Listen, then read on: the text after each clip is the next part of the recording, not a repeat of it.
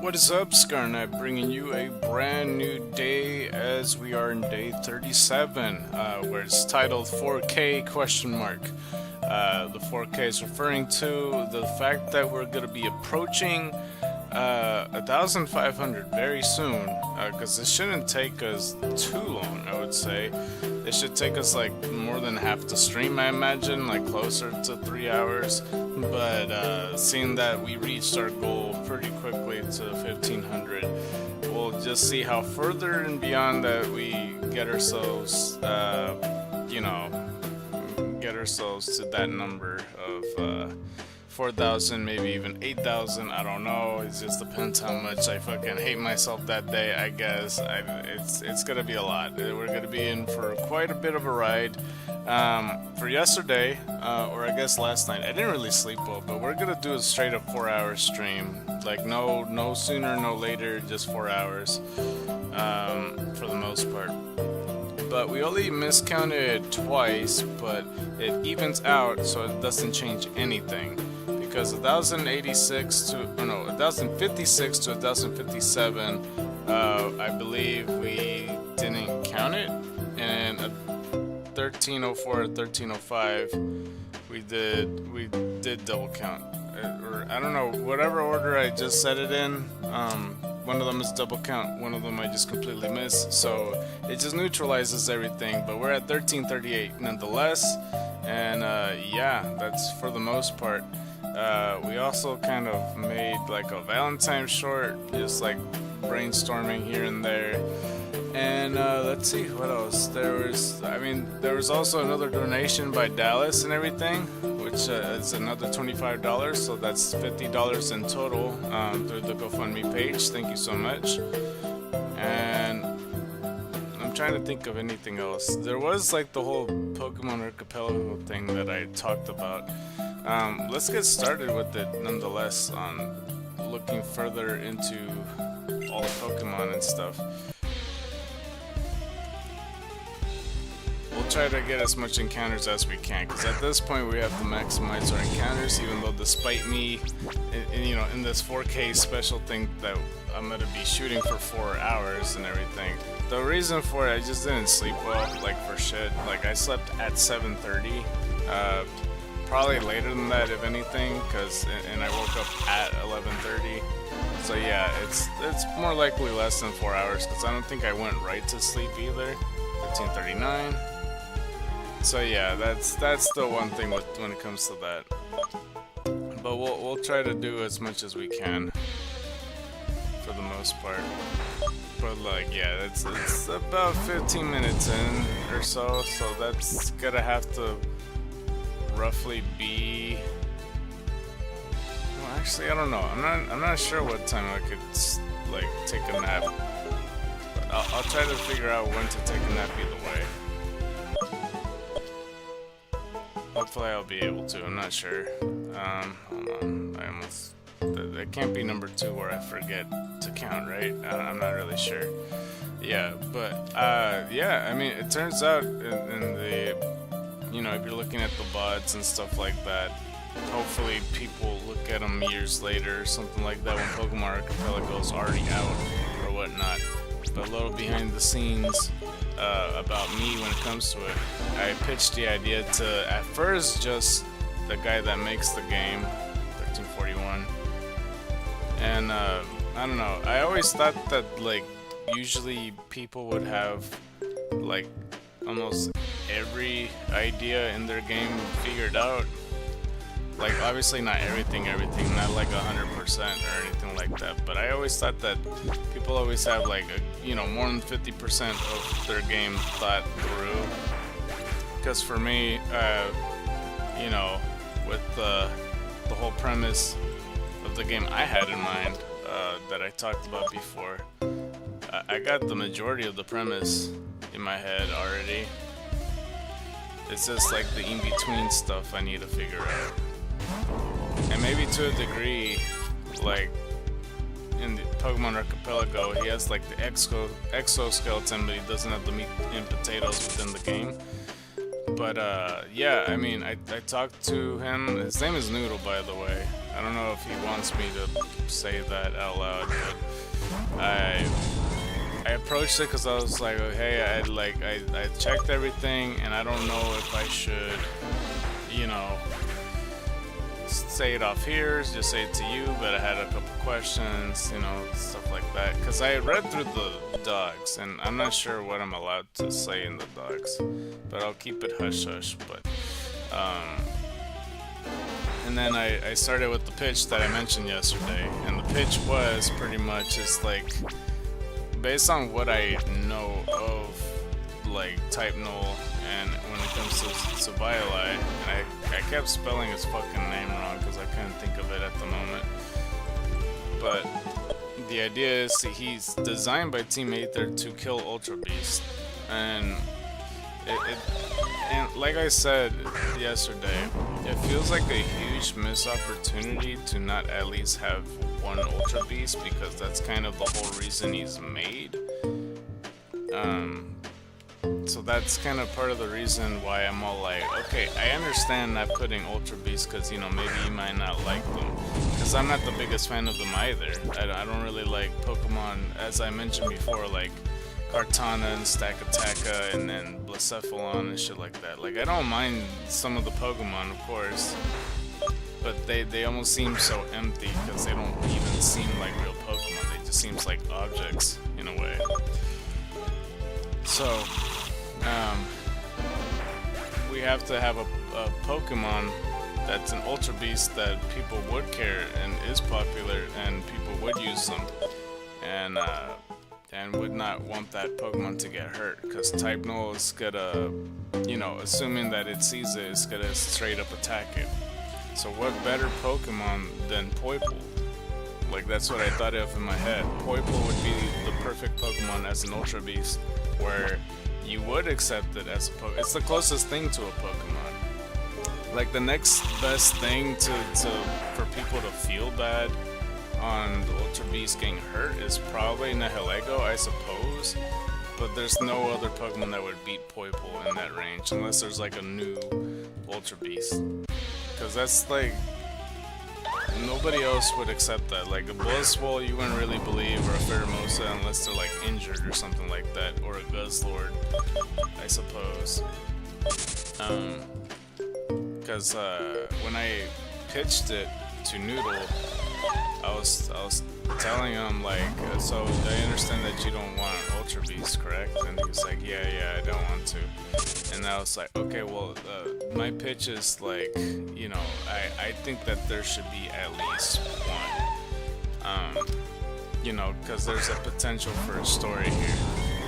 And then he was all like, oh, well, you know, I'm not really interested in Ultra Beast, but, you know, do go ahead, I'm all ears, because, you know, like I said, with the exoskeleton that he made with the story, he's very open to ideas just to see where it goes, because maybe it'll inspire him to, you know, think of other things, which is a good mentality to have either way, because, you know, sometimes, for me, even in real life, advice here and there, I always try to keep an open mind and see what other people has to say, just in case there's something that they say it's something that I never really considered before that I should be considering.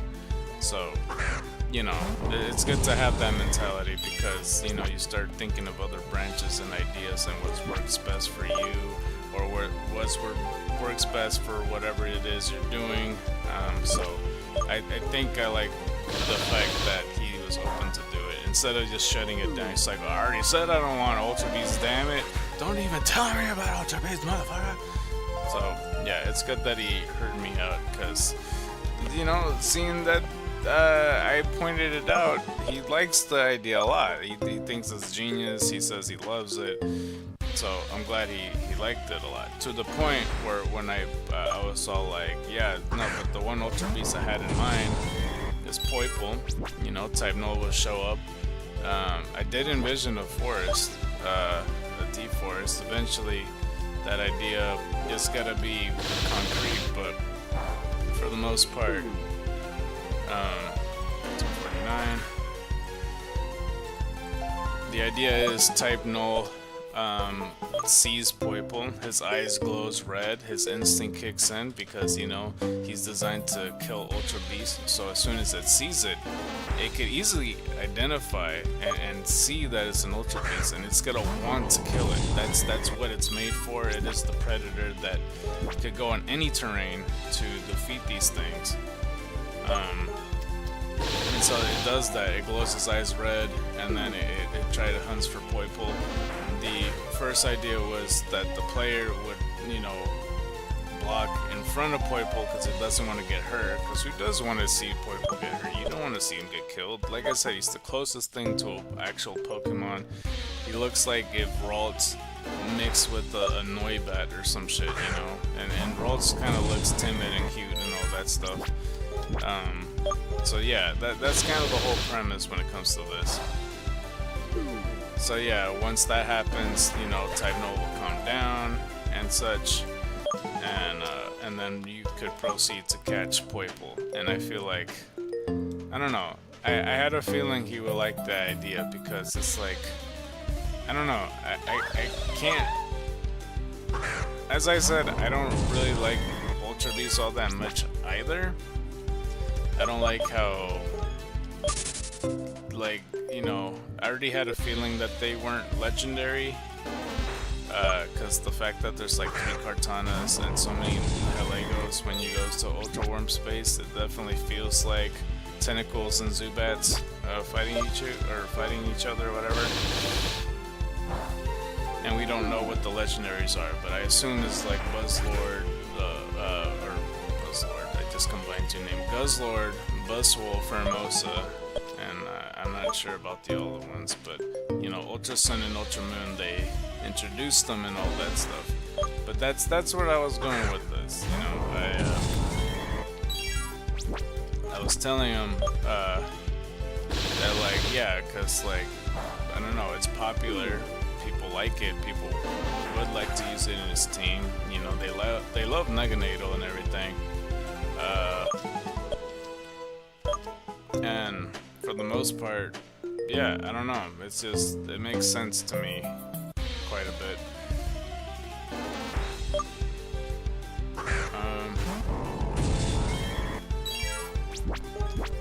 Okay, let's go with Hammer Arm.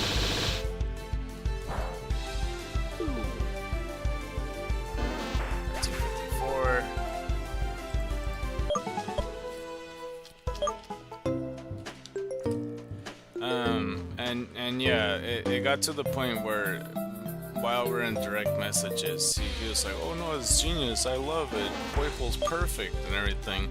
And he's like, okay, I know that, because at first I told him I wasn't sure if I should message him there or here, because I feel like I'm intervening too much, because I don't want to be like, okay, so here's my idea or whatever. But I had to do that anyway, so hopefully, I don't know. I'm kind of glad I talked to him first either way, but he was still like, I know that the contradiction that I said that it's okay to message me on here, but could you message it on the server? I want everybody else to hear this idea. And so I was thinking to myself, how the fuck am I gonna just appear with this storyline when they never really seen me at all? So I was just saying, like, you know, I caught up and read everything, you know, I read the docs and all that shit, and I was just talking to Noodle, and I pitched him this idea with, you know, what basically I just said, and I showed them the idea and everything, and then, yeah, basically me and Noodle was pitching ideas back and forth, brainstorming, which is, you know, the best approach about this, you know, 1357, because we look at the story and we have to try to make it better. At some point I kind of got stuck, because I'm all like, I don't remember how Type Null evolves into Savioli. It doesn't outright say in the thing, unless I'm missing it. Hold on, let me just look it up on Google, because it just says, like, when it trusts its trainer and all that shit, but it doesn't say necessarily what level that is. How does Type Null evolve into Savioli? Type Null evolves into Savioli when it's leveled up with high friendship level. A strong bond of trust with this trainer allows it to break its restraining helmet and unlock its true power. Metaverse. Okay, so is this friendship? It doesn't say that on the thing. Oh no, it does say that. What the fuck? I was literally on the page yesterday. That's weird. Okay, so it evolves via friendship. So yeah, I at some point do need to read the article of Type Null. I don't know if I should do that on stream, considering that, you know, I read like the movies and characters and stuff like that. Maybe someday I'll read Type Null. I just don't know when. So there's that. And yeah, that's for the most part. Let's see here.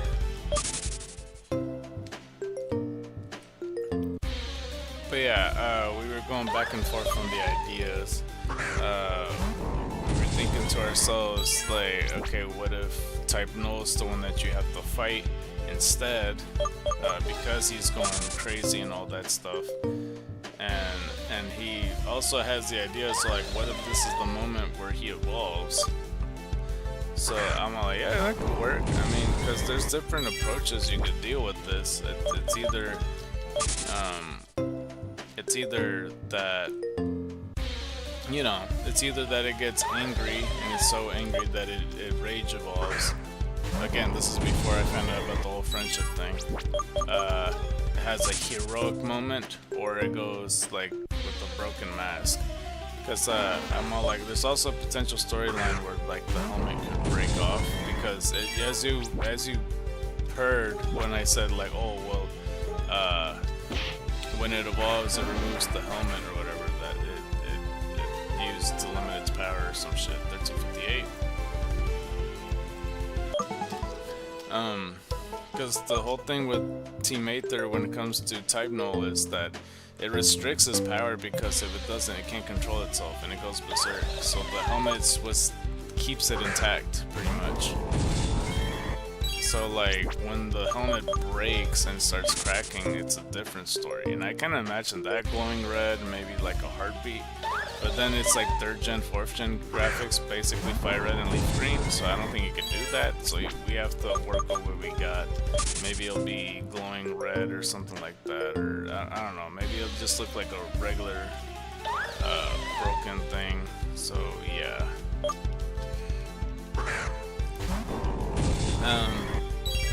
But that's kind of what I imagined it is cracked. Then we looked into the dex entries, and I showed it to him, so he knows that basically, yeah, the helmet restricts its powers. And so Violi, I don't know why it still didn't show that it evolves via friendship when I looked at the Bulbapedia page. Now it says it, because I was trying to look everywhere for it.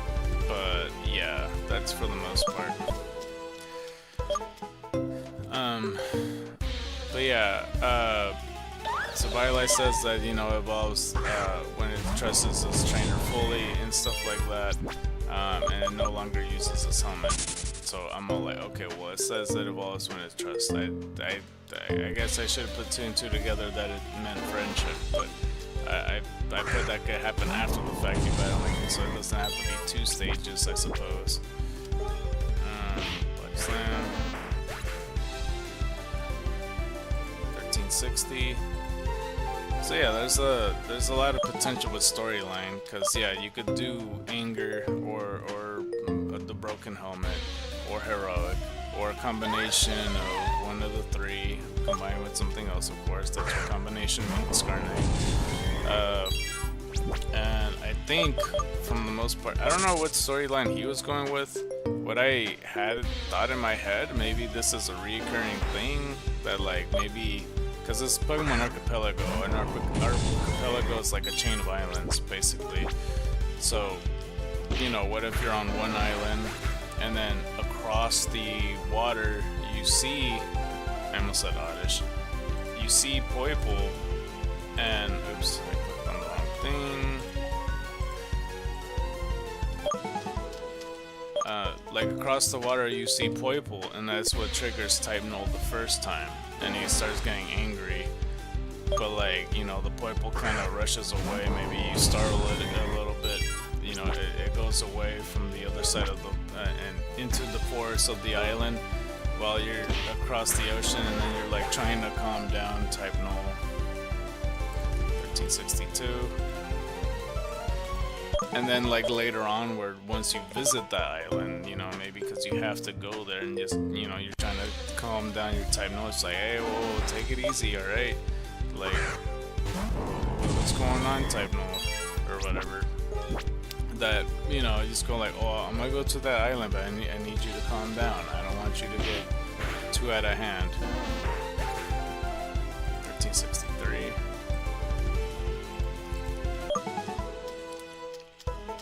So once they go to this island with whatever this forest is at, when they actually confront Poiple, all that stuff that I said happened. Maybe it triggers again, except this time it's still in pain from the helmet and it's trying to break it off. So like it smashes into rocks or trees or whatever the hell it is. And then like it just goes into berserk mode to the point where if this helmet breaks, we don't know what's gonna happen. But that's when the fight happens and it boosts its stats, and then you get to fight it.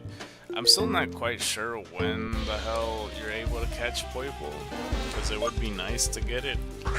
Doodle, again, like he wasn't too sure about, you know, because as I mentioned yesterday, for Sun and Moon and Ultra Sun and Ultra Moon, he never played it, he just read about it. So, you know, he did say that he's an expert now about it, but as I said when I was reading Scarlet and Violet, I'm not an expert when I read most of that stuff.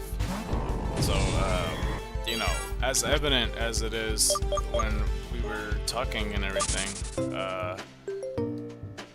you know, there was that point where he didn't know where the hell the Ultra Beasts come from. So that's already a sign that, yeah, you know, we're again, Scarlet and Violet, I'm not an expert just because I read the article.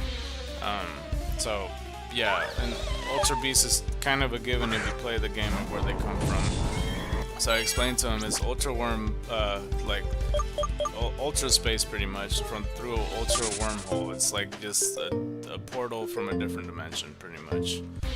I didn't mention to him that, I mean, I think I should have, but like, it doesn't really make a difference. But, you know, when the Necrozma took over their dimension, took all the light, or, you know, yada yada yada through that stuff. So we got 1366. And, for the most part, I told him that's just where every Ultra Beast come from. It's just through portals and stuff.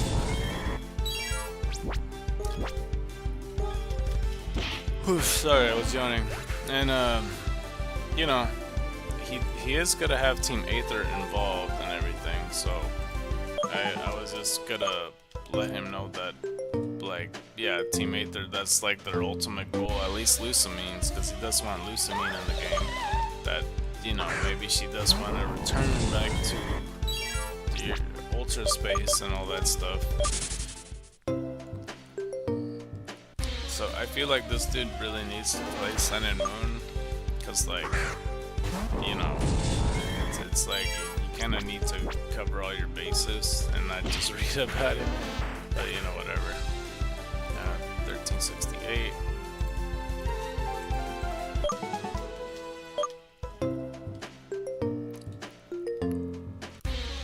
Ooh, it's not a good sign if I keep yawning. Holy crap.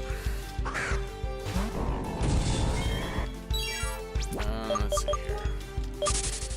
I do apologize if we do get to that time that I ended off a little bit earlier than that, because I might have to end it off at 4:45. I don't know.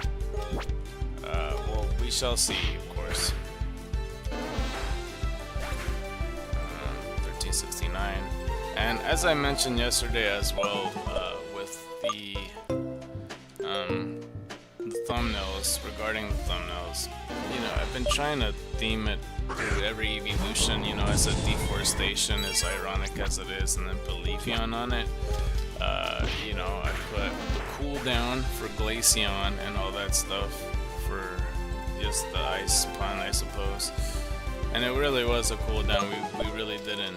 I don't know. All of it kind of has accuracy so far, because you know I'm killing the forest, as in the population of just Oddish, and leaving all the phantoms because they're already ghosts. So I'm killing every other living thing. So this deforestation to a degree.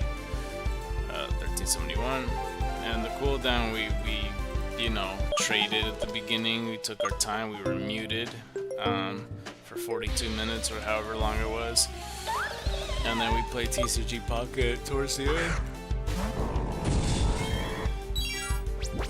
And we got ourselves the full art immersive Mew, and we checked that out. And then for yesterday, it was getting heated, which, you know, it's not entirely true, but you know, I could be upset with the fact that I haven't found any results whatsoever, not one fucking Retromon. But we're gonna continue to try until we get enough data, I suppose. And yeah, today is 4K because that's like, you know, 4 karat gold and everything. So my correlation is that Jolteon is yellow, which a lot of people could consider gold.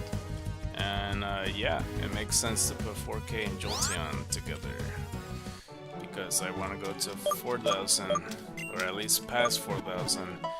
And then that's kind of the, yeah, that's pretty much the correlation. And I'll think of the rest for the future. But I did want it to have 4K in the title at some point with a question mark, whether I was gonna go for it or not, for people that are following the VODs or whatnot or something.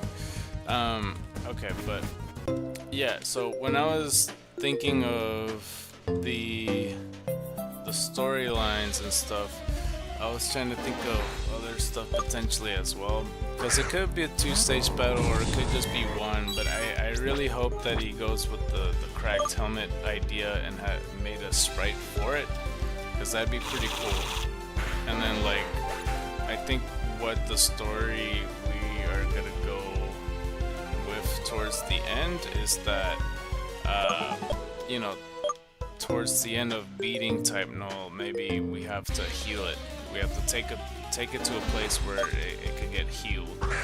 And then once that happens, once you take that Pokemon and finally heal him, then maybe he'll evolve, because, you know, he boosts his friendship for you. Which is great storytelling, I would say, like that, like you go through your, well, I mean, I say that because, you know, when we pointed that out, and this is towards the end where I needed to go to sleep because I stayed up way longer than I needed to, that I asked some, okay, so I got characters and talents, right? He was like, yeah, but if you prefer to do something else, just let me know, whatever. And I just told him, oh, I could do whatever. I mean, just let me know.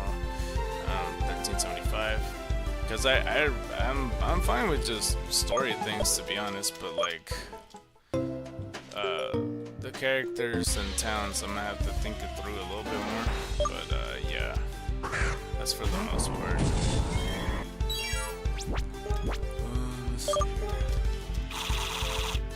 But the idea for one of the storylines potentially, because 1376, he wants Type Null to be super relatable and feel like a real thing and a living thing. So like when he said that, my first initial idea when it comes to Type Null is all like maybe the player kind of sees it as a very abnormal Pokemon and it's worried just the fact that he has this helmet on because it looks so unnatural, and you could kind of tell that it hurts Type Null. So, you know, maybe you're concerned for it and you want to take it to, you know, the doctors, scientists and everything to see if you could do something about it, and that could potentially lead to a storyline where, I don't know, that's kind of the premise for right now, because yeah, that'd be pretty early on where, like, I guess after you capture it. Yeah, because the whole Poiple storyline thing might happen between the 5th and 6th batch. But that's as far as we got. We'll figure more of that stuff out. But it's interesting. And I told them I was gonna think it through a little bit more. But yeah, my first and initial thoughts, like coming back from it after sleeping and stuff, because there could be potential storyline for, like, you know, what if he recognizes one of the scientists that did this to him to begin with, you know? That could be an interesting storyline. The trainer just doesn't understand why he gets so angry half of the time when he sees certain things, like whether it's the scientist that works on him, maybe Team Aether, or maybe, you know, the Ultra Beast. Is like, all these are sudden outbursts of pain and rage. But, you know, the Ultra Beast is a bit different rage. This is fixed rage. This is design rage, where this is what he's supposed to be doing.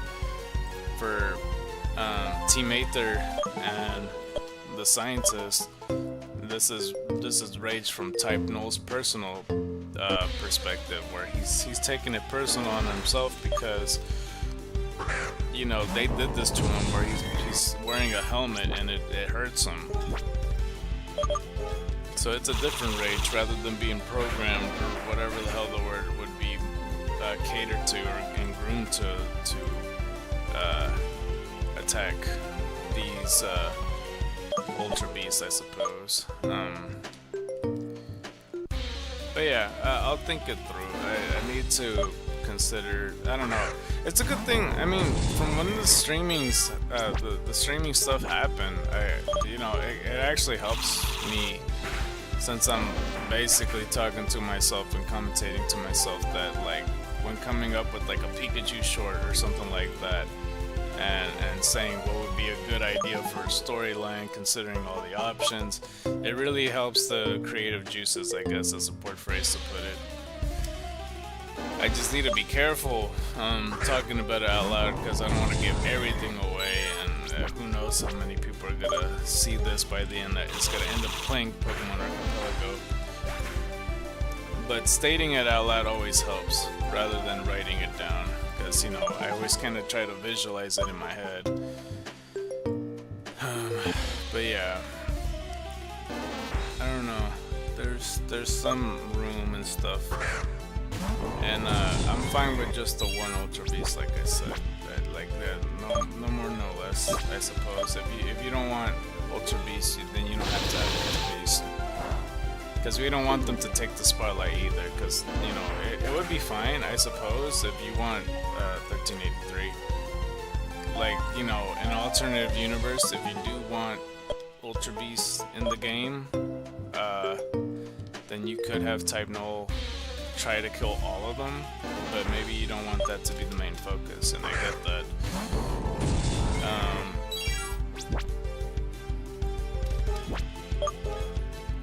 Yeah, because it could be potential for some other stuff too. 1384. There was one town that,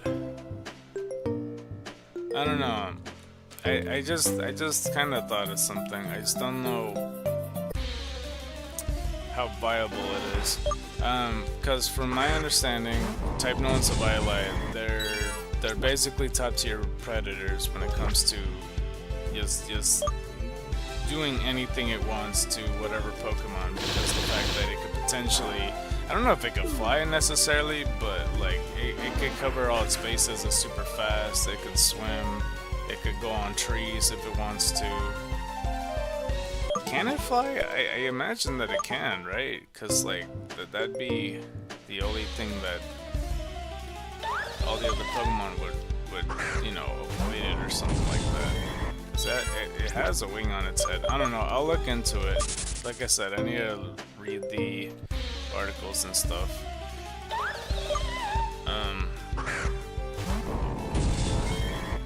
But, you know, maybe because it's like the best predator for these things to kill off these ultra beasts, and you know, supposedly either Arceus and or Eternatus. I'm not really sure again how true that is, but if it is able to take out these Pokemon, then it could kind of bypass certain types no matter what it is.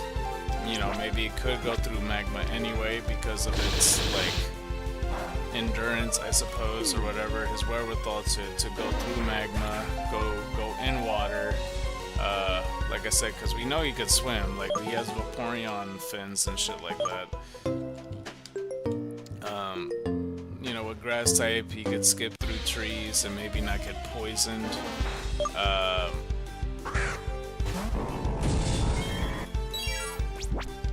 There's well, I guess poison would just be part of the poison type, wouldn't it? Wow. Well, I was just kind of more so thinking in the grassy jungles and stuff, because just depending on certain plants would just poison you straight off the bat. There's, I guess if he gets hit by a thunder shock, he could endure better. He's not necessarily immune to it. Obviously in the rocky and mountain terrain, he could just take, I kind of might as well just group that together as one and the same. Well, I guess what we could call it is like there's rocky terrain and then there's sandy terrain, I guess, would be the difference here. And he has speed and potentially could fly for the flying type, so maybe it could have some endurance so it doesn't get like blown away by a tornado or hurricane or something like that. That I don't know, but he does have like a big ass wing on his head. I still don't know. 1389. Bug type Pokemon, wouldn't it still be kind of the same that it could endure like poison to a degree, maybe sting proof a little bit. So yeah, I said rock and ground. There's snowy terrains that can take the ice and the temperature is pretty much hot or cold. Fighting type is just fighting, I guess. It's just survival, knowing how to fight, so I guess we could bypass that. Psychic, it could just endure that more, I suppose. Dark, he can endure that more. And we already talked about poison. Ghost is kind of where I was, the whole reason I'm talking about this, because from my understanding there is like a ghost town that like everything's invisible and there has to be explanation onto why. And maybe since, like I said, type null and Savioli, well, I mean, for the rest of it, Dragon, Normal, Fairy is pretty straightforward. You just endure that, but because I was thinking more so like environment-based. But when it comes to Ghost Pokemon, 1390, like what does a Predator need to ward off against a Ghost type? Like, you know, a lot of the time Ghost types either are turning invisible or they go somewhere else, and it's harder for them to find. So what is the more likely thing for type null and Savioli being the top predator could do anyway, even if a ghost type were to do that? So I'm kind of more so thinking like, what if type null and Savioli could already basically see them and sense them and all that? It's not really a problem for him to deal with that situation. 1391. That's kind of more so what I was thinking to myself, because like if there's this town that's invisible and it's a ghost town and stuff like that, maybe Savioli would kind of already be there and it's not really a threat to him, but he knows what's going on, where he's not bumping into things like the trainer is. So yeah, maybe he's more careful than that. 1382. Hopefully that makes sense, because like, yeah, like I said, if it was a ghost ultra beast, like Blacephalon's fire ghost, right? I don't know how ghostly he is, but like if he does turn transparent and shit like that, go through wall, maybe possess people, and like I imagine Savioli's sense of smell is pretty good. and his eyesight has to be perfect, then maybe, like, you know, besides glowing in the dark and potentially a little bit of X-ray, not really. I'm not really sure how true that is either, but it's not gonna fool him, basically. Or else, like, the Ultra Beast could easily bypass him if all he has to have to do is turn invisible. As I said, I'll look into it. I don't know. It's an interesting thought.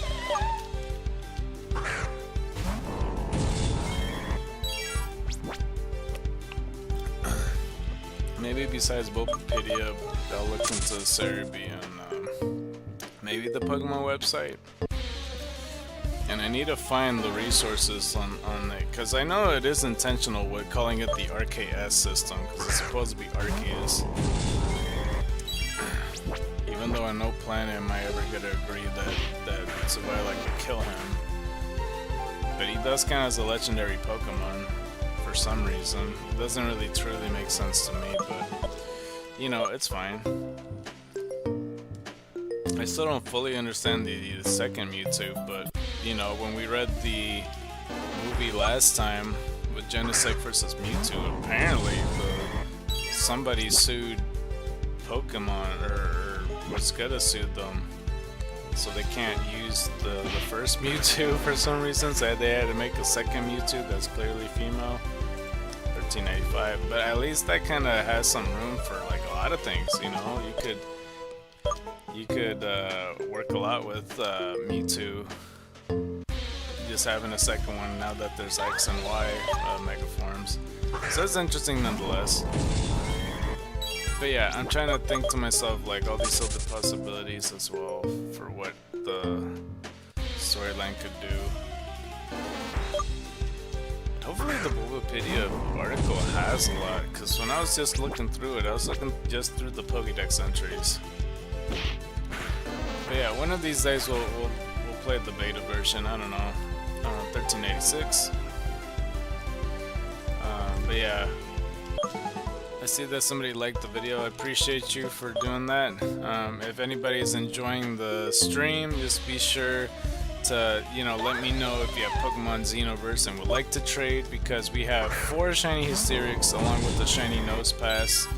And potentially, if we find any more extra shinies besides the shiny Oddish, if I get a second shiny Oddish, like, you know, it could evolve to Blossom and Vileplume, so that's mine.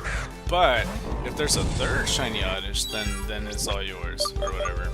So yeah, just let me know if you guys are interested in trading and stuff like that, and then towards the end of the stream we could do that. The exception, of course, is with like Eevees, though. When it comes to Eevees and all that stuff, it's upon demand. If you just want an Eevee, I could just like trade that to you on the spot, like right now, whatever Eevee it is you want, because I got pretty much almost every nature I imagine that I do at this point, considering I got like 160, 61, I think, 161. With the exception if I hatch a shiny Eevee, that's also mine. Okay? Like, I know I'm greedy right now, but like honestly. So, but every other Eevee, it's up for grabs. I have too many of them. I don't need 161 of them. So, like, upon request, that could be traded for. 1397. But yeah, that's for the most part. For the shiny Pokemon though, that one is, it does go to the highest bidder for priority if they claim it, but it's not guaranteed. Well, it doesn't mean that you have to pay, is what I should say. You know, because if a person doesn't bid for the shiny Pokemon or whatever, and then other people could just claim it, and nobody's claiming it by bidding it, then you could just get the shiny Pokemon. I don't know if that makes sense, because I don't think I worded that as good as I did last time. 1398. But yeah, regardless, all I mean to say is, if you're interested in a shiny Pokemon, you could just claim it right here now, pretty much, and by the end of the stream, if nobody bids it, it's more likely going to be yours if nobody else is claiming it. But in case of a tie, whether there's multiple people claiming it and had not bid it, then we could determine it whether it is a spinning wheel or perhaps a random generator or some other means of winning this prize. And the same thing goes for if there's like, you know, an equal amount of the bid. You know, if someone put $1 in and then somebody else puts $1 in and they both want shiny hysteric for whatever reason, then, you know, same goes for them. Spinning wheel, number generator, some negotiable thing that we could have a competition of. So yeah, that's for the most part. Let's see here, $13.99.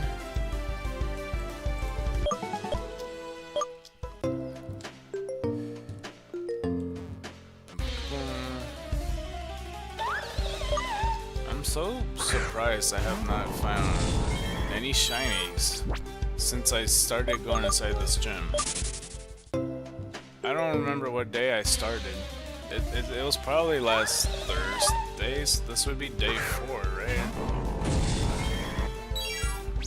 Which isn't bad actually. It's like practically 4 days and I'm almost finished, kind of, right? Because I started on the Leafeon one. At least I think so. No, wait, no. I started Wednesday. At the Oddish one, Could I stop, man? Oh, wait, what am I doing? Hold on. That's a Phantom. I'm just wasting moves. I thought it was the Oddish in front of me. That's like the 3rd time that happened. Fuck. I just thought I was missing moves.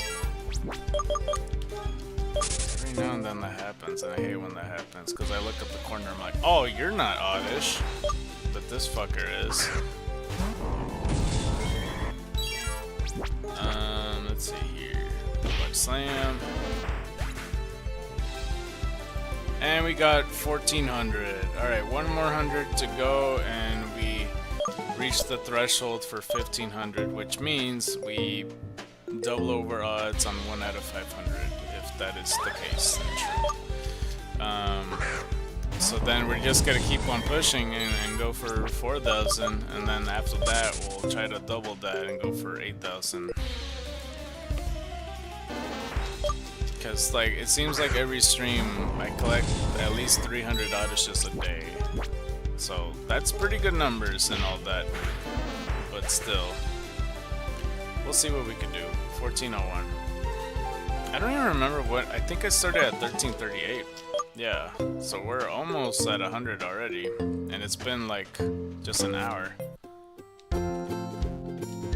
Basically an hour. I started at 12:30, a bit later than usual.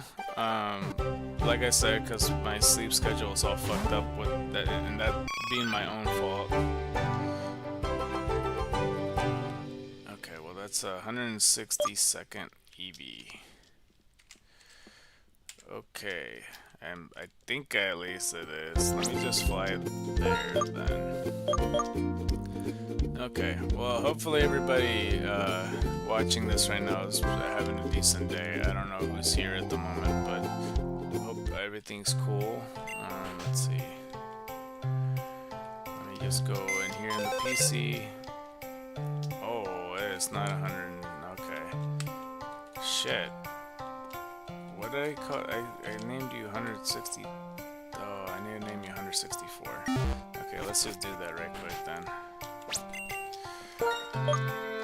Oh, every now and then I don't know, it's hard to keep count sometimes. Okie dokie. We'll just keep pushing it forward though, but yeah. Okay, let's go name you 164. He's the 100 Nintendo. Who knew? 164. Okay. And I also was talking about Marvel Snap yesterday because in case you guys missed it, and you know, obviously somebody in the VOD yesterday would see it and go like, bro, you just talked about this, what the heck? Basically, I'm doing the heist of the century in Marvel Snap, and it's fantastic. because they have this game mode, and usually they're penny pinchers when it comes to that. Defense is down, special attack is up, adaptability, ability, mild nature, somewhat of a clown, and that's it. Alright, cool. Let's see here. Let's go talk to you. Get yourself an egg. And then we'll fly back over Nya. Hey, what's good, foe? How are you, man? Let's see here. Let's go to the hoverboard back. But yeah, that Marvel Snap thing, that was the biggest heist of the century I've ever done, because like usually they sell their emotes for like 2,200 in-game gold, and that's a lot. That's like a lot. Because it's always been overpriced and stuff. Good, probably won't stay long. Okay, no problem, foe. I was meaning to ask you if you were the person that was donating, because like as soon as you left, the donation came in. Because I had a feeling it was you last time, but I wasn't sure because there was like 2 other people at the time when that happened. Let's see here. Let's see. The grass.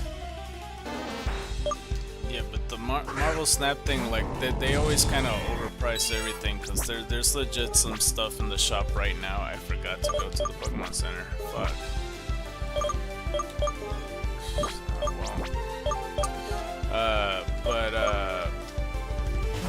Yeah, like there's legit stuff in the shop right now that's like $100 and everything, and that's kind of like the greed of Marvel Snap, of how they work things and everything.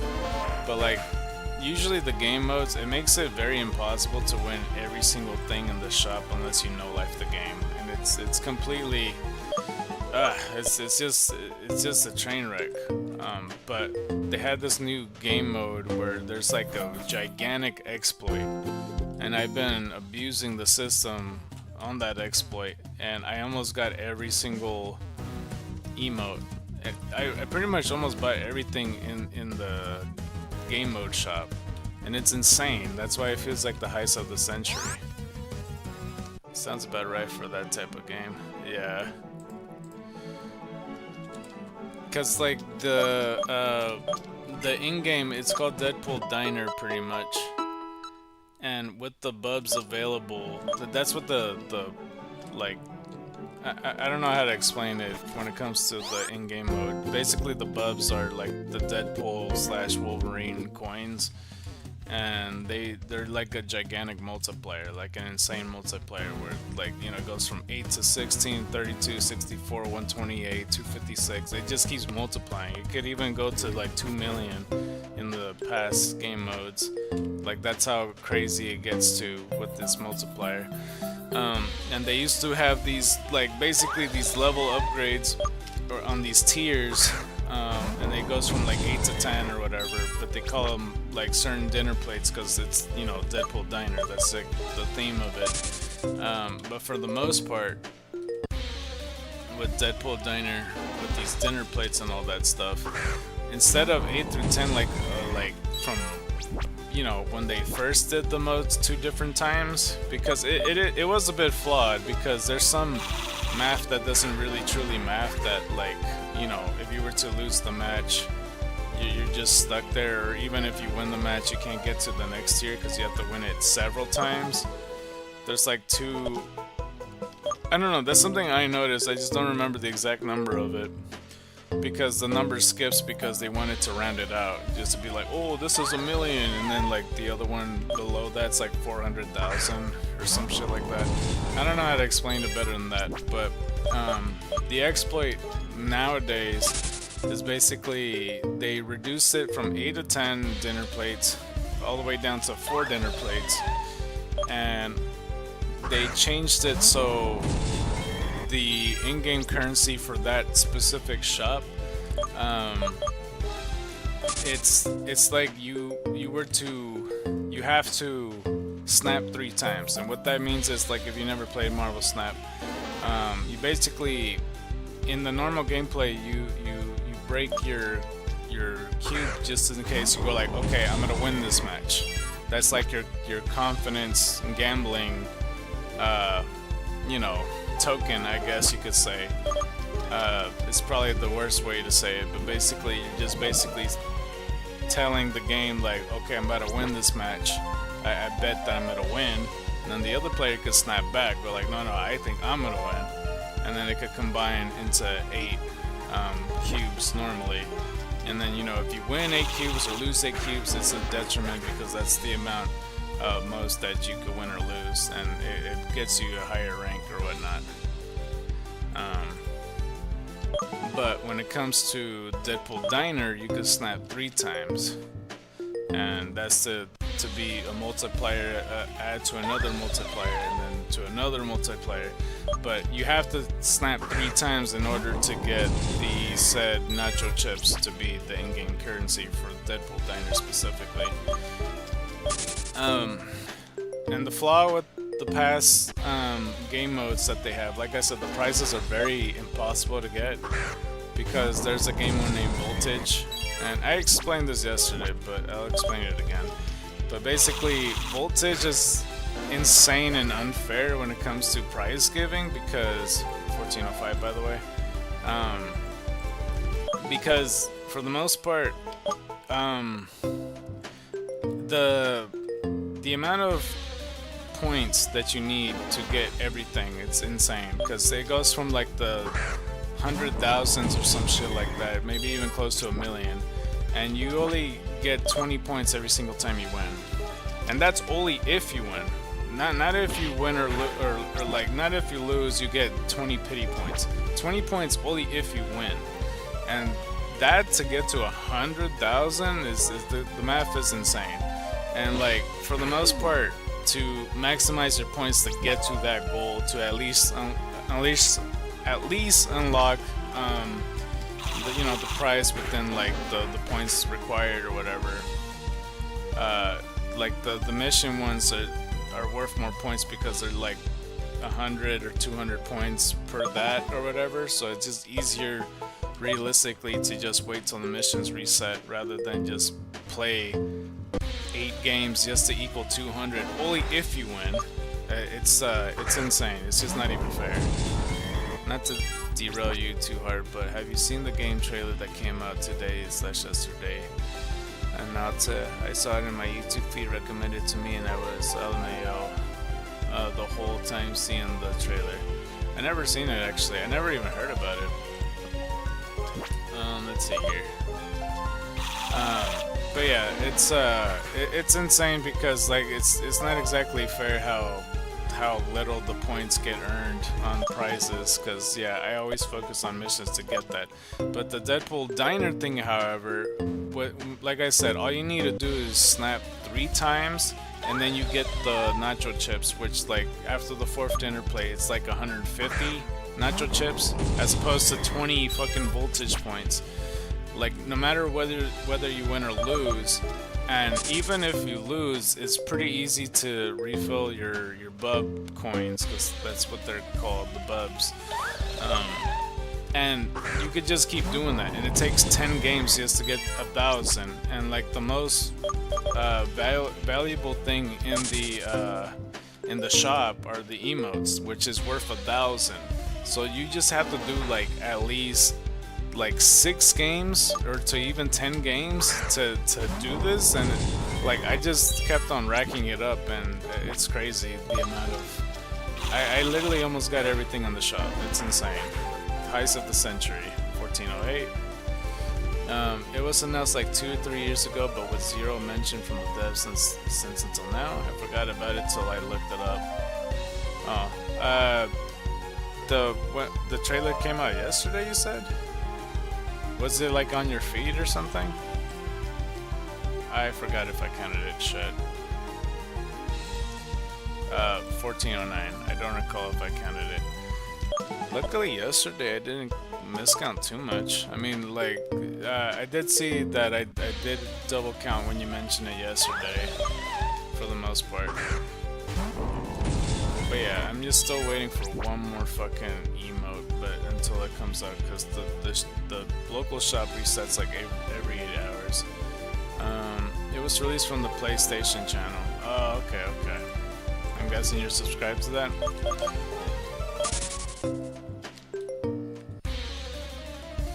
Let's see here.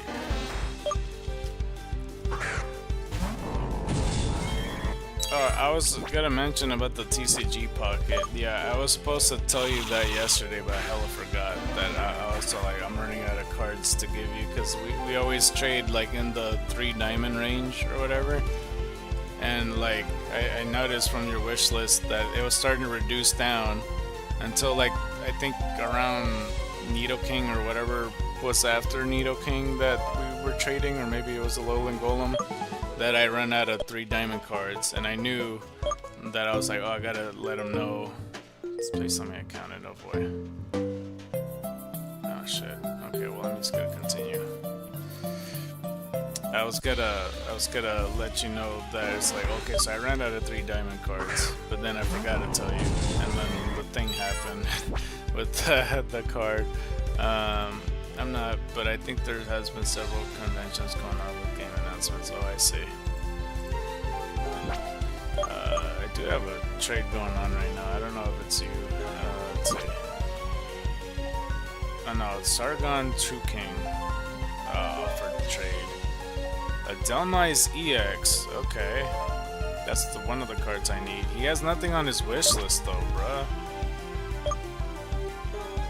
Well, now I have to guess what card to give him.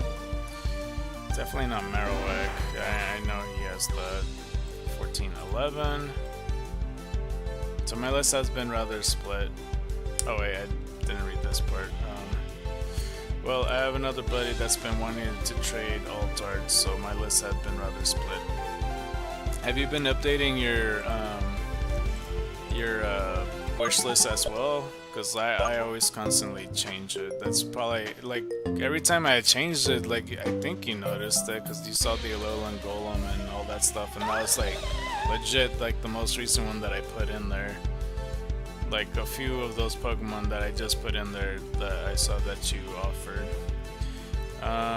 What Pokemon could I offer this dude? Let's offer him... For some reason, Raikou EX isn't available to trade. Okay, whatever. I'll give him a Giratina, if he's okay with that. And hopefully he is cool with that trade.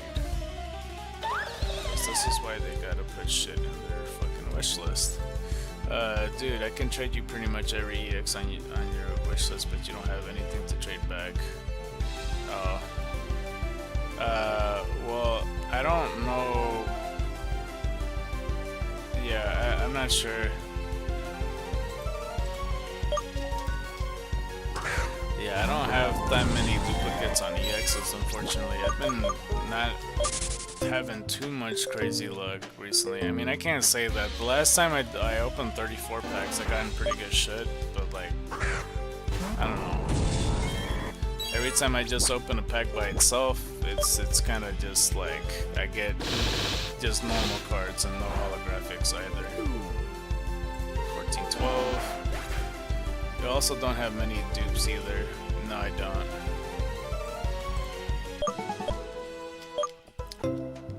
That's what it feels like, at least. And I've been going through booster pack order when I'm going through my wish list. So like the new cards that I keep putting on there, like a lot of the cards in Celestial Gardens, because that's where I'm at. I hadn't passed that section yet. 14-13. At least I don't have too many. At least I don't have too many like fucking you know.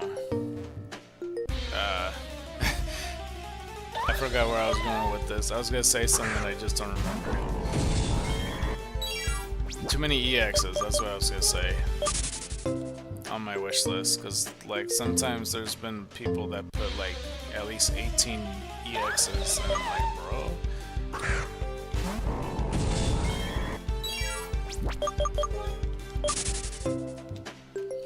a Chansey available pick. I still feel like, I don't know, I don't really like I like the Wonder Pick mechanic for, like, you know, the potential of getting a card that you might need or whatever.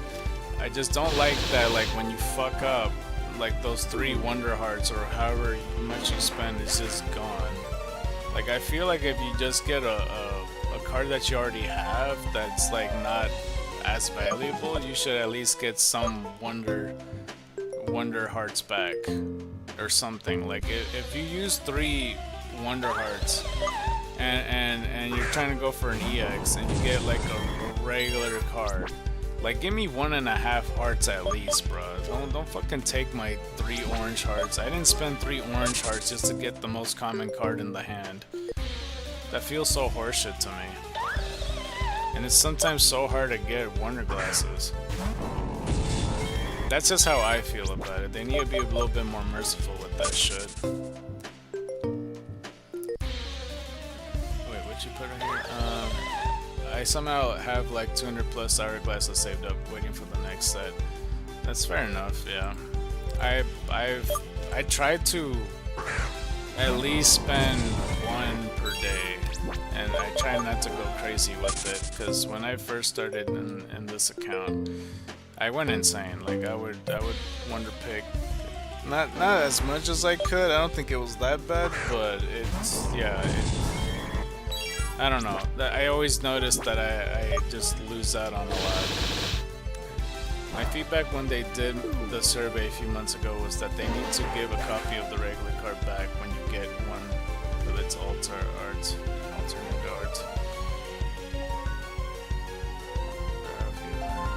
Give a copy of the regular card when you get one of its.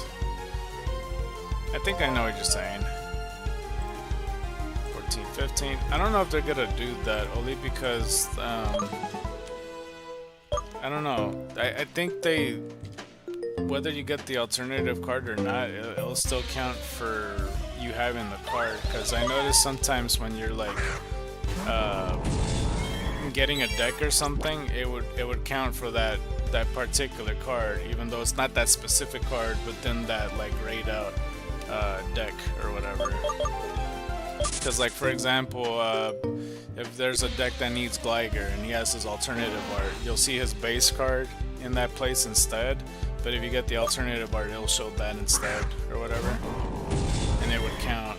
Really, it doesn't always count for the card completion total. It might be because, like, you know, it might be from a different booster pack set. I'm not really sure. Because for the most part, I noticed accounting for everything else, and I think I know what you're talking about, that it may not count for other things, but I don't know, it gets weird like that. My feedback is that they need to be more merciful with the Wonder Picks, and like, my biggest feedback, criticism-wise, that they need to do is, you know, instead of the wish list thing, like, if I'm just trading with friends, they could just see the Pokemon cards that I don't have that you have, or something like that. So it makes it easier to trade, rather than like, oh, well, here's my screenshots, here's my video recording, please tell me if you see one that you want, please and thank you, XOXO. It's like, it's not, it doesn't work. And it doesn't give you the hidden reward if you don't complete the set at each tier list. I'm surprised I even completed the whole Mew thing. Like, Nidoking was legit the last card I needed, and I was a bit surprised. I was like, oh shit, okay, I have all 151 Pokemon, wow. I didn't realize, I thought I was still missing a few. But Nidoking kept evading me for the longest time too. But yeah, I mean, you had a lot of cards I don't have. Like, besides the EXs, you also didn't have like a lot of the other cards too. I have my family relative on this game, and I see that he has a full art. Somebody has a jump bluff here too, and I don't have that. Let's see, I'm looking through Wonder Picks. There is Origin Form Dialga that I don't have in Wonder Pick 2. 14, 18. But yeah, that's my biggest criticism, is the trading's a pain in the ass, and then the second thing I said is about Wonder Pick. because I don't like overspending in Wonder Pick and not getting shit for it. Sometimes it feels like they cheat me out on it.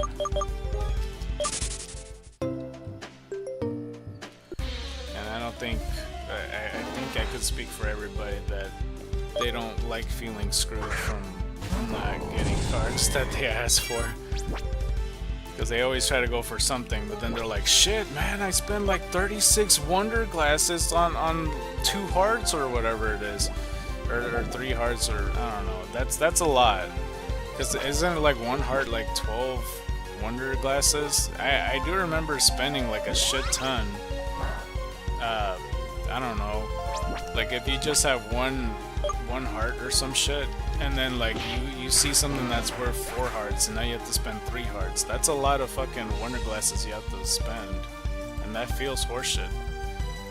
I think Hourglasses need a rework. 10 pools needs to have at least 1 pick with at minimum 4 diamond card. 12 glasses to do anything. 10 pools need to have at least 1 pick with a minimum of 4 diamond cards. Well, I'm also thinking it would be cool, yeah, like every booster pack they'll reward you too. I don't know if I counted it. I'm gonna count it anyway. Shit. Yeah, they need to think of something for sure.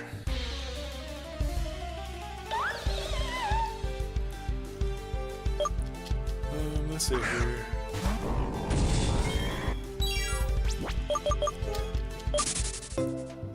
Okay, let's go ahead and go to the grayest.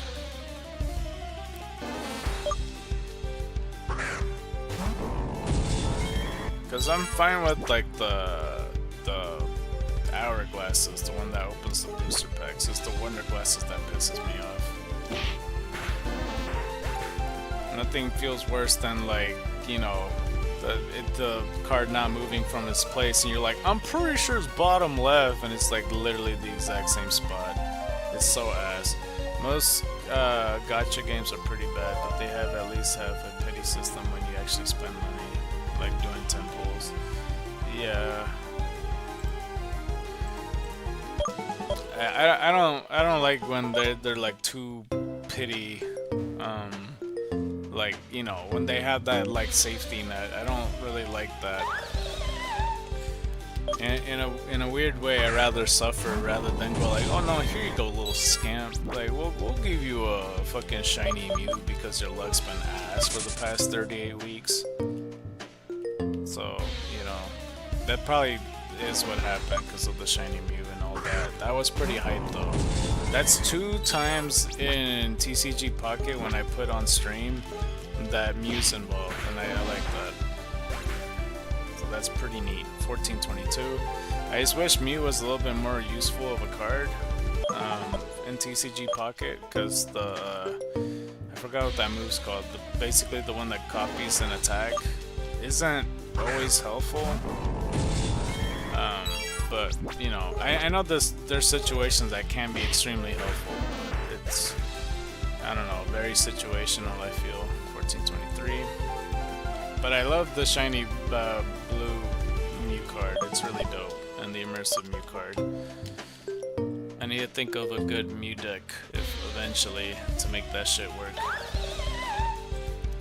Considering that it's astronomically impossible to get cards you actually want, it's argued that online battles are paid to win due to the way the cards pulling works. Yeah, I have seen. Well, it's especially bad in Marvel Snap, because I brought it up earlier, but like that's extremely pay to win. Like I said, there's fucking variant cards that's like $100, and it's like, why, bro? Why are you charging that much for this bullshit? And some of the cards are kind of broken, and some of them aren't really thought all the way through strategy wise. One of these days I gotta play Marvel Snap and put it on stream. I just don't know when, but 1424, it's fucking insane. Like that. So a lot of the time is pay to win, but I don't know. They kind of made their game I don't know, they use all their tech cards and kind of made them worse as well. It's kind of silly.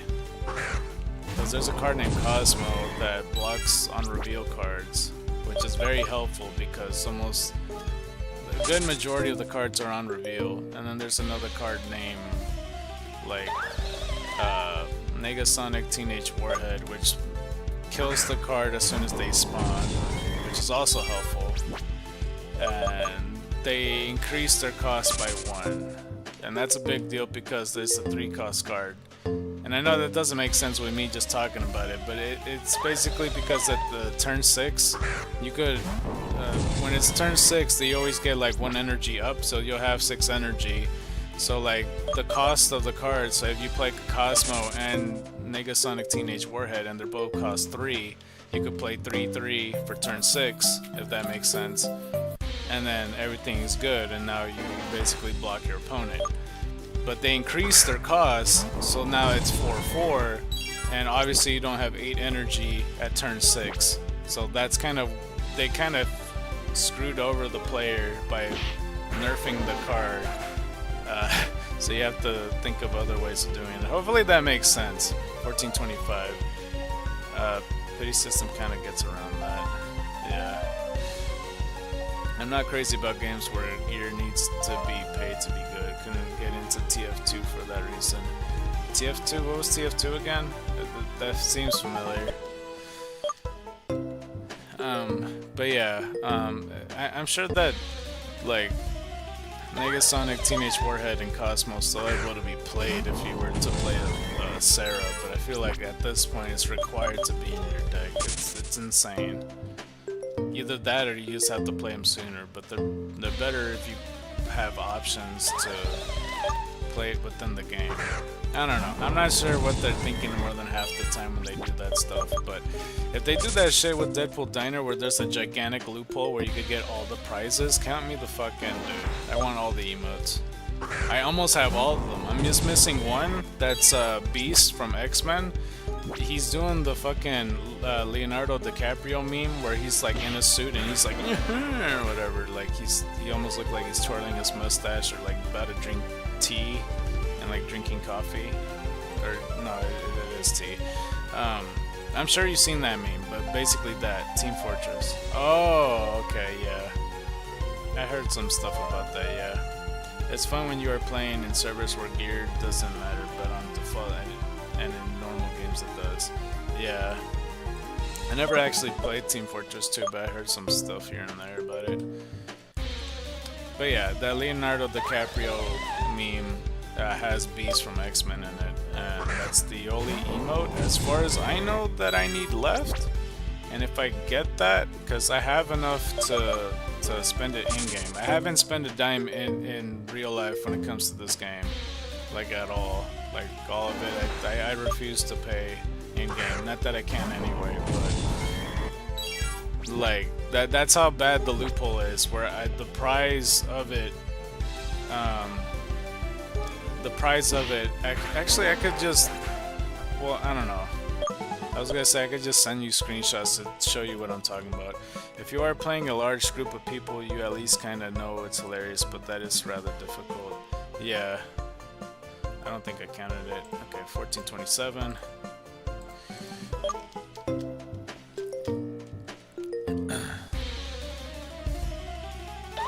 Because this one came out like 3 days ago or some shit like that.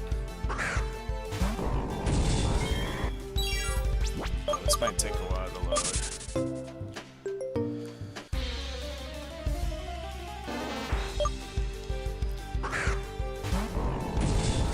And I was telling the dude that made Pokemon Archipelago, because I wasn't sure if you were here when I explained it or not,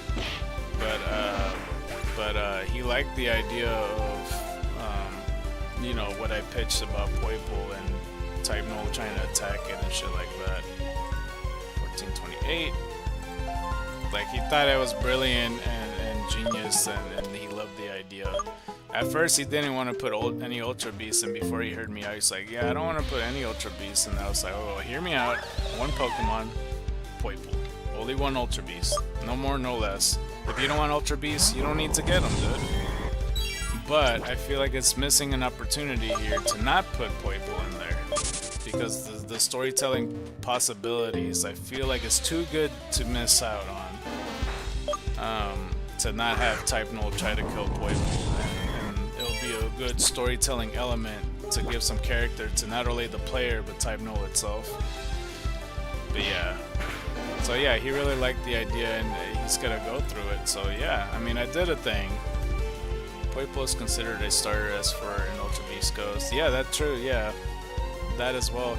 I don't know when he wants to use Poiple, because I more so thought about it where, like, you know, as soon as he calms down Type Null, that you could go catch Poiple, but he's got to have it so you could fight Type Null. But I don't know if right after you could catch Poiple or at some point. I'm not sure. That's still kind of iffy. But he's gonna try to have a moment where you have to heal Type Null because you injured him. So I don't know when you could catch Poiple at that point. Poison Dragon isn't OP. They're strong but not broken. Yeah. No, it's I feel like, in my opinion, Poiple is the perfect Ultra Beast in this scenario for storytelling purposes, because you'll feel bad if Type Null tries to kill it and achieves it. You don't want that to happen. Other Ultra Beasts, you can't really save that. You don't really feel bad for them. Maybe Nihilego you'll feel a little bad for it, but not as bad as Poiple. Like, if Poiple dies in front of you in real life, you'll be devastated. Like, maybe not so much on Pokemon like Stakataka, Kartana, Blacephalon, shit like that. And, you know, other Pokemon like Pheromosa and Buzzwole and Guzzlord, you won't really feel like that they'll be threatened by this, you know, because they could take on their own. So Poiple is literally the perfect Ultra Beast for this scenario. And that's why it'll feel like a missed opportunity if he doesn't do this. So I don't know, me proposing this idea, I feel like should be a given. In my opinion, at least. I don't know. I just feel like it makes sense. Yeah, 2 times weak to ground, Psychic, Ice, and Dragon. Okay. And Neganado's a pretty good Pokemon too. I really like that Pokemon. But yeah, I think it's perfect. And I think he also thinks it's perfect too. There's like no other better Ultra Beast to use in this scenario. Like, I don't think anybody could have a counter argument. Like, maybe Nihilego. But I feel like I'll feel bad more for Poiple getting hurt than Nihilego. I don't know. I think the only reason I say Nihilego is because at the time she's like, you know, close enough to Lily, I guess. And Nihilego kind of looks innocent, I suppose. But Poiple actually looks like a Pokemon, unlike all the other Ultra Beasts. That doesn't look Pokemon related, but that's kind of their whole point. 1432. But yeah, he likes the idea and he's gonna run with it. So yeah, I don't know. That makes me feel pretty accomplished, I would say. I just like alternated the timeline. I almost didn't become their story writer, so that's good. And I have to make some other characters and towns and whatnot and think of other storytelling stuff. There was other stuff that I pitched too, and we were brainstorming on it. Type Null has a rather not impressive move pool. Yeah, I know, but yeah, you know, that's for the most part. Because we brainstormed the idea that his helmet will crack and then he'll go berserk and all that. So his stats will get boosted and you have to fight him and such. Because in the Pokédex entry it says that, like, you know, Team Aether was trying to make a Ultra Beast killer and everything, and it got a bit too strong and berserk and it can't control itself, so they made the helmet to limit it and freeze it. Well, they froze. Okay, let me reverse back. They froze it because it was going out of control. Then they made the helmet and put it on Type Null to restrict his powers so it doesn't go berserk anymore.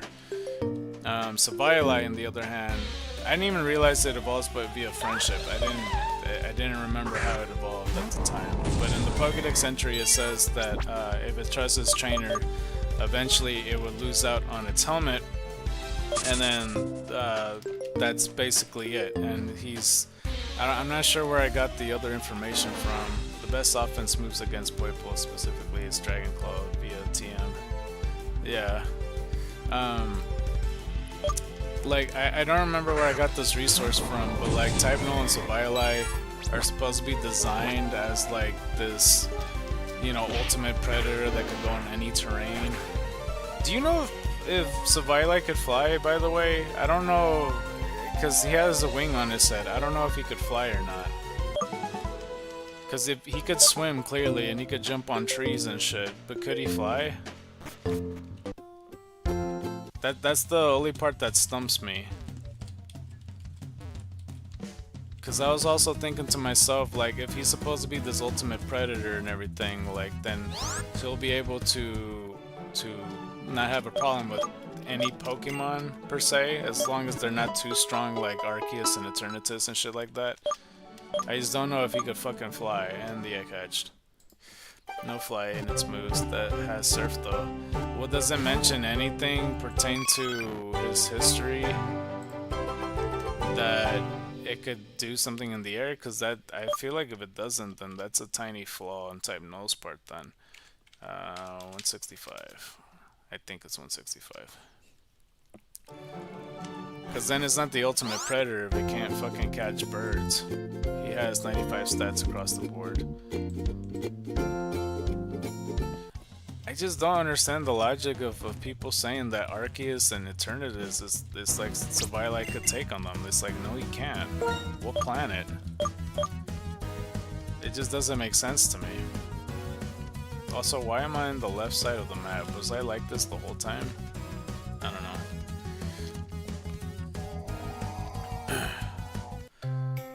So I guess the wing on his head is just fur then? I'm not really sure. Maybe he doesn't learn fly through TM or anything like that, or HM or whatever, but maybe, I don't know, because that was around the pager ride system thing. Special defense down, speed is up, adaptability, ability, naive nature like Saran.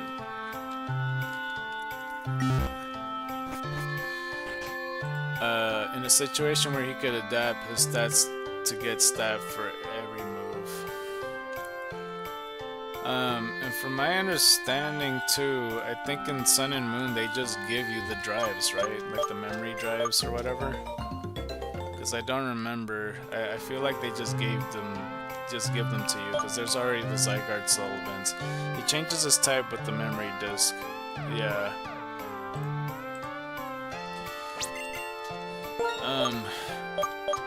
Because I don't recall if Archipelago, if Noodle's gonna put like the memory drives like throughout the. Is it the memory drives or the memory disc? I know it's memory something. I think he had intentions of putting it around the region. If not, then I feel like he really should. I don't recall if, I think he does want to have, you know, any order of whatever gym you would like to go and it scales up, but like the beginning of the game is somewhat linear. I think, I don't know.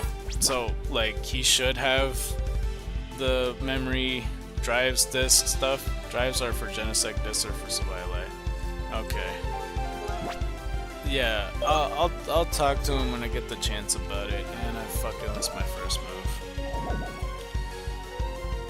But yeah, he could have the things around all over the place. Saviali also has a crazy move pool. Yeah.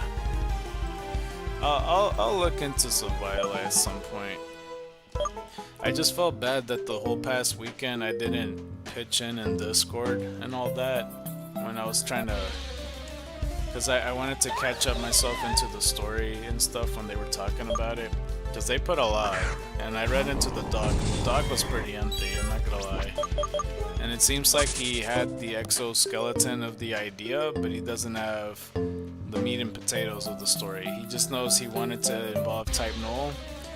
He knows that, no, that's basically it. I think after that, all the story writers just kind of gave him ideas after that. They had the idea of Sword and Shield similarities in the beginning, and I can't really say too much after that, but... And then there's my idea with the whole Poiple killing thing. And that's as far as we are. He figured out what gym types he wants. So there's that, but we can't do that yet because we're trying to figure out the lore with everything. So we'll see. I don't know. It's interesting. It seemed like some other story writers liked my idea too when it comes to that.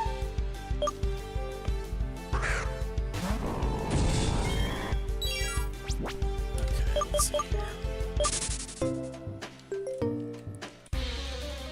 Oh, I forgot. I was supposed to look at the shop.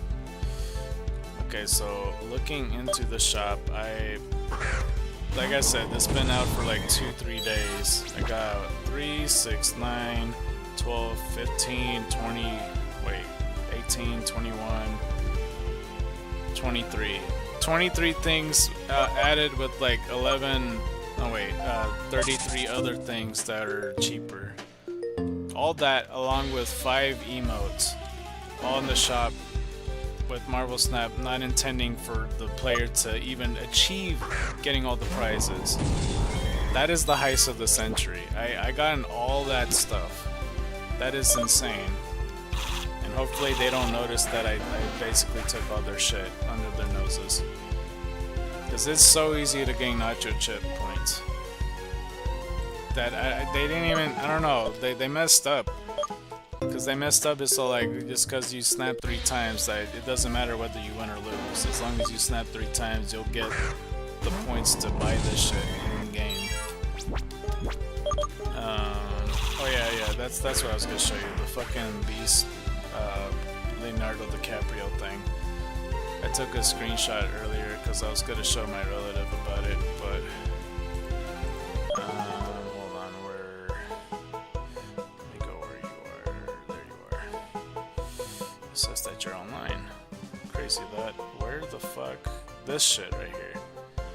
The one in the top left is the Beast Leonardo DiCaprio meme. I don't know if I counted that, but I'm gonna count it again.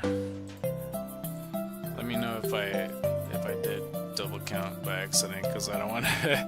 I always write on the same envelope. It's like, oh shit, between 1,101, I messed up between 1,101 and 2. Okay. Dude, I'm missing all these fucking moves.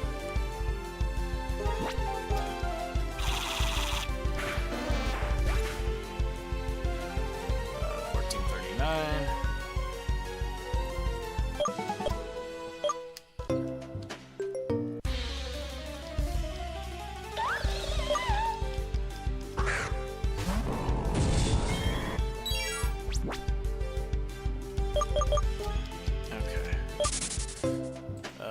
Type No also has an ability for not being able to get crits landed on it. It would be funny to have a character who has a crit team lose to it for that reason.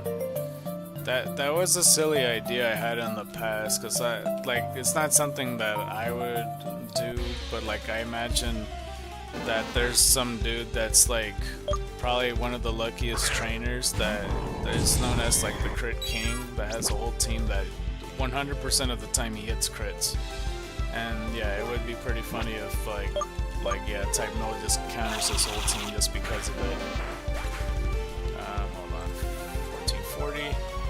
Beastman is pretty funny. Oh yeah. I don't know what that meme's called. I just call it the Leonardo DiCaprio meme.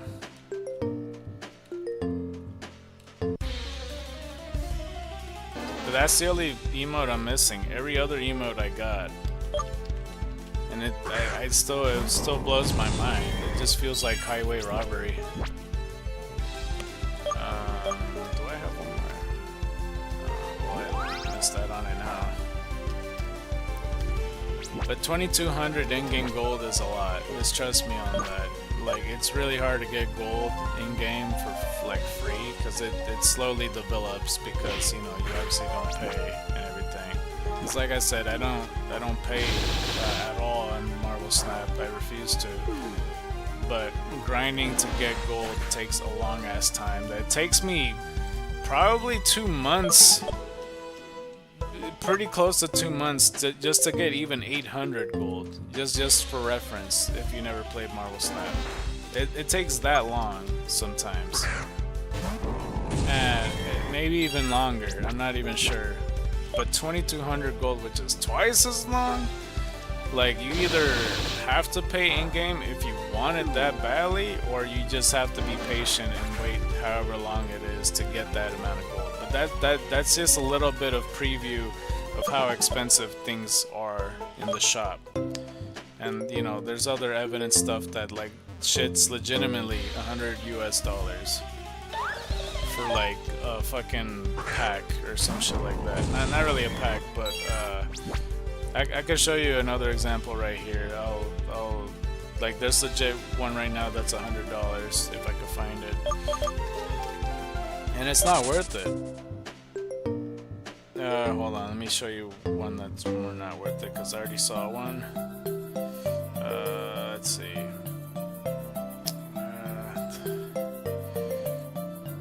This one is legitimately $100. And it's like why, bro? It's like this is what they put, and with no shame whatsoever in their fucking thing. Oh, there's the trailer right there. I'll take a look at it when I get the chance. Oops, I didn't mean to put that. This is the $100 thing on every now and then, daily, on the shot that they always put. Besides that one, there's some other ones. That one's, you know, at least has more stuff on it. I sent you that trailer I mentioned earlier. I gotta go. Hope you find it as amusing as I did. Alright, well, I'll see you around, foe. But yeah, that's the screenshot that I had on there. It's insane. But I appreciate you joining me. I don't know if you're still here, but I'll catch you later, dude. Let's see.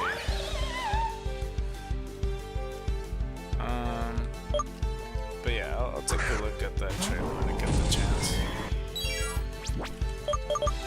Okay, right now we could try to open the booster pack when I get the chance. I'll try to raise the volume.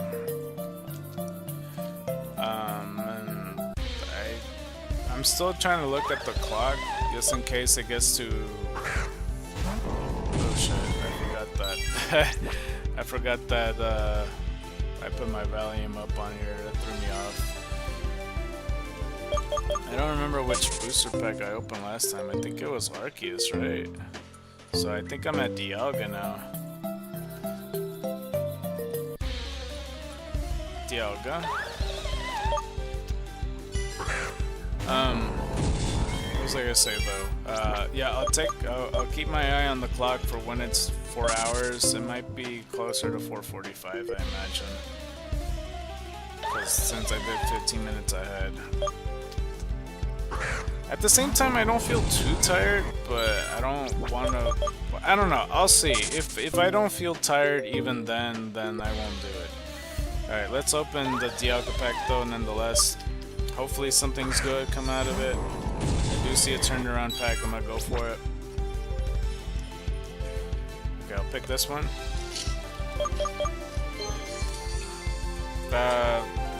Second card has a holographic, but nothing past that, just the silver lining. But we got Skorupi, we got Shaman, which is the holographic one. We got Shinx, we got Frost Rotom, and we got Regirock. Okay.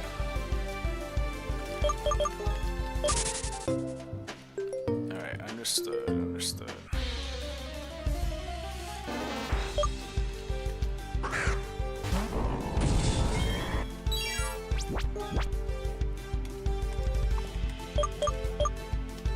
Sorry, I was drinking just now. Okay, Oddish is down though. 1443.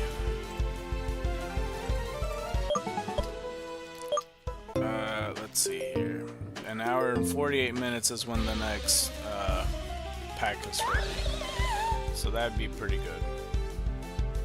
But yeah, I'm still trying to think of other ideas potentially what I could do. Cause I could think to myself like, you know, what's the possibilities of what I could think of, as long as I get in the same headspace creatively like I do in the Pikachu shorts. I could imagine me doing that with, you know, the other one or whatever. Okay, let's see here. There's that. Because talking out loud to myself helps with that. Because, you know, like in the past when I mentioned about like the 4th of July special or whatever, like with the Pikachu short, I'm all like, I don't want Smoochum to be the person, the Pokemon that gets hit in the face with the Frisbee. I'm all like, you know, like it didn't make sense in my head, but that was like the first thought that I had. And so like eventually it became a Patrat, who eventually becomes a shiny Patrat, I guess. Like, I don't remember what was the second shiny Pokemon I had, but I know Jirachi's one of them. But that was, I don't know, it makes more sense that Patrat would fix drones anyway to me than Smoochum, but you know, whatever. Okay, so should we do the movie thing now? I don't know. We're at movie 17, I think it's Diancie and what's his face? Diancie in the Cocoon of Destruction? I forget what it was called. Oh wait, I clicked on the wrong shit. Damn it. Okay, Hammer Arm. Yeah, Diancie in the Cocoon of Destruction. Okay, I thought I was making that up. 1446. Okay.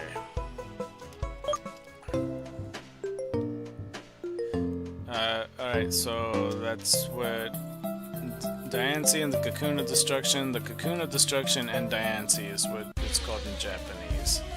So if you guys want to follow along, then be sure to go to Wikipedia, and then you can see it with me in case you don't want to just hear me misread some stuff. And then I can show you all the stuff that I'm looking at. So the picture shows on the poster Pokemon the movie Diancie and the Cocoon of Destruction, with Yveltal being gigantic and zoomed in. I'm not sure why. And Diancie along with Ash with Pikachu on the shoulder, along with Xerneas is a bit on the right side, more so, mostly on the bottom, and the font's at the top. So one side's red, the other side's blue, is kind of wavy, smoky look to it. And I do like this cover. I like the lighting and all of that, like Diancie's light kind of emanating through all these individuals. So I think it's pretty cool. It premiered in Japan on July 19, 2014, in the United States on November 8, 2014. In home video, Japan, it was December 17, 2014, in the United States, February 17, 2015. And let's see here. The ratings is United States is TV Y7, Great Britain, Ireland, and Canada is rated PG, as Quebec, Japan, Australia, and New Zealand is rated G, and Germany is rated 6.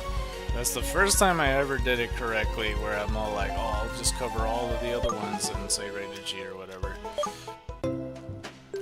Let's see. Pokemon the movie Diancie and the Cocoon of Destruction. Also, Pokemon the movie XY, the Cocoon of Destruction, and Diancie is the first Pokemon the series XY movie and the 17th Pokemon movie overall. It was released in Japan on July 19, 2014 and premiered in the United States on Cartoon Network on November 8, 2014. The English dub premiered in cinemas in Australia and New Zealand on November 8, 2014, airing before the United States premiere due to time zones. That's another one, 1448.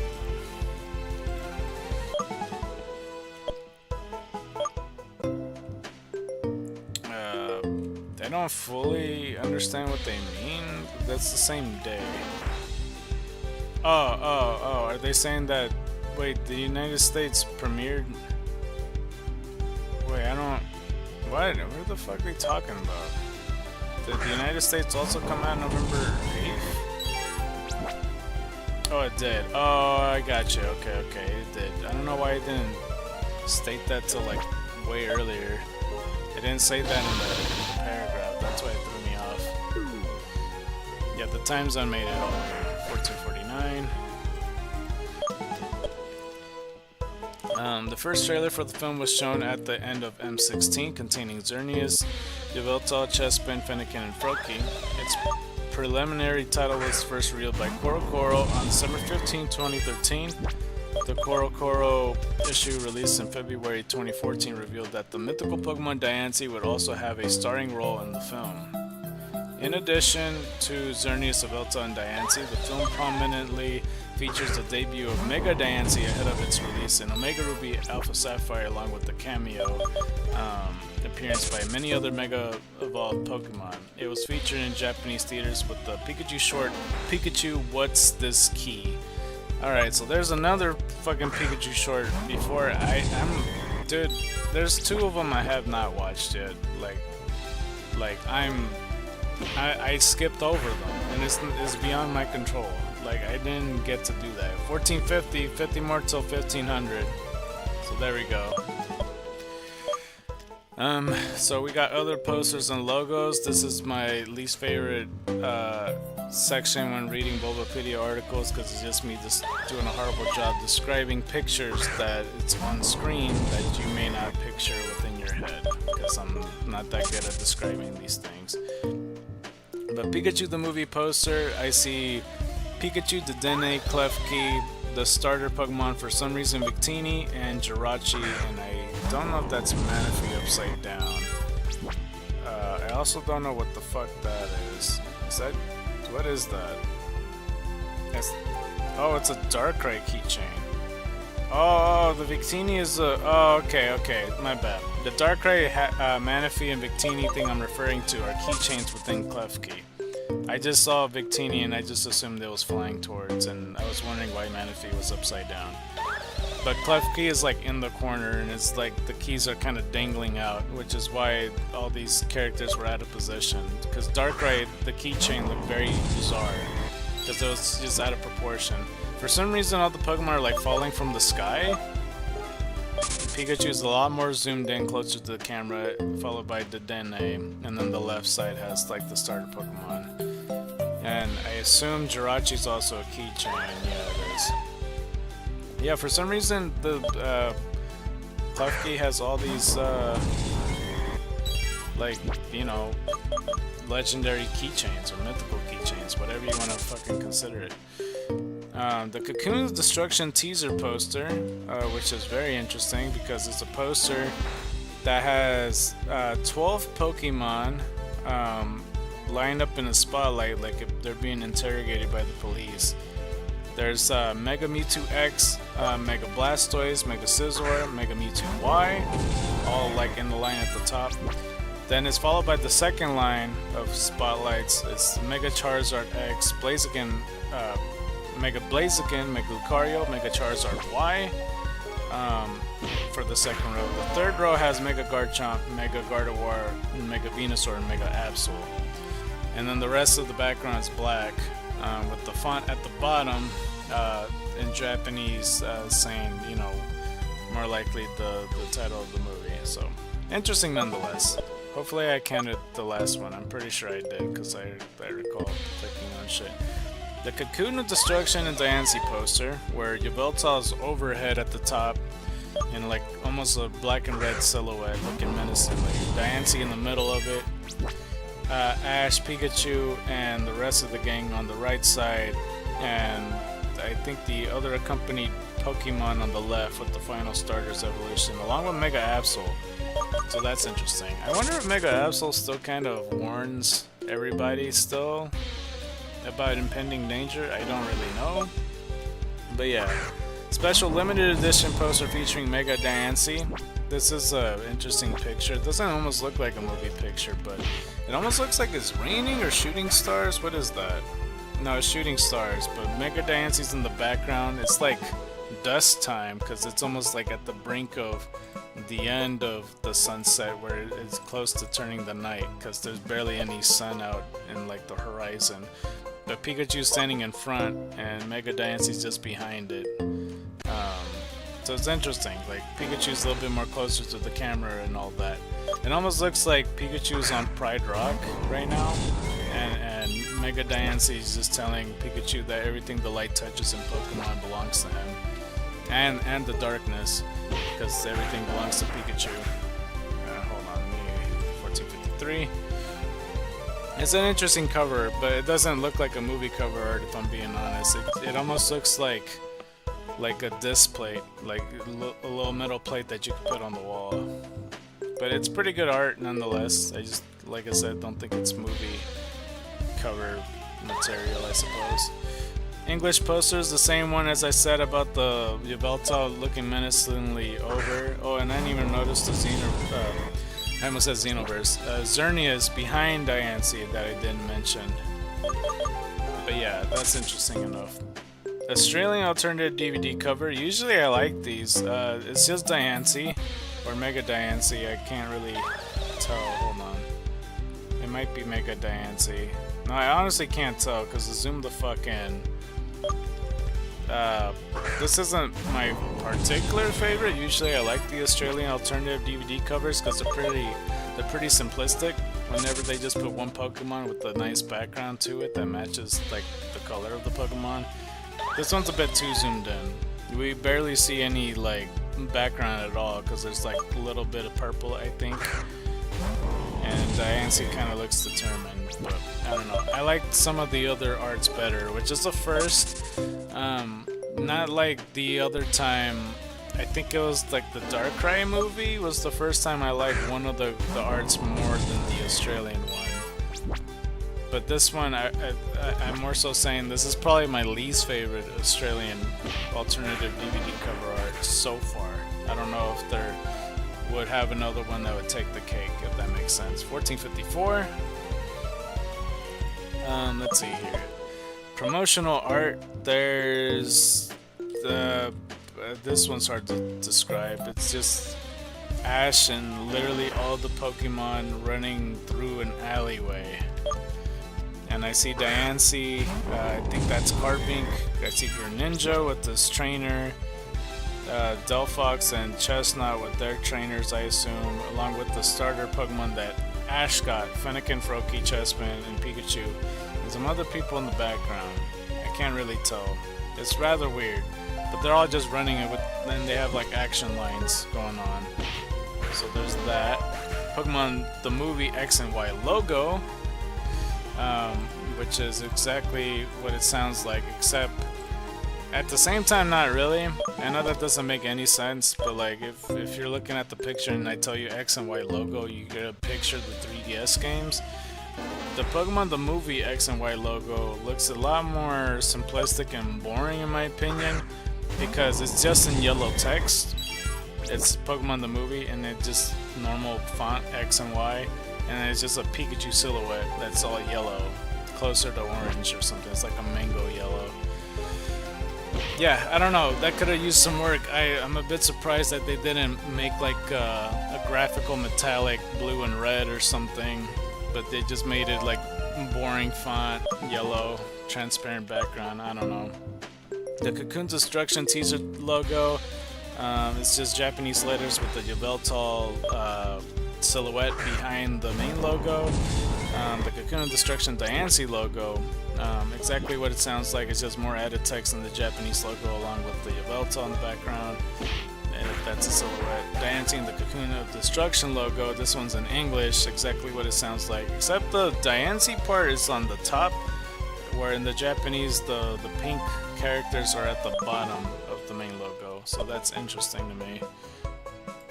And yeah, I feel like I did a better job explaining all the stuff that time, but we're finally at the blurb. Okay. In the underground diamond domain where many Carbink live, the mythical Pokemon Diancie serves as ruler. The hard diamond that sustains the land is beginning to fall apart, and Diancie is not yet strong enough to create a new one. As we go ahead and kill off this Oddish. 1458.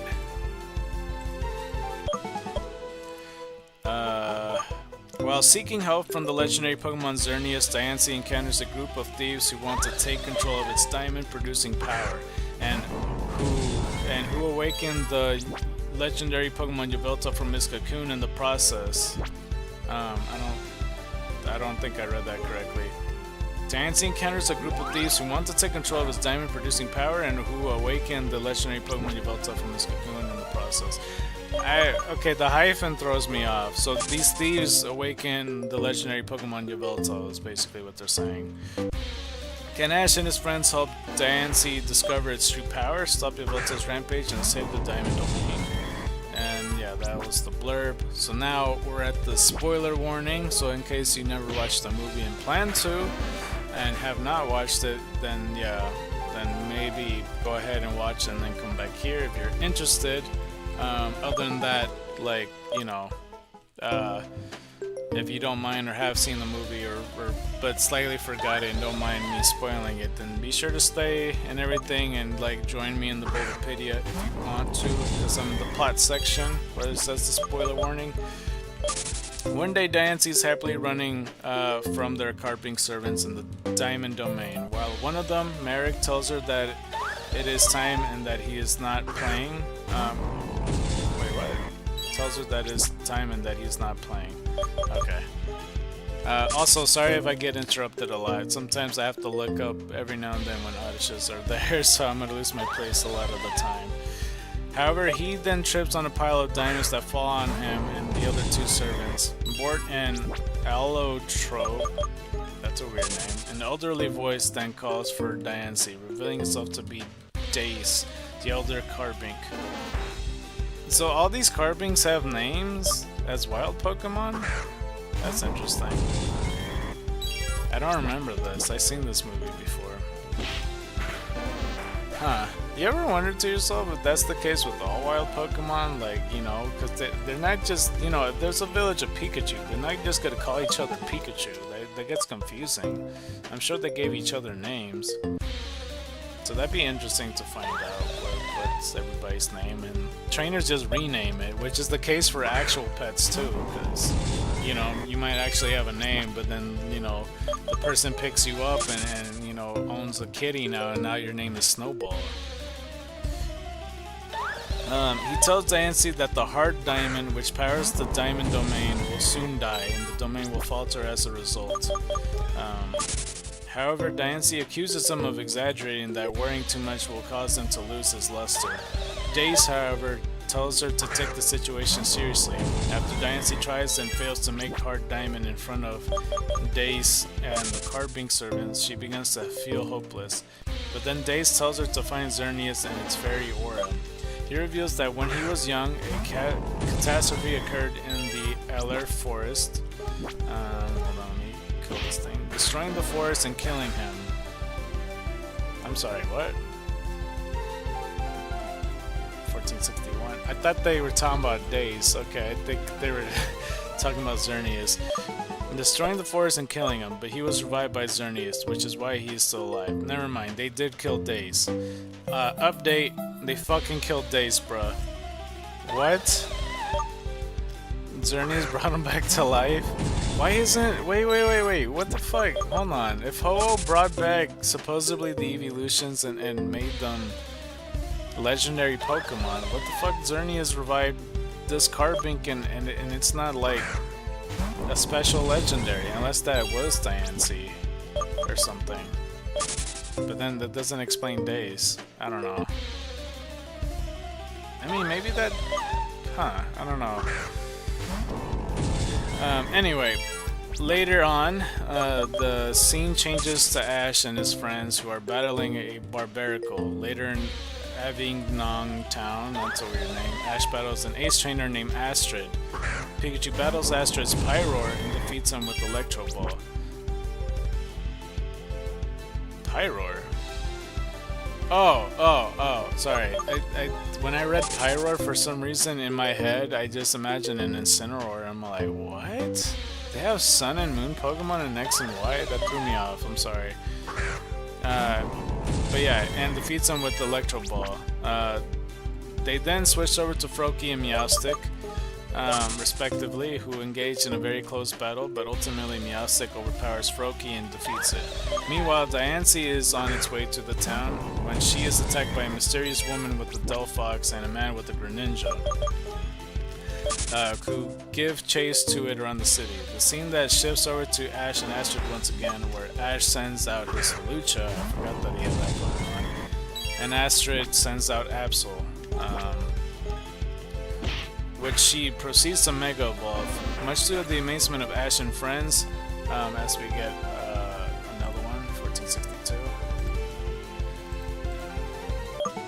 Hawlucha battles well, but is defeated by Dark Pulse. Ash then comments on how powerful Mega Evolution is. As Ash and his friends are all walking around town, Pikachu hears something in the distance and goes to investigate. With Ash and his friends following behind him, they then see a Pokemon get attacked by the same mysterious woman and man, Marilyn and Riot respectively.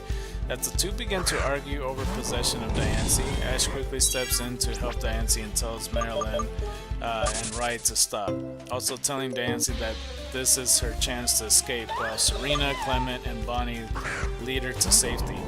Riot is also called Marilyn a blabbermouth of her talking. Ash has Pikachu use Thunderbolt on Delphox and Greninja, which knocks him out, and Ash then flees. Once everything has been cleared, Diancie tells Ash, oh, this is our last body slam. What the fuck, man? The fuck, man? These otters just burning my moves, man? The fuck, man? Okay, hold on, let me go to the Pokemon Center. That's some bullshit, man. Hey, man! No, I'm just kidding. I'm just fucking around. Okay, let's go. Oh my god. I better say, I might be stuck on these fucking trees forever! Good lord, dude! Alright, hold on. Let's just go ahead and do it. Oh my god, I'm bumping into literally everything on the planet. Once everything has been cleared, Diancie tells Ash and his friends that she is very grateful to them for saving her, surprising them as she can talk. Every fucking legendary could talk. Not even. Every Pokemon in a movie could talk at some point. Zoroark could talk. It's not even a psychic type, bruh. It's not even legendary. Or no, or was it Zoroark? Zoroark can't talk, huh? Now that I think about it. Clement knows that this is a via telepathy, and Bonnie remarks on how cute Diancie is. Serena gets out of her guidebook and reveals that this Pokemon is called Diancie, and that she has the power to make diamonds. Ash and friends also introduce themselves to Diancie. They also inform Diancie of what a thief is. Excuse me, she doesn't know what a thief is? Okay, whatever. And Diancie then remarks on how much she has learned already of the outside world. Meanwhile, Team Rocket is spying on them from the rooftop. Ash and his friends go to have dinner along with Diancie, and Diancie then eats with them. Diancie tries out some of the new food, and when Bonnie asks Diancie to join her to get more food, she formally accepts the offer. Serena remarks on how Diancie has manners like a royal princess. Hold on, let's go like this. That's fun. Team Rocket then sneaks up on the crew with the sack, and they take Diancie and kidnap her, which Ash and friends then try to follow. And that's another one for the count. 1464. Oh.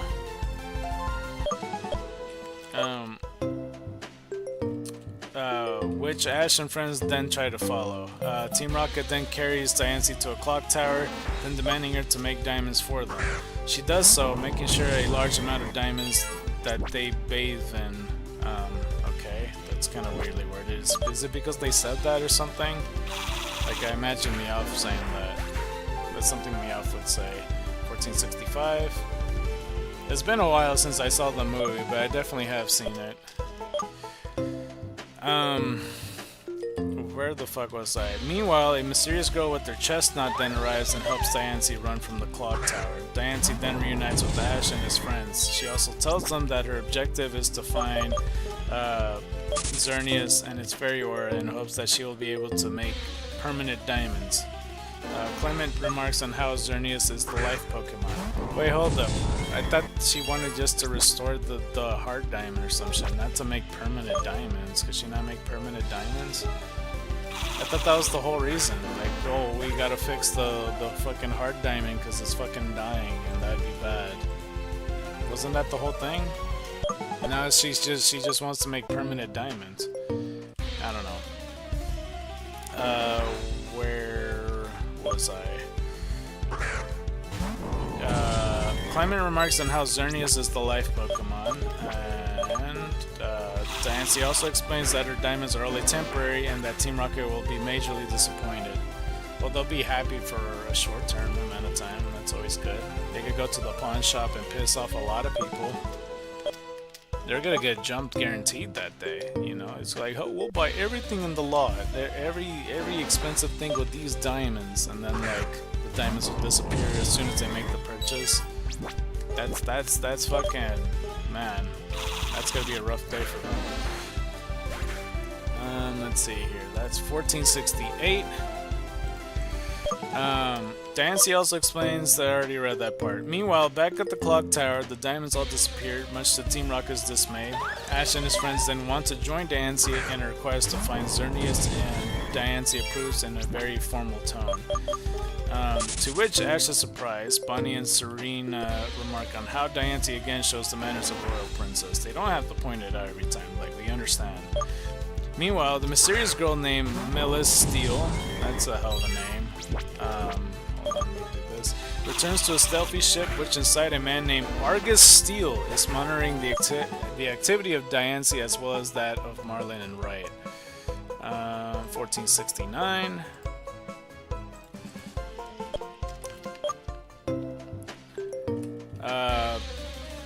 Let's see here.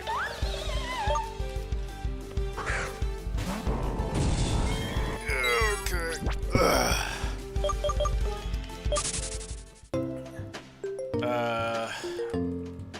Where was I? So yeah, Argus Steele is monitoring the activity of Diancie as well as that of Marilyn and Riot. Argus then notices Team Rocket. Sorry, I got distracted again. Fuck.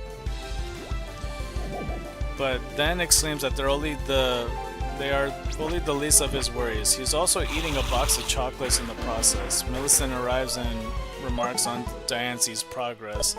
As we got another one for the books. 1470, we got 30 more all the way till we get 1500. Oh my god, my bad. I was looking down and I looked up and realized I wasn't even on the grass. Millicent arrives and remarks on Diancie's progress. Argus is satisfied, and he then goes on to talk about chocolates and how certain chocolate is good and has great quality.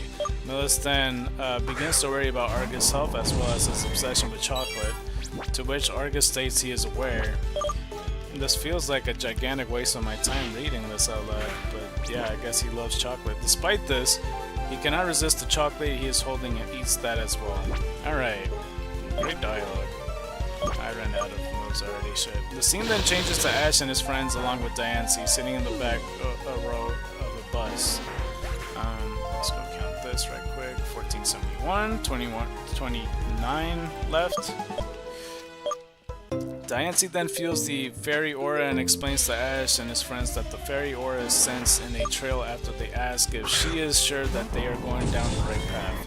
She also tells Ash and his friends that she was taught to be honest and that lying is never a good thing. Meanwhile, Ash rubs Pikachu on the head, much to the latter's enjoyment. Okay. Let's see here. 1472.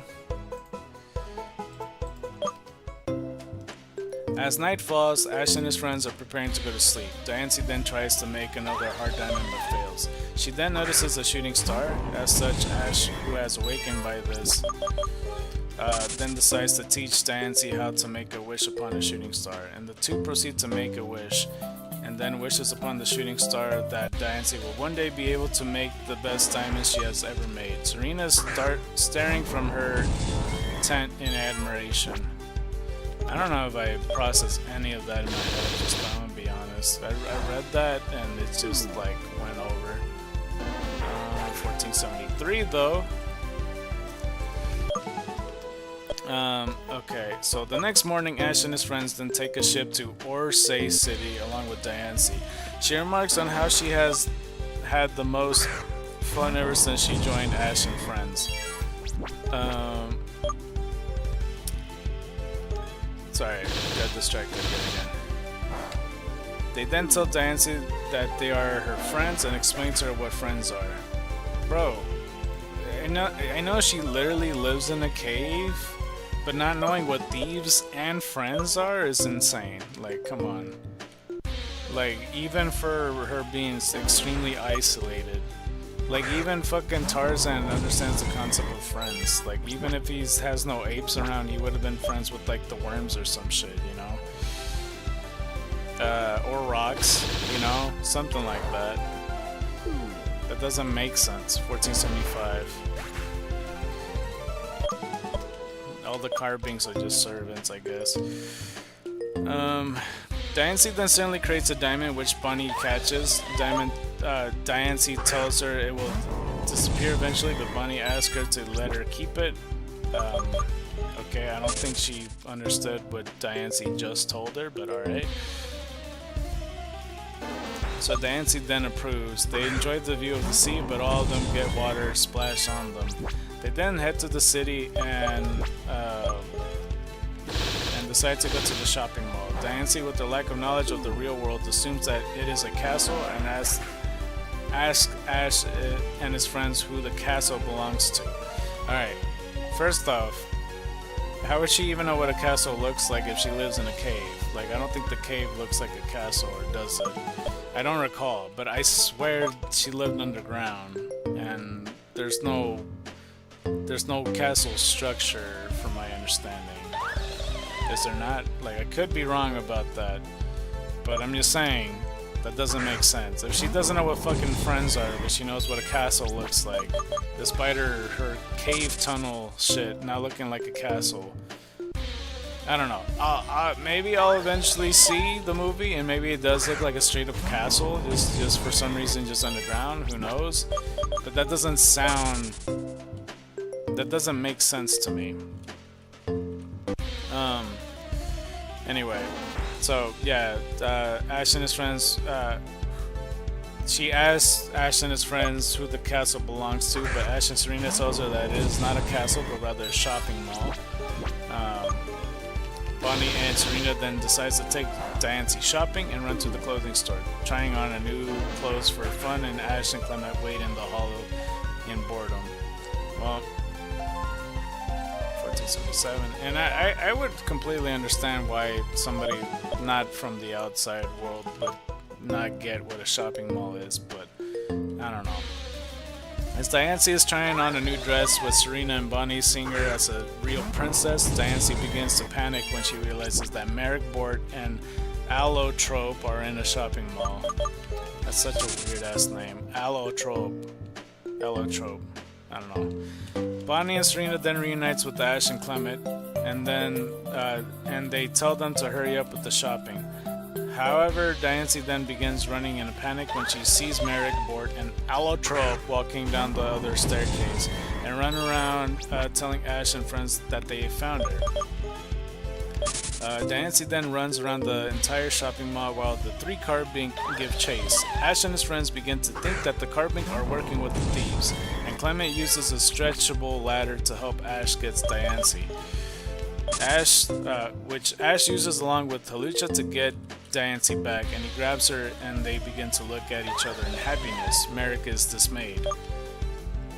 Ash and his friends Ash and his friends then are outside, wondering what Pokemon Merrick, Bort, and Allotrope were. I didn't read that right. Ash and his friends are outside wondering what Pokemon Merrick, Bort, and Allotrope were. There you go, that's much better. Clement reveals that they were Carbink and that it was such a rarity for them to show up in the mall. Oh, I forgot that was their fucking names. I just remembered Dace because he fucking died. Hold on. Yeah, Clement reveals that they were Carbink and that is such a rarity for them to show up in the mall. Diancie then sadly states, "They finally found me." Just then, Marilyn appears in front of them, asking Diane about her first shopping experience, and proceeding to try to steal her once again. Interesting. There's 1478.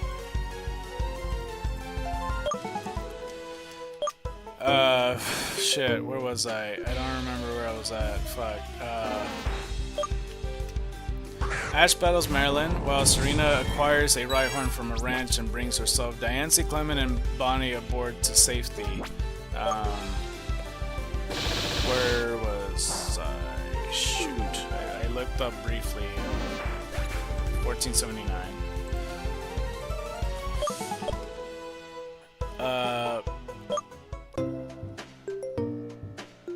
Okay, let me... Hold on. While Serena acquires a Rhyhorn from a ranch and brings herself, Diane, Clement, and Bonnie aboard to safety, almost disturbing an ongoing Rhyhorn race. Diane is then dismayed, saying that... I didn't mean to put that move. Saying that she had led them into danger and that this is all her fault. That's 1480. 20 more till 1500. But Clement tells her that her friend always supports each other's, that friends always support each other's. Bonnie is angry at Clement for having stolen what was supposed to be her line. Riot, however, then appears along a tree, and he also tries to steal Diancie using his Greninja. Clement and Serena proceed to battle Riot's Greninja, and Ash soon joins in. Marilyn also begins to try to capture Diancie, and as Delphox and Greninja attack Diancie, however, Merrick, Bort, and Owltrope step in front of Diancie and take the attacks for her. As another set of attacks launch, Diancie uses Diamond Storm to protect her loyal Carping servants, but this diamond shatters. A pin missile hits Greninja, revealing it to be the girl that helped Diancie get away from Team Rocket. Along with her chestnut, she then tells Diancie to get away while she still can, and she then fights Marilyn and Riot. Marilyn recognizes her as Millis Steel, remarking that her presence must mean that Argus Steel is present as well. Probably eating chocolate, I don't know.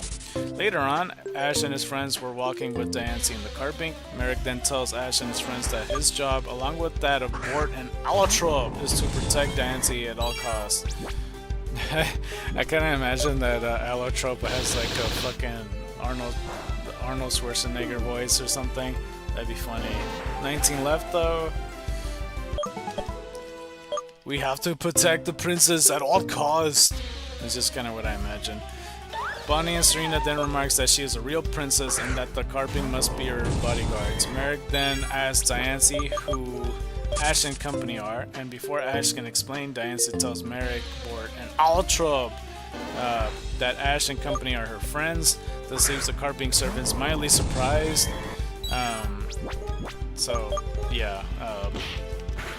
Merrick also tells Ash that they have been searching for Xerneas for many months. Okay, I don't know if these Carpings are very smart if they don't know where the fuck Xerneas is. Like, I know in the Pokemon world, like, for humans, it'd be harder to find because you wouldn't know where to start. But this Carping, there's a Carping that literally saw it in front of it and it fucking died. And it lives in the forest. It's like, there was no difference. It was always, I'm pretty sure it lives in the forest unless it doesn't recognize the tree. It's in the same exact shape as Xerneas. I don't really know. From what I believe, from what I remember, I could be wrong. Maybe it's somewhere else. Because I think in X and Y it's located in like the Santaloon Forest or some shit, 1483.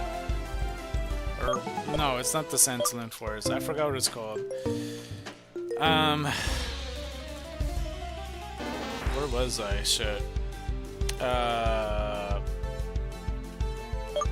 So yeah, they were trying to search for Xerneas for many months and have not succeeded. Diancie then reveals that she saw a city in the distance that looked very fun to her and left while the Carpink were asleep. Okay, well, we clearly skipped scenes, didn't we? What the fuck? I didn't realize they were sleeping now. They were just talking a second ago. Merrick then reveals that he was worried that Diancie must have felt trapped by this. Along with Bort and Owltrope presence, Diancie then apologizes for running away, and Merrick tells her to never do it again. Diancie and the Carping then bring Ash and friends to their home, as we got another one. We got 15 more. 15 more to 1500.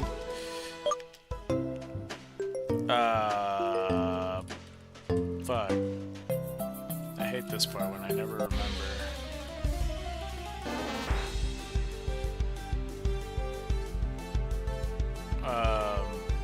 I'm trying to remember.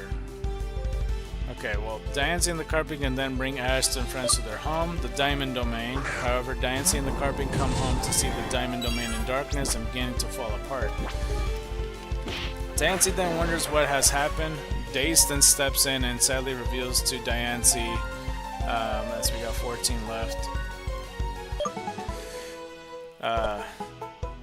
It reveals to Diancie that the Hard Diamond has died, much to Diancie's surprise. Ash and friends then ask Diancie what the Hard Diamond is, and she explained that the Hard Diamond powers the domain and that it will now no longer do so. Dace then explains that only Diancie can create a new Hard Diamond. Diancie tells Dace that she still lacks the power to make a new Hard Diamond, but Dace then tells Diancie that he has every confidence. What? That he has every confidence that oh my god, I almost said Xenoverse again. Xerneas will awaken her true power. Ash and his friends then realize why Diancie is seeking Xerneas, as we got another one. That's 13 left. Boom. I didn't mean to click that shit. There we go. I clicked on the chat and it like highlighted blue. It scared me. Okay, let's see here. So yeah, Ash and his friends then realize why Diancie is seeking Xerneas. Diancie then begins to break down and cry, saying that she has failed her people and that she doesn't deserve to be called the princess, even though she literally is one and there's nothing she could do about it. She's been chosen by Xerneas?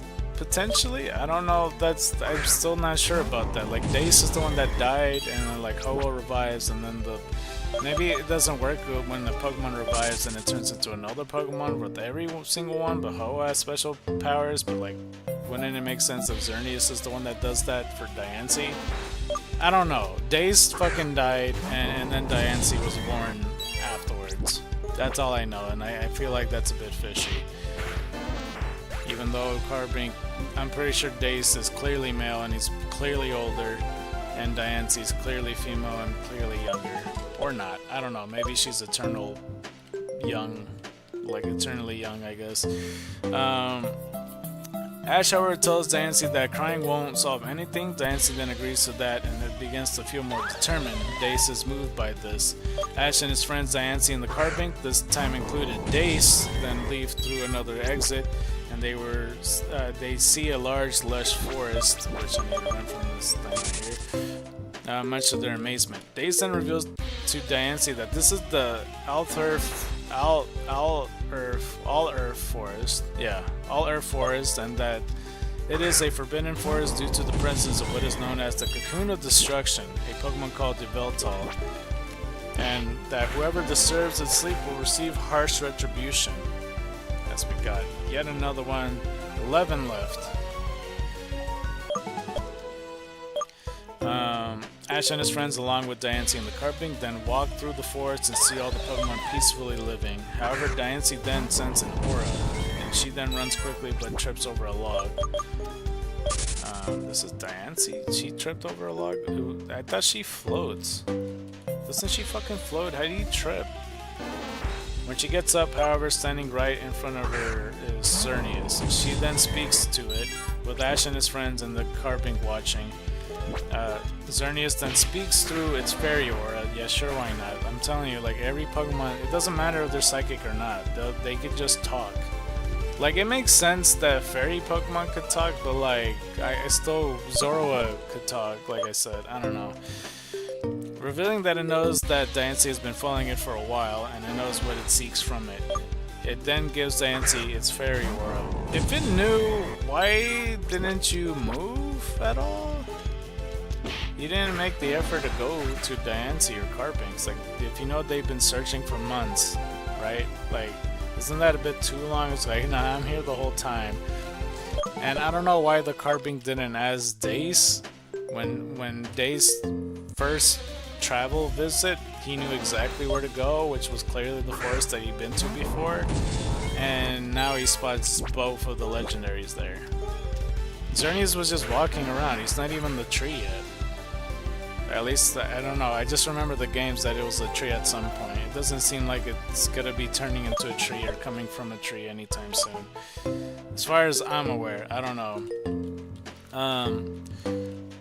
So yeah, so it knows that Diancie has been following it for a while, and it knows what it seeks from it. It then gives Diancie its fairy aura, as well as the carping servants and the Dene. I guess because the Dene is fairy type as well. Before it leaves, it tells Diancie and the power to nourish life lies within Diancie herself. Diancie then states that she is very grateful. However, before Diancie can begin testing her powers, Milisteel and Argosteel arrive by ship, having revealed that they only helped Diancie as they knew she was seeking Xerneas, and that they now want her powers at that moment. Team Rocket watches from the distance, recognizing the Steels as Master Thieves. Marilyn and Riot also appear, along with Team Rocket, and they all begin to fight over the possession of Diancie. This fighting eventually takes them into a lake with a deep crater, and all the thieves fall in, along with Ash, and they all feel a mysterious power inside the lake. Alright, and we got 7 left. I really hope I didn't miscount, but it's okay because I'm going to continue the count either way. What was the last thing I read? Lake, I think.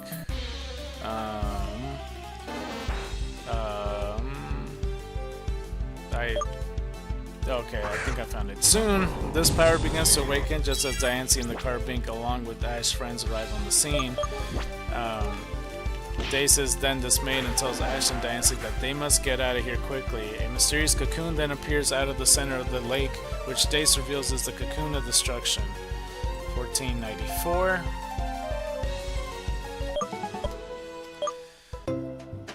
As the cocoon... Wait, how many fucking... I think I just have one more. Yeah, I just have one more. I don't think I counted, or did I? Oh fuck, I don't remember. Okay, I'll just leave it by itself. I think I did count it, because I swear I said 7 like not even a second ago. As the Cocoon of Destruction appears, it awakens and reveals itself to be Yveltal. It then activates its Dark Aura and looks at all who disturbs its sleep. As Marilyn, Riot, and the Steels escape the crater, Yveltal then roars and flies around the forest. It goes after Riot first, flying and firing Oblivion Wing in all of the forest around Riot, turning all the trees around him into stone. This also hits Greninja and hits 2 Ninjas. And I guess that makes sense because, like, you know, well, I kind of, when I pictured ninjas, I kind of pictured, like, Shedinja in my head.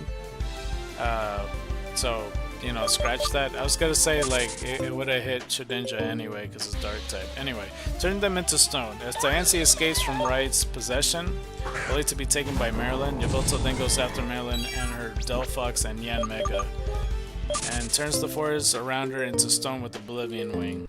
Along with her 2 Pokemon, she then looks on in sadness as Diancie escapes.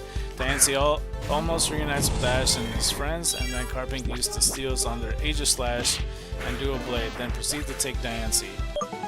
And that's our last Body Slam. And we got 5 more left, unless I miscounted, which I more likely did, but that's okay.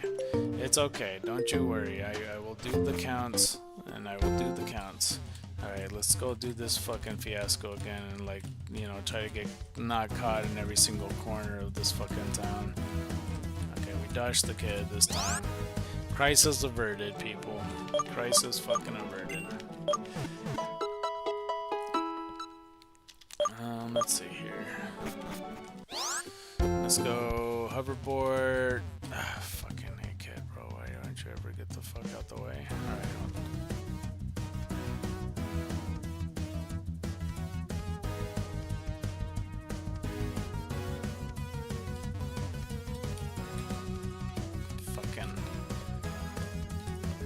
Okay. Let's go in here.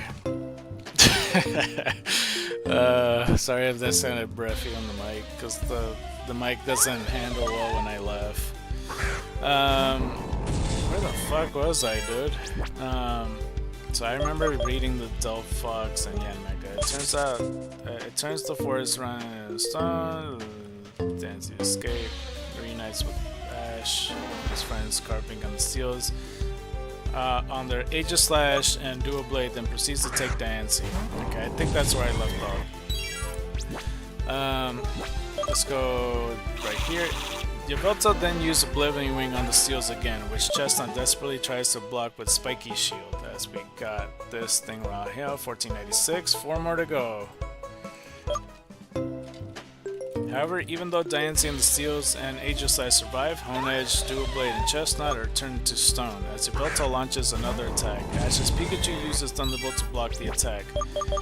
Saving the Steels, Diancie then escapes with Ash. Meanwhile, Team Rocket is trying to escape, but Yveltal finds them and fires Oblivion Wing, turning them and the trees around them to stone as well. Elsewhere, Marilyn is grieving over the loss of her Delphox. The Ride steps in and comforts her, telling her to forget about Diancie. The two embrace before Yveltal then fires another Oblivion Wing at the two. Diancie and Ash then tries to fight off Yveltal and escape. Ash's friends and the Carping then see the situation, and Dace realizes the forest is dying once again.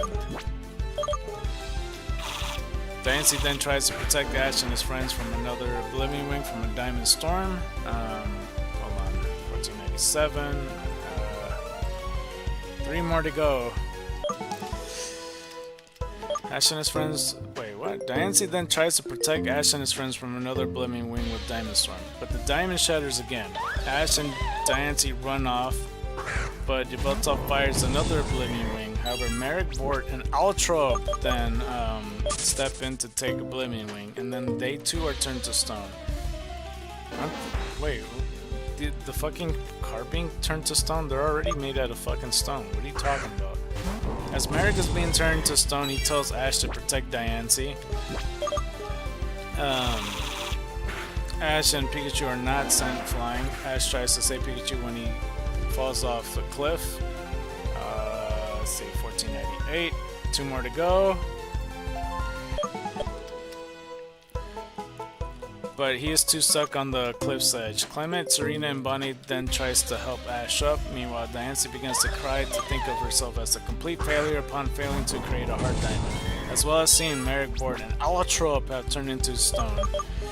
Soon, with determination, however, she then proceeds to Mega Evolve, remembering Xernea's words. The diamond she gave Bonnie glows, revealing it to be Diancite. Diancie then creates a new diamond to protect Ash, as I hear fucking leaf blowers. At this time, I guess. Revealing it to be Diancite, Diancie then creates a new diamond to protect Ash, his friends, and Dace from another hit, and his diamond does not shatter. Dace remarks on how Diancie is now finally able to create a hard diamond. I might have to mute myself in a little bit. This fucker's outside. No, but we're so close to 1500. You fucking... Why you gotta show up, leaf blower man? There's no leaves out here. It's fucking fall. All the leaves falling down, bro. Like, are you blind? Crazy that. That's insane. No, okay, after I find the 1500 one, then we'll do it. Bro. This leaf blower, man. Like, why now, dude? They always do it random times, too. It's either morning... It's never the same time, it feels like. But we got ourselves our 1500 oddish right here. Whatever that means. So that's double over odds with 1 out of 500. 1500! Oh. Okay, well, now we're gonna be shooting for 4000. That's the next step, I suppose. Let me, you know, let's do baby steps. Well, I mean, I'll do 4000 for now. I still don't know. If I say 8000 out loud, I might go insane, so I don't want to say that. Anyway, the Seals then arrive in their ship, and to thank Ash, 1501 by the way, and to thank Ash and Pikachu for saving them earlier, proceed to fire missiles at Yveltal to hurt it. But Yveltal dodges many of the missiles, and survives the damage. He then flies above the ship and shatters the top, then firing an Oblivion Wing at the steels from the point-blank range, and the ship engines explode. The ship crashes into a lake. Yveltal then proceeds to fire a final Oblivion Wing at Ash and company. But this one is then intercepted by an Aurora Beam. Ash and his friends then look towards where the attack was fired, and that is revealed to be Xerneas standing and confronting Yveltal. Yveltal then fires a Shadow Ball at Xerneas, but it uses Aurora Beam again to intercept the hit. He then uses its Fairy Aura, what the fuck, to communicate with Yveltal and remove its Dark Aura. Yveltal then restores the water and flies off in peace. Ash and his friends are then relieved that Yveltal had left. However, Pikachu then begins to lose his strength. Ash tries to ask Pikachu what is wrong, but then Pikachu suddenly begins to steadily turn into stone. Much to everyone's dismay, and Clement realizes Pikachu was barely struck at the edge of his tail by an Oblivion Wing. They all grieved over Pikachu, but then Xerneas steps in and uses Geomancy, restoring Pikachu, the Thieves, Team Rocket, and the Karmbreak to life, as well as restoring the entire forest to its original state. As it does so, however, it begins to transform into a tree. Oh, that's okay. I knew that he turned into a fucking tree. I thought it was before, though. I started to doubt myself when he just walked out of the fucking forest. I'm like, oh, maybe he doesn't turn into a tree then. I don't know. Okay. Let's see. Shit, where was I? I looked up and got so distracted. Oh, shit. Okay.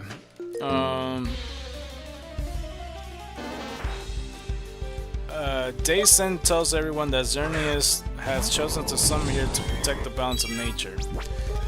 Serena, Bonnie, and Diancie worry that this may mean the death of Xerneas. However, Xerneas then communicates through Diancie via its fairy aura, telling her that it is not dying, you stupid bitch, but rather that it's the promise of life and the beginning of hope. I was thinking to myself that, cause like it's turning into a tree, and then like all the other people are like, "Oh my god, it's dying!" It's like, I'm not dying. What are you, fucking dumb? I'm turning into a tree. I'm stupid. But yeah, that's kind of funny. I think I'm at 166. I already forgot. Oh god. Bruh. Okay, well at least it's oddish. I barely flex my ankle and I get fucking attacked by an oddish again. Like you barely saw me move and everything. 1504. Okay, can we get out of here, please? Okay. Not for this shit again. Alright, this kid better not be my fucking way again. Hey, you better. What am I doing, actually? Hold up. I wasn't supposed to be here yet. I was meant to go to... I didn't even need to do all that shit. I had to turn in my egg. It feels like, honestly, the egg hatches faster in the gym, or maybe it's my imagination. I don't know. He's not even ready. Fuck. That's not good. But, I don't know. They used to take like an hour and 20 minutes. Maybe it's because I'm not really thinking too much about it, but it feels less shorter. Defense is down, speed is up, adaptability. Hasty nature with good endurance. Okay. And I hope that the number's correct. I think that's it. Yeah, okay. So next is 167. We'll check back as soon as we run out of moves or something. Hopefully we'll be able to, you know... Well, we ran out of Mega Horns, so we're pretty close already. We just need 25 more moves. Alright, let's go ahead, get towards back. So yeah. So I pretty much read all of it, for the most part. Well, not all of it, but I mean like the last part of the paragraph. Because, yeah, it was telling her through Fairy Aura that it's not dying, but rather it's the promise of life and the beginning of hope.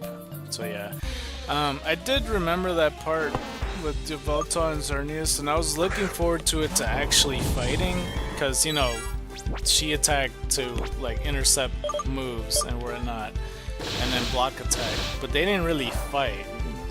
Xerneas just kind of told her to go away.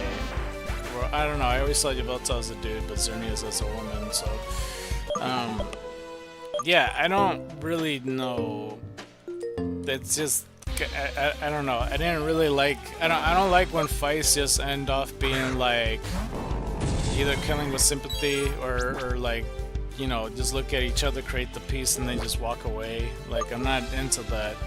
I like a decisive victor, and then maybe they change their leap afterwards. 1506. Just call me cliche when it comes to my fighting scenes, but I actually like to see fights in them, you know, because I wanted to see how Xerneas and Yveltal would fare against each other. And obviously Xerneas would win because it's the fairy type, but I would have liked to see that. Like, Yveltal's clearly the aggressor and Xerneas obviously is the pacifist, but I don't want to see a pacifist run. Like, I don't, but you know, that's just how they went about it. 1507, because that's the one part I definitely remember the most, is that part, like, because I was so hyped for it, but that's just how it ended it. Anyway, Ash and his friends then watch as Diancie Mega Evolved again, creates a new Heart Diamond, restoring the Diamond Domain. Bonnie gives Diancie the diamond that Diancie gave her. Wait, so did she make her own Mega Stone? Is that what happened then? I'm confused by that. So that was the Diane site, but it turned out to be her Mega Stone, 1508. I don't know if Diancie is the one that makes all the Mega Stones, or where the fuck they come from. It doesn't really make total sense, or I don't know. Telling her that this will forever be the mark of their friendship, they then part ways with Diancie in the carpet. Wait, so she keeps the Mega Stone? Then that means he won't Mega Evolve then. Or something, I'm not sure. In the credits, it is revealed that Argus and Millis now run a chocolate shop, with one of their signature chocolates resembling a Honage line. Marilyn then acquires work at clothing store, while Riot comes to her and proposes marriage.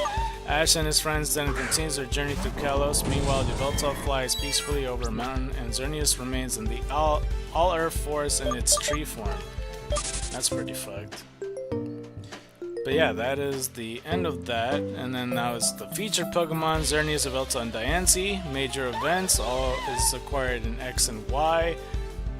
The debuts of humans is Wikstrom.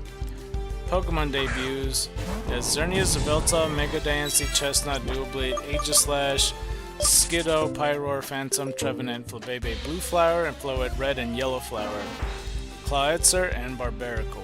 The characters in the game, the movie, humans is Ash, Serena, Clement, Bonnie, Jesse, James, Wikstrom, Diantha, Astrid, Argus Steel, Melisteel, Marilyn, Wright, and Uschi? I don't know what that says. I don't know how to pronounce that at least. 1509.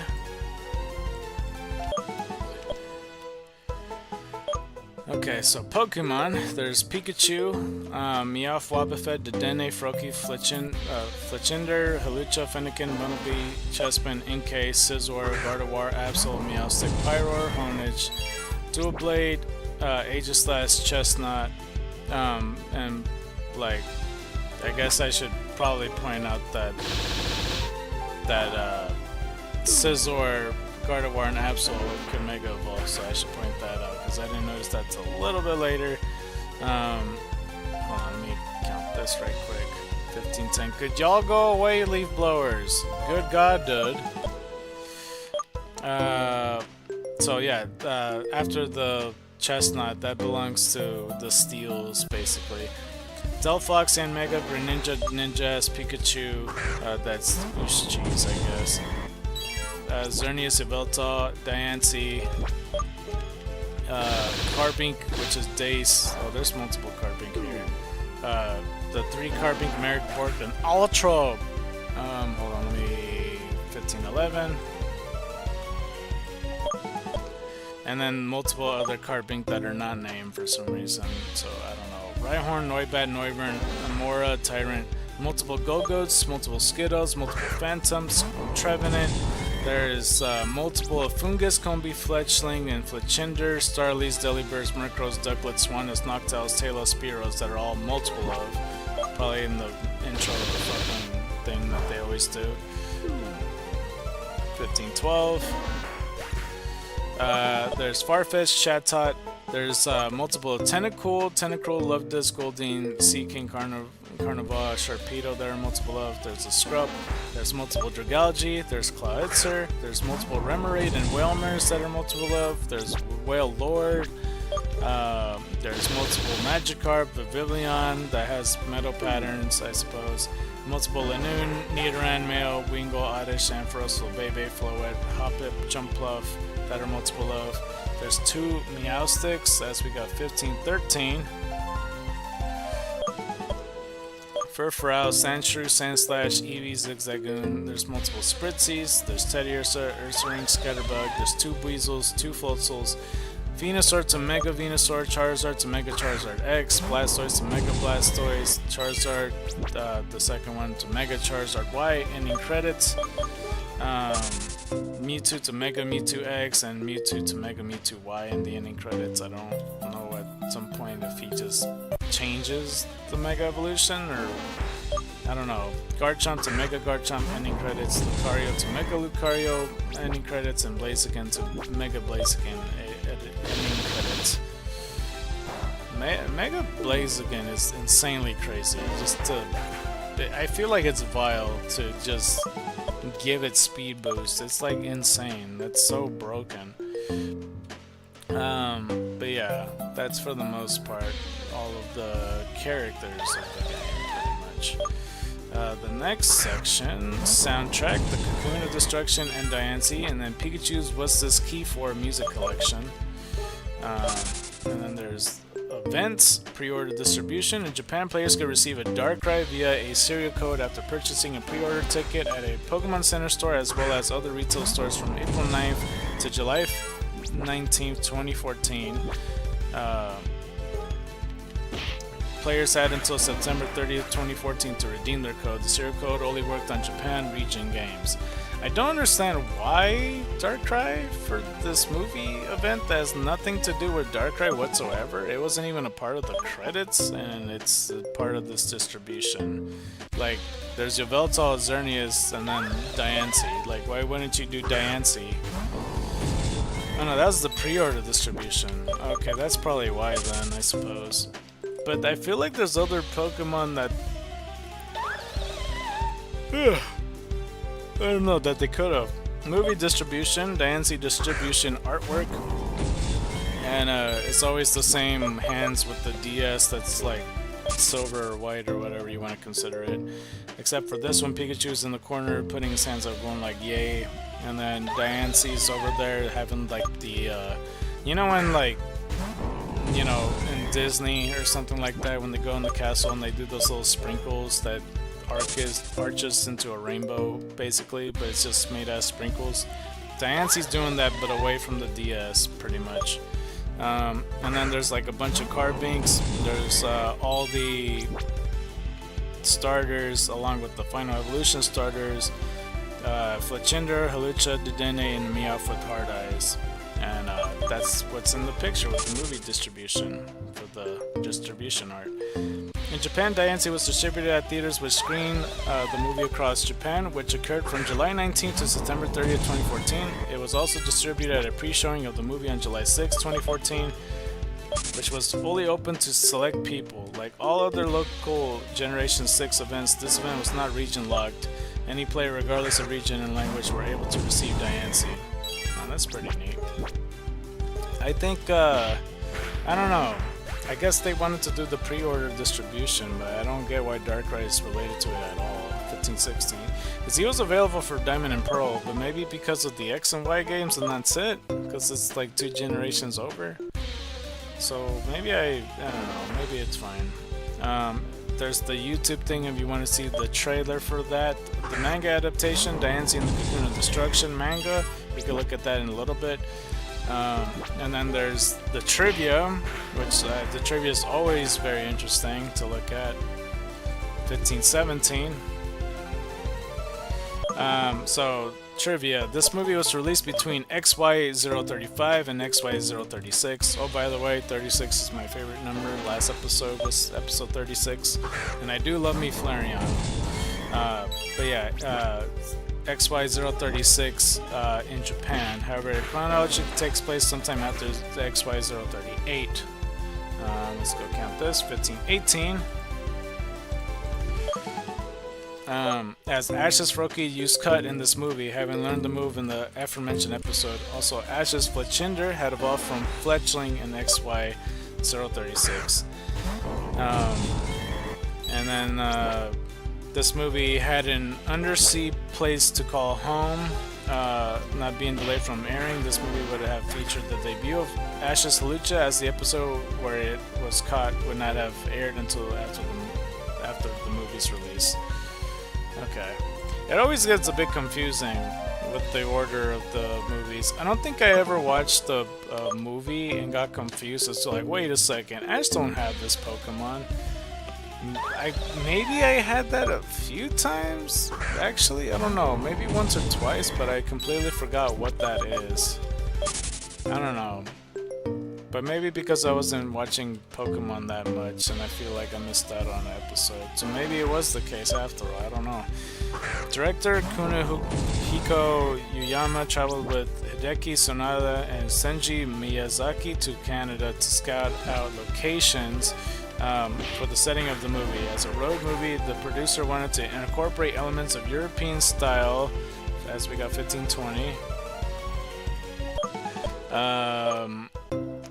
European style street scenery with untouchable natural sceneries in big cities, all of which they thought were present in Canada. They also thought that having nature as the backdrop best expressed the continuational cycle of life and death, representing Xerneas and Yveltal.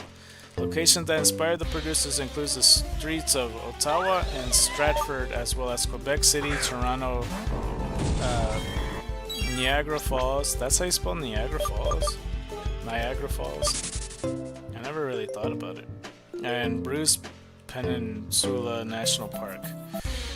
This is the first movie to have it in English dub title revealed before its Japanese release. Really? Okay, that's interesting. This movie has the most human antagonists in any other movie with 4. It's probably because of the fucking starters, evolution and shit like that, and then the one extra dude. Okay. While other movies has featured in-person cameos of Pokemon champions and Frontier Brains, this is the first movie that features an in-person cameo of an Elite Four member. Oh, with Wickstrom. I don't remember Wickstrom all that much in this movie, to be honest with you. This is the first movie in which Ash and his friends encounter Team Rocket since Giratina and the Sky Warrior, which was also released on July 19th. Coincidentally, this was also the first movie to feature Team Rocket's Meowth balloon since its design changes in Pokemon the series Black and White.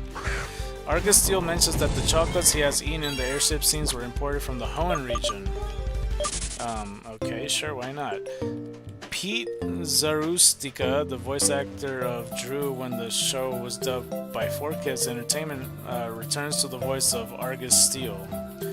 This is the first movie since Pokemon Ranger and the Temple of the Sea in which the mother and daughter do not make an appearance. Any of Jesse and James' Pokemon other than Wobbuffet appear in any shape or form.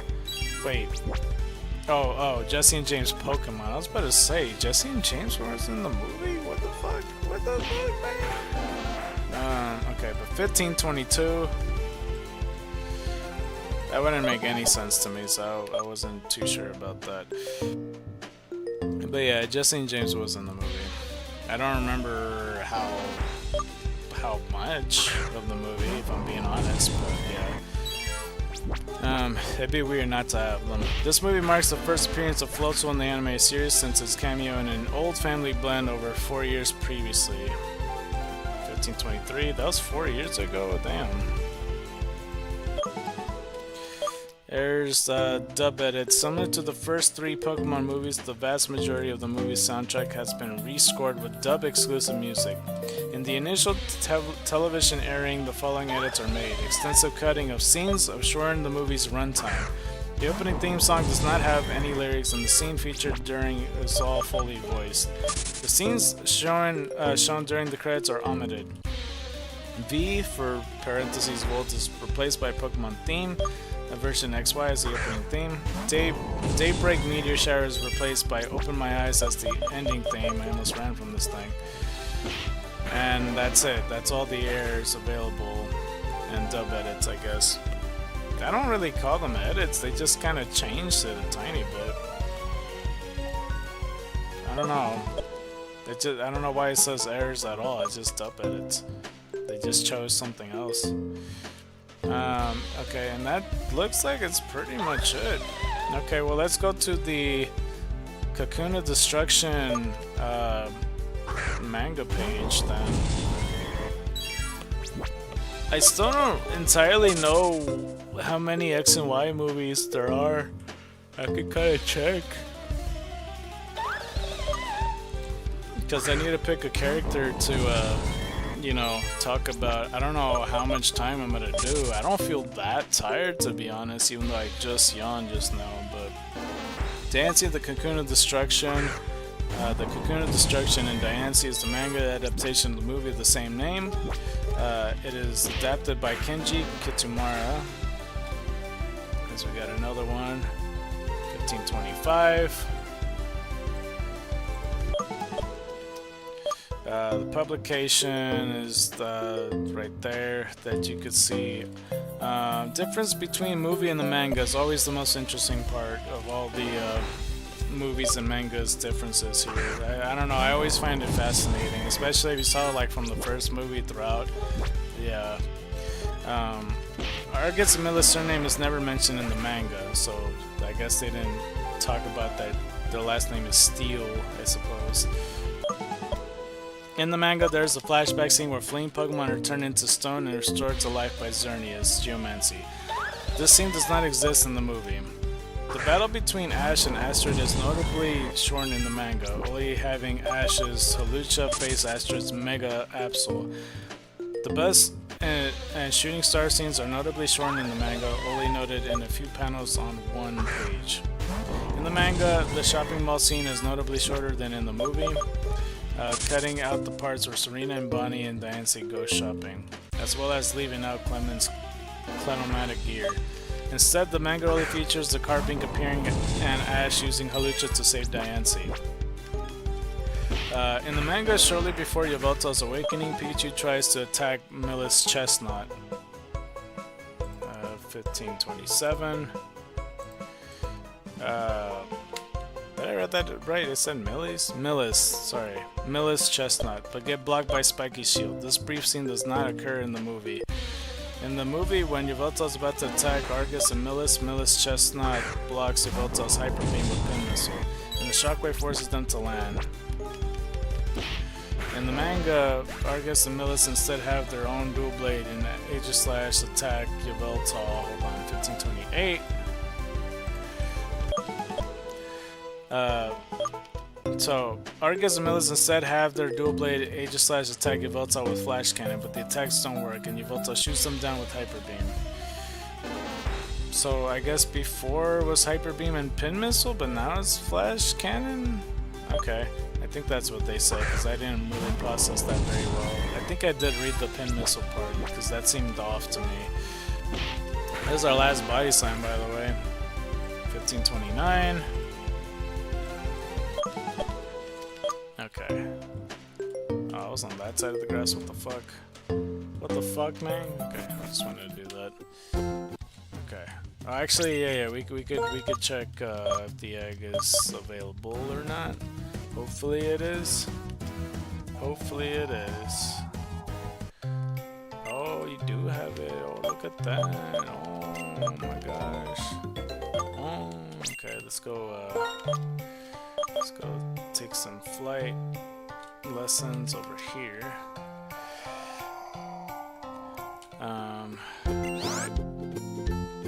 Perfect. I almost completely forgot that I was gonna get the egg, so I'm kinda glad I remembered. Our slow training is almost complete. Just 6,000 more battles to go. Almost, kind of. I'm not really sure, to be honest. I'm still at level 46, right? I'm not crazy here. Because if I'm level 47 and I didn't notice, that'd be weird. Ugh. Bro, I'm still not even a quarter way in. Are you shitting me? In the manga, when Yveltal's attacking the group, multiple carving rise from the ground and form a wall to protect Diancie. As we get ourselves 1530.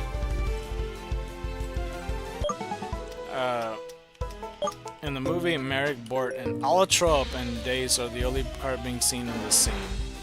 And that's the last difference. Wow, I should have just followed through and read that. But yeah, that's all of them. Alright, cool. So we read the entirety of Diancie in the Cocoon of Destruction, the 17th movie. I kept thinking to myself that Volcanion was the 17th movie, but I guess it might be 18th. Hold on, let me find out actually. Oops, I pressed the wrong thing. Let me find out actually. I'll press this. It took me back to Genesect. Let's see. No, the 18th movie turns out to be Hoopa and the Clash of Ages, so never mind.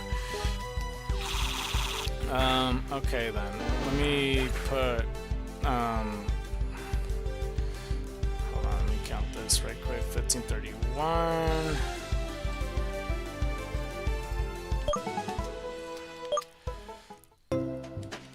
Let's see here. Let me put... This is the Pokemon movies?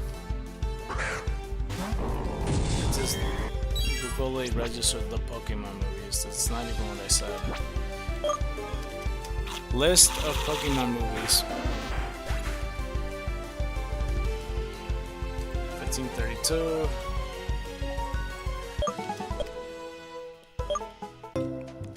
Okay, so should I look at Wikipedia? I'll just check Wikipedia since I committed with that. I just want to make sure if there's any all the X and Y movies that I got. Whoa, there's long specials? I just read that. What the fuck? Is that Legend of Thunder with Raikou? It better be. Some bullshit that Raikou keeps getting shafted. 1533. And I know that there's Shiny Raikou, but Shiny Suicune and Shiny Entei is also there. Technically, Entei, you know, that's his first movie too, so I guess I shouldn't be, but there's an Illusion Entei, so at least have an Illusion fucking, you know, Raikou somehow, some way. Okay, so let's go ahead. 1534. Okay, so let's see. So according to this, so X and Y starts with 17. 18 is clearly X and Y. 19 is also X and Y. 20, I'm not even sure. I'm pretty sure that's his Generation 1, but everything else. But there's also Marshadow. Is that Marshadow Gen 7? And then the Power of Us. Isn't that just like Pokemon 2000 all over again? That's the part I don't understand. I don't know, I don't get it. They just kind of reboot the movies from there on. 1535. So 17, 18, 19, so it's just a trilogy of X and Y movies. Fuck. So I guess we could do Bonnie, Clement, and Serena, I suppose. I really hope I counted. I feel like I did, but I could be wrong. Well, I mean, if it's just a trilogy for X and Y on movies, because yeah, there's Mewtwo Strikes Back, Evolution. They did this in a weird order, now that I look at it, because I kind of, it didn't faze me a second ago when I saw Pokemon in the movie I Choose You, but that's the first episode. Then they do Pokemon 2000 again, then is Pokemon 1 in the reboot, and then Pokemon Movies of the Secret of the Jungle. I think that's Sword and Shield, right? I think so? I'm almost positive that's like Sword and Shield. Let's see, there's also live action movies, which is just Detective Pikachu. I don't know why I checked, like if I were to see more. Long specials, yeah, Mewtwo returns. Yeah, there it is. That's a good one right there.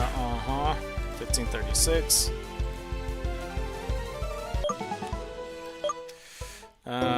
The Legend of Thunder, yeah, the Raikou one, that's really goated. I don't know when that would take place. Maybe after Pokemon Forever, I suppose.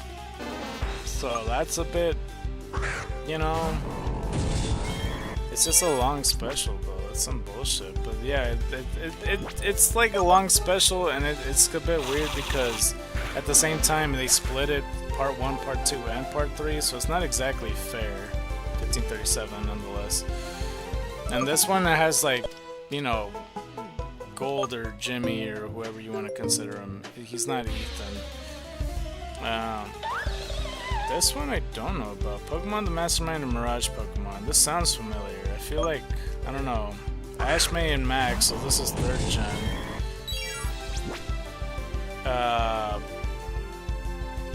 Shit, I have no idea. Something about this feels familiar, but it says Mirage Mewtwo's in this. So maybe we gotta read these too, bruh. Did I already read the 3.5, right? I think I have. It's gotta feel weird reading, you know, halfway in some other things. Pokemon Origins? No, I seen that one. Does that count? There's 4 files. I already seen that. I watched it recently with a few friends of mine in the past. And then Pokemon the Arceus Chronicles. I don't know that. That one's cool. Okay, well, nonetheless, maybe we'll retouch on the Pokemon Origins. I don't think I could consider that as a long special. That's just kind of a mini episodic series. That's really good. I don't think I could consider counting that. Like Legend of Thunder I kinda count, but they split it up a lot. The Legend of Arceus Chronicles, 4 episodes miniseries formatted single-length movie when released in Japan. Yeah, the Team Galactic thing. Oh no, this is... what? I'm confused. What? I don't understand. I'm reading it says Ash and Go, but then Team Galactic's there. And Don's there. I don't get it. Okay, well it says 2022. We'll figure it out. We'll make this work. Because some of this shit don't add up, if we're being honest. But we'll look into it. Our character that I think we should pick Bonnie, because Bonnie's the one that got the Diancite and you know, managed to have the friendship with Diancie to get her to a Mega Diancie. So I think she'd be the perfect character to cover, and it's not going to be too much to talk about. And I'm not feeling tired, so I'm not gonna... I don't think I counted that one. Maybe I did. I'm not sure. But yeah, I think Bonnie would be a pretty good choice, in my opinion. So yeah, let's go pick her as our character after the movie. Hopefully I could do that. Bonnie! Oh fuck, I typed Bonnie and Five Nights at Freddy's popped up, bruh. Let me put Pokemon at the end then, shit. Alright, 1540. Bro, this dude with the leaf blower? Yo? Are you just, like, just leaving it on until you find leaves, or what the fuck, man? Bonnie the Bunny. Oh wait, no, that's still about Five Nights at Freddy's, never mind. It shows the pictures of Bonnie, and then explaining the character. Okay, look, this is what it says. Bonnie is a common name for fictional character, which prominent examples include Bonnie the Bunny from the Five Nights at Freddy's video game series, Bonnie from the Pokemon anime series, and Bonnie from the Walking Dead game fanfiction. Alright, anyway. Let me go to Bonnie in the anime. Yo, go away with that leaf blower shit, bruh. It's getting louder. Asshole. Okay, we might have to wait it out till he's finished. Let's see how fast. Whoa, the Japanese name for her is Eureka. Interesting. I was gonna check how long this thing is, but yeah, let's see. it's not. I mean, it's not that bad. It's gonna take up time. It's gonna take up some time, I should say, but not too bad. Well, actually, yeah, no, this is pretty lengthy, actually. Interesting, though. Let's see.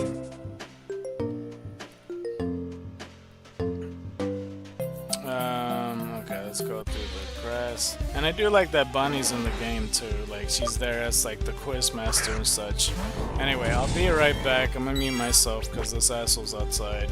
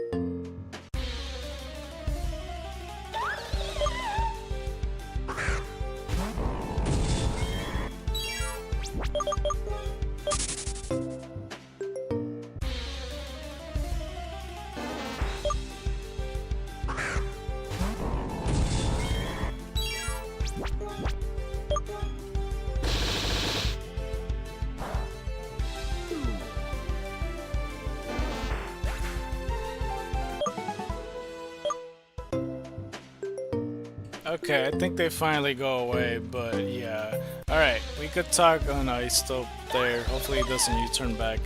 As soon as I muted, I saw something amazing that I didn't even realize. I only saw like one episode of X and Y and some clips here and there, but you know, I definitely played X and Y, so.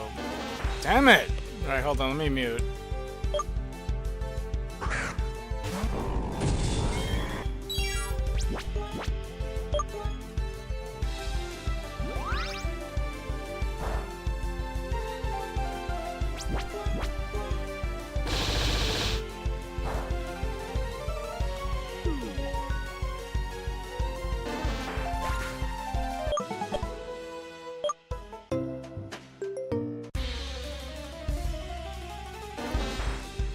Okay, I think I'm back. I don't know why he did a U-turn, turn it on, then turn back. It feels like he's trolling with me. I know he's not, but shit. Anyway, Bonnie, Japanese name Eureka, is an aspiring Pokemon trainer as a former traveling companion of Ash. As we get another one, I have 1547. And yeah. She made her debut appearance in Kalos, where dreams and adventures begin, along with her older brother Clement. So yeah, let's go here. History. In the pre-series, Bonnie grew up in Limio City in the Kalos region with her father, Mayor, and the older brother, Clement. After Clement became the gym leader in their hometown, Bonnie spent most of her time there. Bonnie also loved Pokemon a lot and decided to become a Pokemon trainer someday. Pokemon the series X and Y. Bonnie was first seen with her brother Clement in Lumio City. Both were standing outside the Prism Tower when they watched Ash go inside to challenge the Lumio's gym. When Ash was ejected out of the building, Clement saved Ash with his Clenomatic gear, while Bonnie saved Ash's Pikachu by catching him before he hit the ground. Honestly, all the X and Y main characters I don't have any problem with. If anything, the one that I have the most problem with is Ash. And everybody else I like a lot. I like Clement and I like Bonnie and Serena. Let's see. Thinking that he was cute, Bonnie hugged Pikachu, who has shocked her in retaliation. Bonnie quickly apologized and explained that she is too young to have her own Pokemon and therefore always becomes excited when she meets one.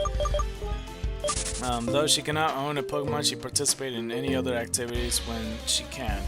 Okay, there's plenty of youngsters about her age that has Rattatas and shit like that. There's no problem that she has a Pokemon. There's nothing wrong with that. Is there something wrong with that? No. No. I mean, honestly, yeah, if it was real life, maybe kids shouldn't have full-grown animals attacking other animals, but I'm just saying. Or like just objects or whatever the fuck the Pokemon is. Let's see, where was I? But yeah, she participated in any other activities when she can. When Clement and Ash had a battle against each other, she refereed the match for them. She later led them to Professor Sycamore's lab when Froakie was injured by Team Rocket. In Lumio City Pursuit, Bonnie met Professor Sycamore's Garchomp and played with the professor's other Pokemon before Team Rocket infiltrated the lab. Bonnie tagged along with Ash and Clement to help free the enraged Garchomp from the machine controlling her, and Bonnie watched her brother use one of his inventions to break into the Prism Tower. In a battle of aerial mobility, Bonnie and Clement officially decide to accompany Ash on his journey through Kalos. Later in the episode, the group encountered a wild Dedenne. Bonnie asked Clement to allow her to keep Dedenne, and Ash agreed. Bonnie tried to offer a berry to Dedenne, but a wild fledgling stole the berry, scaring off Dedenne in the process. She later watched with her brother as Ash caught the fledgling.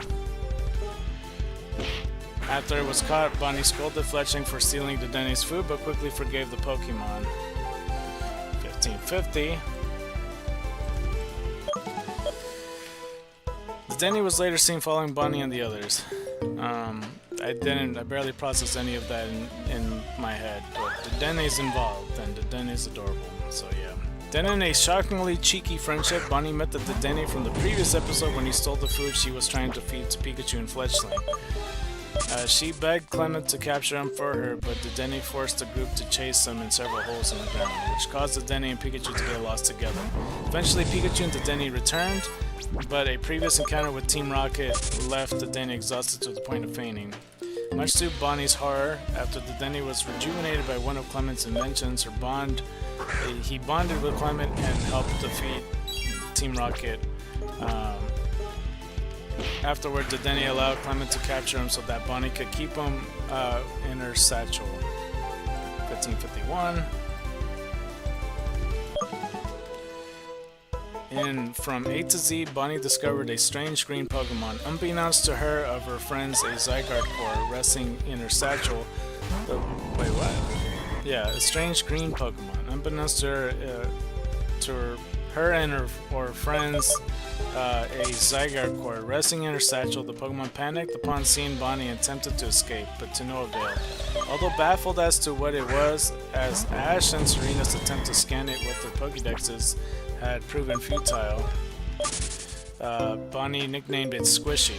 Japanese name is Puny-chan, which I think, yeah, because like there's a Digimon named Punymon, so I guess that checks out that it's Squishymon, I guess. In the absence of a species name, dead set on looking after it. Unfortunately, Squishy was quickly lost because of a Dodrio stampede caused by Sawyer's Grovyle.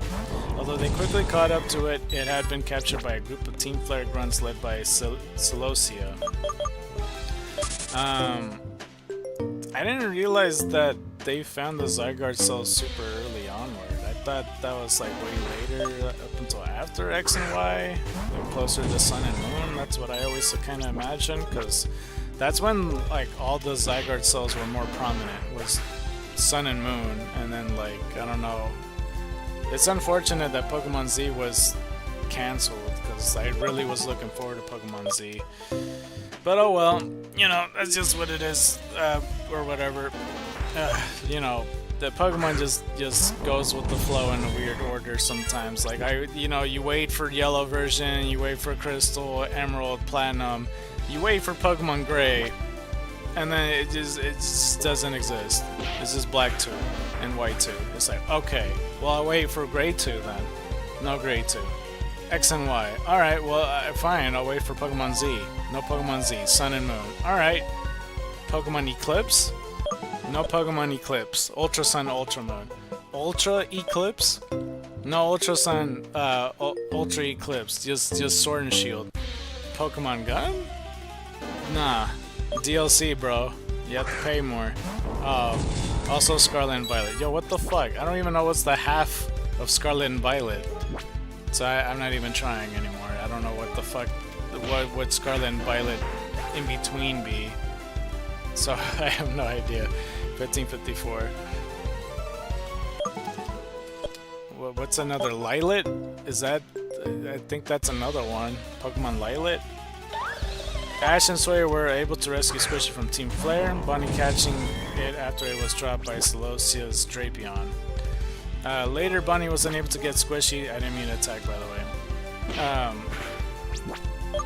Later, Bonnie was unable to get Squishy to eat, not understanding why until it crawled over to a rock to rest and absorb sunlight. Afterward, when it saw Terminus Cave on Serena's town map, it attacked the device, apparently thinking it was a portal to the cave. As a result, the group decided that it was their next destination.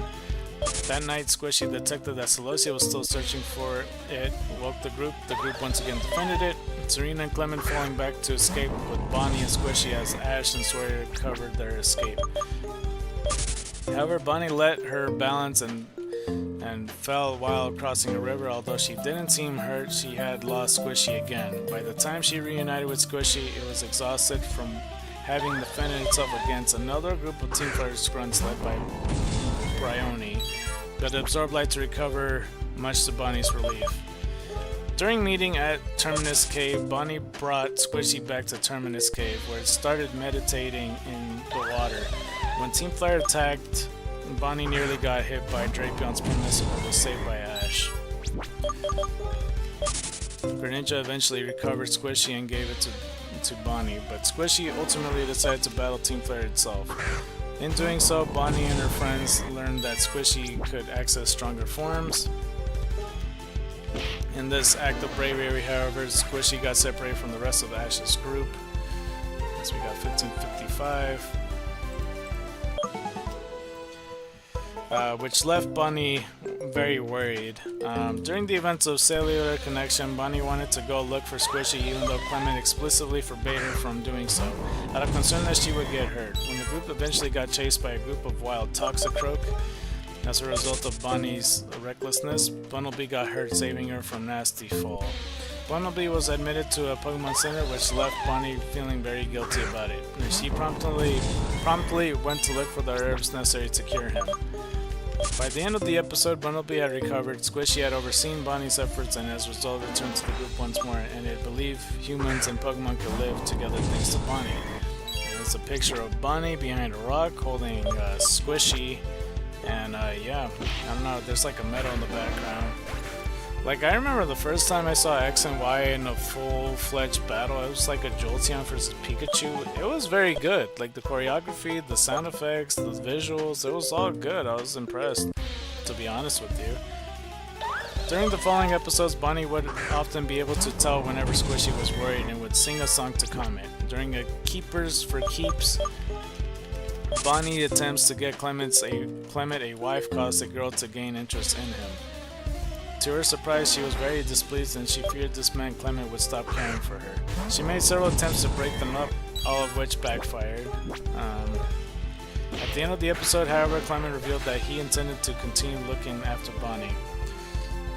I think it's pretty adorable that she's trying to, like, you know, hook up her brother with the girl. It's kind of a reverse than like Brock, you know, hitting on a girl and getting cock blocked by multiple things, like, you know, whether it's Misty or Max or Krogunk.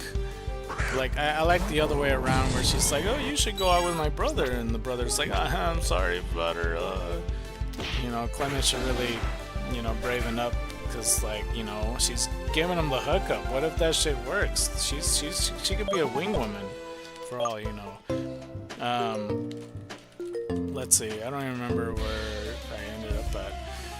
At the end of the episode, however, Clement revealed that he intended to continue looking after Bunny after learning nothing from the whole ordeal. Bunny immediately resumed their attempts to get Clement a wife. Yeah, it is a bit extreme to just, like, look for a straight-up wife. But, you know, I think it's kind of cool that, like, if it's, like, you know, a girlfriend or something, that'd be pretty interesting. I mean, it's never gonna happen at this rate like that. Like, I'm sure that Clement is gonna find her on his own or something, I don't know. During the events of championing a research battle, she was the one who told Diantha about Ash and Greninja's unique transformation. Damn, they skipped a lot. Later on, she would be the one to dub the form Ash Greninja. 1560.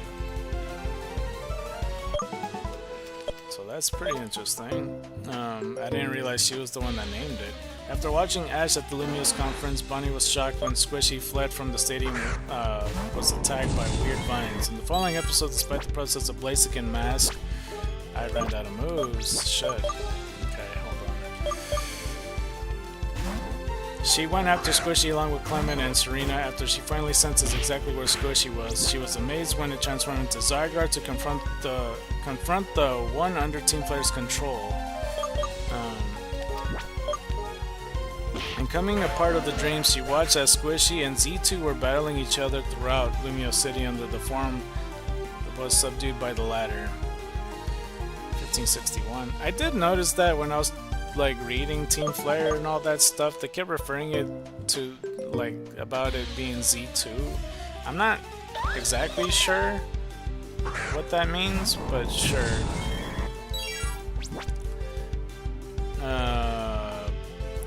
Okay, so she sensed Squishy's pain and fell to her knees, and after she stood back up, she was rescued by Blaziken Mask, Mega Blaziken, when one of the giant's roots almost attacked her.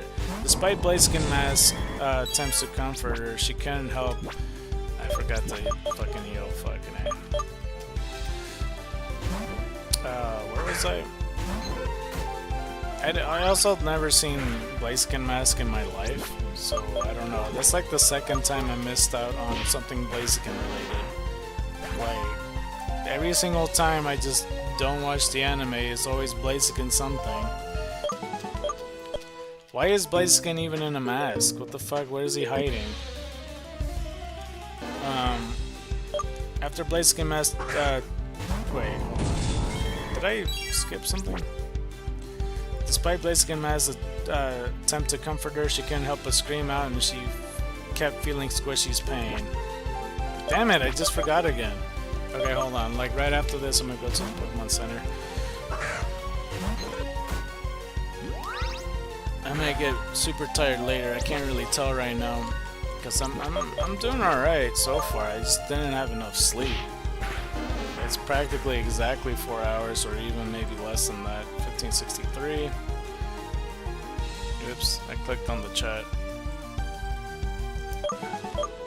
Alright, let's go to the Pokemon Center. I think it's because I was reading, I got distracted and I just kept going or something, I don't know. Oh god, I didn't mean to go up for some reason. Ah! Okay.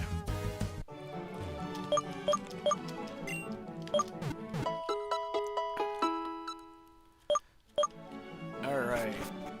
Is today Tuesday, right? Yeah, today's Tuesday. Doesn't feel like a Tuesday to me. It's rather weird. Okay, let's go ahead and do it. So yeah, so she can't help but scream out as she kept feeling Squishy's pain. In the right hero for the right job, Bunny kept trying to reach out to Squishy, who in return attacked her with vines. After Blaziken Mask took her hit for her, a desperate Bunny began to tear up, and with no other options left, 1564. Began singing Squishy's song. This managed to snap Squishy out of its mind control, and Bonnie was overjoyed when Squishy came to her side. Soon after, however, Squishy left after it sensed Z2 being freed from Team Flare's control. In the following episode,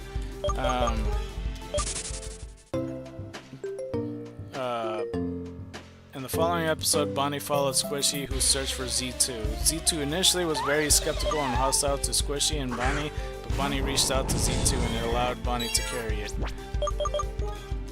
After that, Bonnie, along with Squishy, Z2, and Blaziken Mask were brought along in the helicopter with Ash, Elaine, Clement, and Malva, who's chasing after the giant rock. For most of the fight with the giant rock, Bonnie stayed with Squishy and Z2 on the sidelines watching the events of Myron and Serena, who was tasked to protect the two young girls and forming a more perfect union. 1565.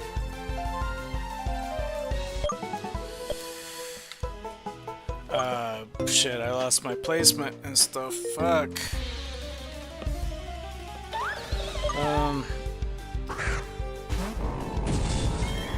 Oh, and forming a perfect union after a devastating attack from the giant rock. I still don't know what the fuck the giant rock is, dude.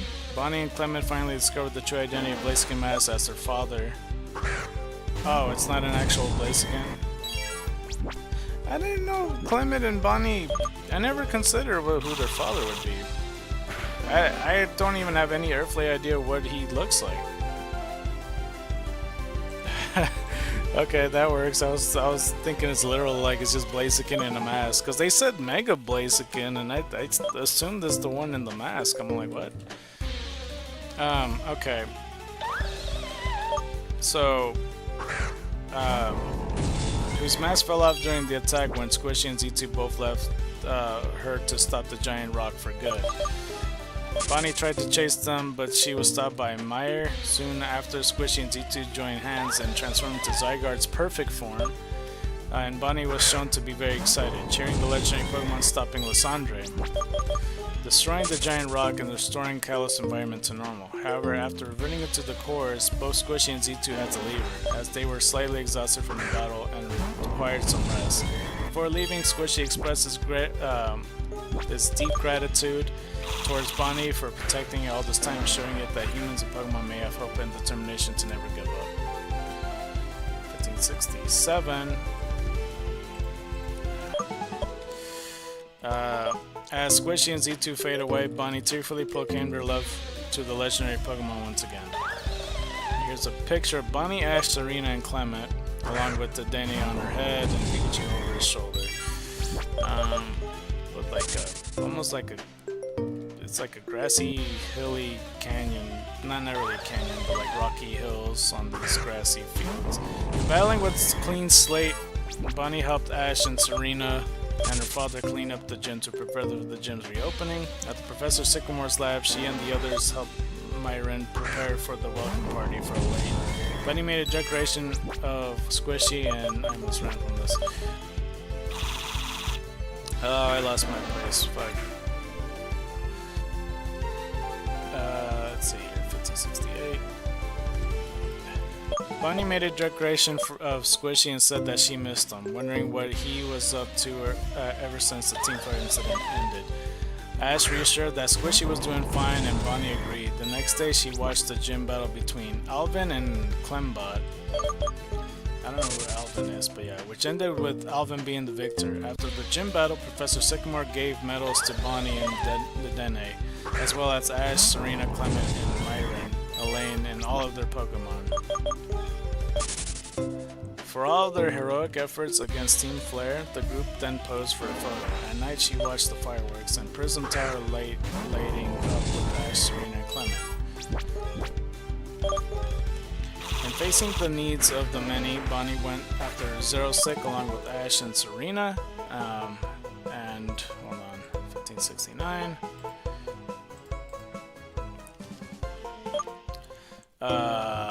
Fuck, where was I? Shit, I hate when this happens. Bunny went after Zero Sick along with Ash, Serena, and Ash's Greninja to rescue her brother Clement from Zero Sick. But when they got there,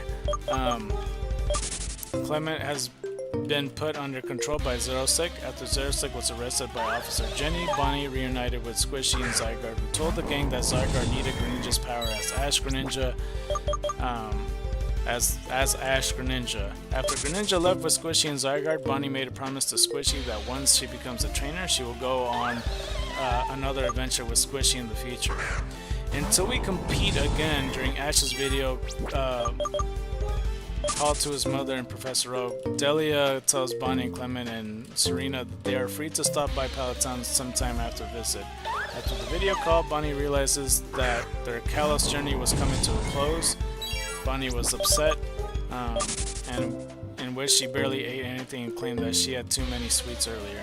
Clement reminded her not to do so before meals. Later, Professor Sycamore, Elaine, and Myron stopped by to bid them a final farewell before a gang heads to the airport. After Professor Sycamore, Elaine, and Myron left, Ash and the others head to the airport, which caused Bonnie to be sad again, I should say. Bonnie and Clement with Silence. Silence is, there for some reason, and he's left on his finger looking like, haha, won! And they're like at a subway station, I assume. And Bonnie's just looking at looking at the elbow for some reason, I noticed. And Clement's looking at directly at the one. He's also one, yeah, because Clement is a smart dude. Anyway. When the gang arrived at the airport, oh, that's the airport, never mind, it's not the train station. The Pokemon started bidding many farewells to each other. However, Dedenne was unable to bear the goodbyes and run off around the airport. After Bonnie found Dedenne, she tells them that they need to say their goodbyes. She explains to Dedenne that Ash and Serena need to go on and pursue their dreams, the same as she wants to become a trainer someday with her partner Dedenne. She told them that she will hopefully defeat Serena and Ash in a Pokemon Showcase and Pokemon Battle respectively, and have a gym battle against her brother Clement. Dedenne jumps back into Bonnie's arms, although still upset but understands what Bonnie is saying and begins to cheer up along with her. After Serena's flight left for Hoenn, Clement and Ash have one final battle before Ash's flight leaves for Kanto, as we get another one, 1571.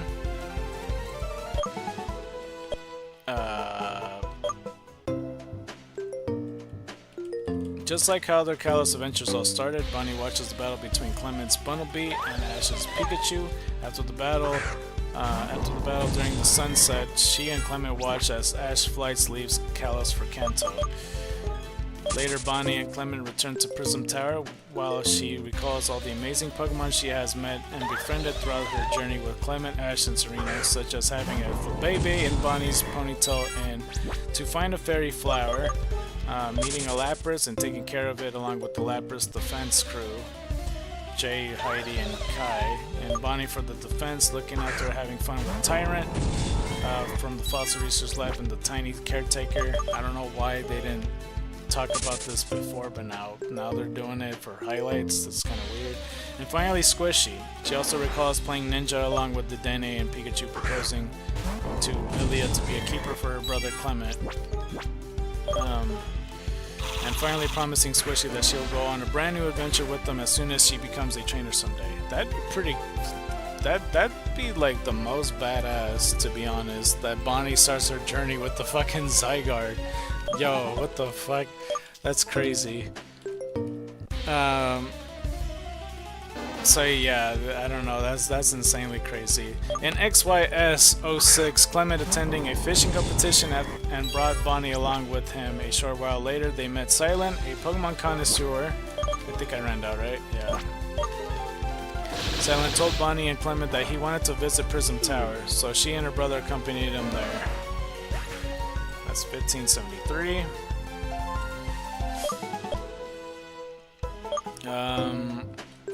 When they decided to take the subway to get there, oh, it was the subway, shit. Well, I said the train station either way, same difference, you know what I mean. When they decided to take the subway to get there, Bonnie, however, ended up boarding the train all by herself, and she did not realize that the train she boarded had a problem. Silent and Clement both managed to rescue Bonnie from the runaway malfunctioned train. However, just before the two reached the train, a wild Electros got the train to move again with Bonnie. I think I remember they mentioning this with the Silent episode, actually. 1574. A wild Electros got the train to move again with Bonnie still on board. After she got rescued before the train crashed, they took Silent to check out Prism Tower before he split up with Bonnie and Clement. Pokemon Journey the series with Bonnie has like I think this is what the satchel that they're talking about. It's like a yellow satchel with fluff on it, and the Danny just sitting in it, or maybe it's just a bag. I'm not really sure. But she's like in front of a lake that has trees around everywhere, with the sky looking pretty nice, to be honest. Bunny reappeared in the features now thanks to strategy, meeting Go as he was trying to catch a Froakie. Once Go had caught Froakie, this fucker caught a Froakie? What? Bonnie accompanied him to Lumio's gym when they reunited with Ash and Clement. Seeing Ash Pokemon's team, Bonnie instantly took a liking to Dracovish and made friends with it. She later observed a brief double battle between Ash and Clement. Like, Ash already has a Greninja and Go just casually just catches a Froakie? Are they not rare over there or some shit? Maybe that's why. He just saw it. He's like, oh fuck, that's a rare Pokemon. Let me catch it. And he just ends up doing it. In taking two for the team, Bonnie joined Clement and Go in watching Ash's World Coronation Series battle against Drasna. She also revealed that Clement had once battled Drasna as well, although Clement didn't want to be reminded of it due to how utterly he had been defeated.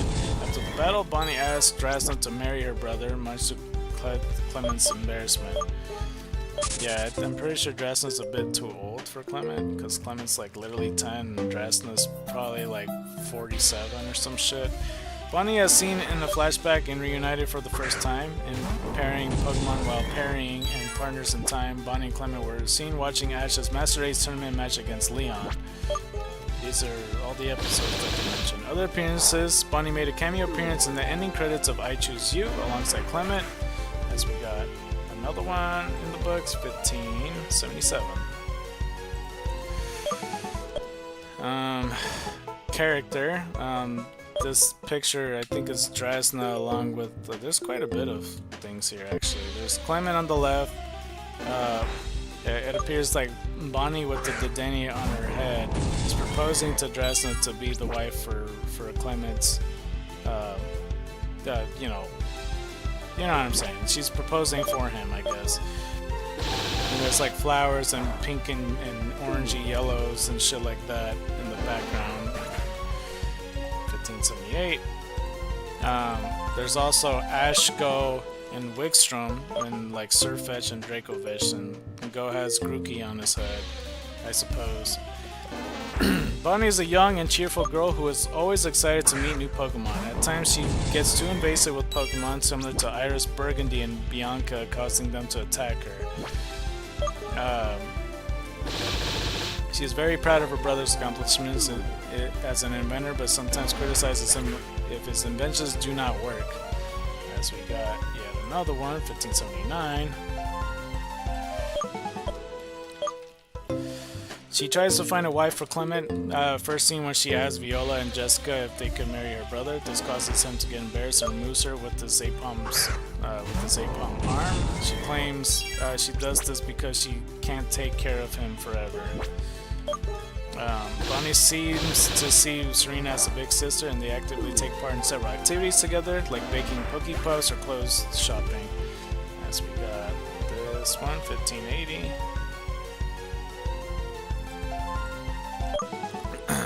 They also sleep together and play games as well. The majority of the time, if she isn't clinging on to Clement, she's attached herself to Serena. On the rare occasion she's scared or troubled and Clement isn't nearby, Bonnie will hug Serena for comfort. She is also one of the few characters aware that Serena has a crush on Ash. Bonnie doesn't interact with Ash as often as she does with Serena or her brother, but it is evident that she looks upon him favorably and respects him. She almost always supports Ash in battle, the only exceptions being when he battles her brother. Ash in turn cares for Bonnie like a little sister and does his best to help protect her, although he is quite lenient about it compared to Clement. Being relatively immature himself, Ash is usually the first to support Bonnie's pleas for fun activities, even when Clement is reluctant. As we got another one, 1581. Come on, there you go. She also views Ash as being quite dense, being unable to see the obvious affection Serena has for him. Bonnie dislikes feeling left out in battles in the sky. She got upset because she was too small to glide in a wingsuit and in a stealthy challenge, where she naively asked Ash, the newly evolved Frogadier, to change back into Froakie so she could see his evolution, in which Clement replied that her request was impossible, though she cannot own her own Pokemon. She participates in things that she can still do, such as refereeing unofficial matches. She also asked her brother permission to keep Pokemon that she one day wants to train when she is old enough to be her trainer. She enjoys taking care of her friends' Pokemon and particularly likes brushing their fur, similar to being a groomer. She always likes to be able to participate in the same activities and the rest of the group are taking part in. Hold on, 1582.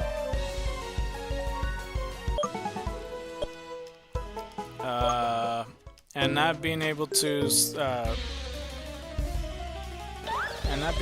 such as in Battle in the Sky, when she's denied entry to the indoor skydiving facility, or otherwise being able to get in her way, causes her to pout.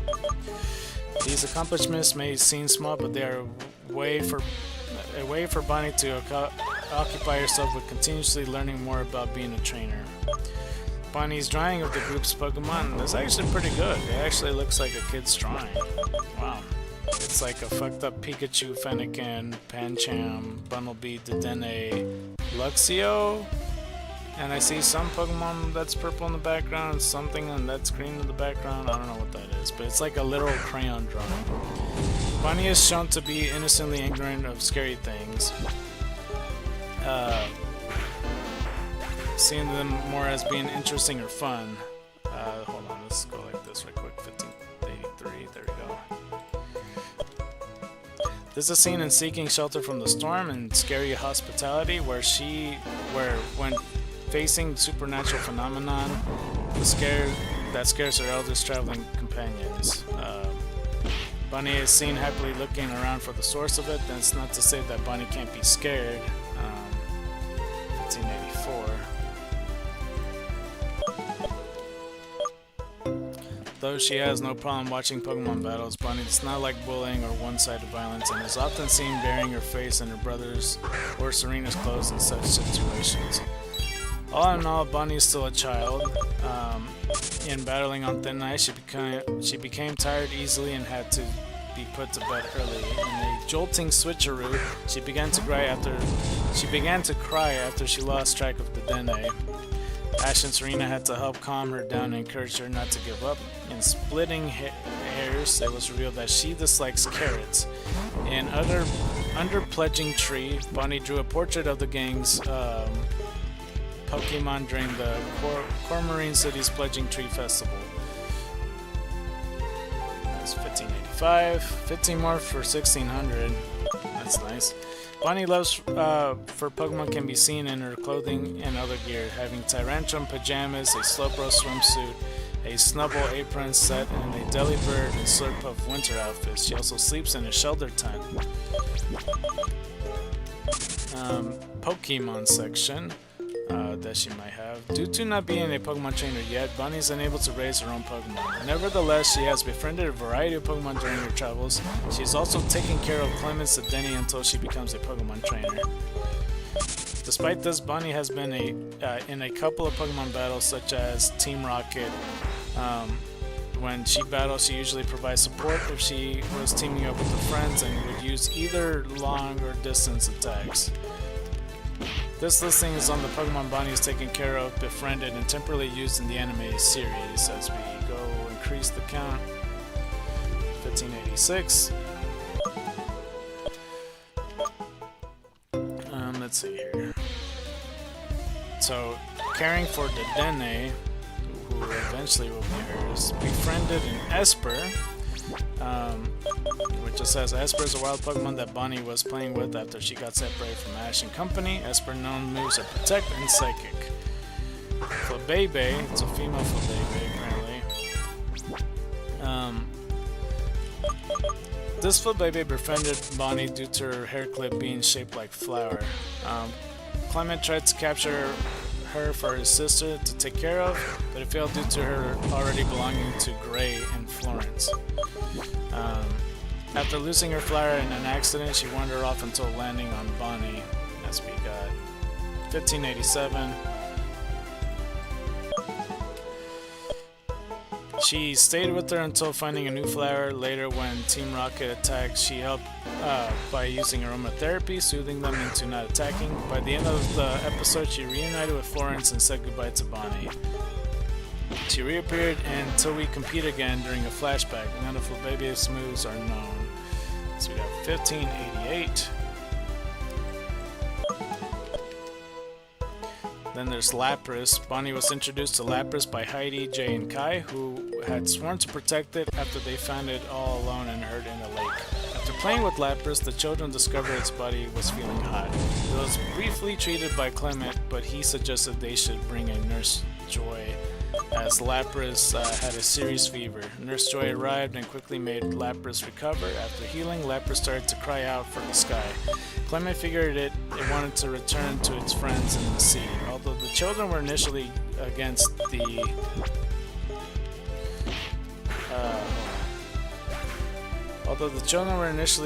idea, 1589, of letting Lapras return to its natural habitat, they decided that they truly loved it, they wouldn't help in returning it. Moments later, Team Rocket appeared wanting to steal Lapras while Ash, Clement, and Serena fought them. The children ensured Lapras was guided safely to the sea, although it got confused by James' in-case Psybeam. So we got 1590, 10 more for 1600. Heidi made it remember the good times they had with it. After this, its friends quickly came to help it and froze Team Rocket with Ice Beam. Afterward, Lapras said goodbye to the Lapras Defense Force as it returned to the sea with its friends. It reappeared until we compete again during a flashback. Lapras' only known moves is Water Gun. 1591. So then there's Tyrant to Tyrantrum. Let's see here. Bonnie first found his Tyrantrum in a forest at night as a tyrant. After playing with it, taking care of it for a while, Team Rocket tries to steal Tyrant. Bonnie and Tyrant tries to run away from them. But eventually, Team Rocket caught up to them and snatched Tyrant. When Team Rocket left Bonnie fall from their balloon, Tyrant evolved into Tyrantrum and saved Bonnie before sending Team Rocket blasting off again. Afterward, Bonnie asked Clement to catch Tyrantrum, but he failed due to it already belonging to someone. It turned out that Tyrantrum was a restored fossil Pokemon from a nearby Pokemon Fossil Research Lab. It was returned to be with its kind there, but not before having final goodbye with Bonnie. It reappeared until we compete again during a flashback. Tyrantrum's known moves are Fire Fang and Crunch. And then there's Squishy. So yeah, we know about Squishy right here. Throughout the X and Y and Z arc of the Pokemon the series X and Y, Bonnie took care of this Zygarde core and had escaped the captivity of Team Flare. Under Bonnie's care, Squishy learned to trust humans and place its faith in Bonnie, Ash, Ash, Greninja, and the others, and let me count this right here. 1582, 8 more for 1600.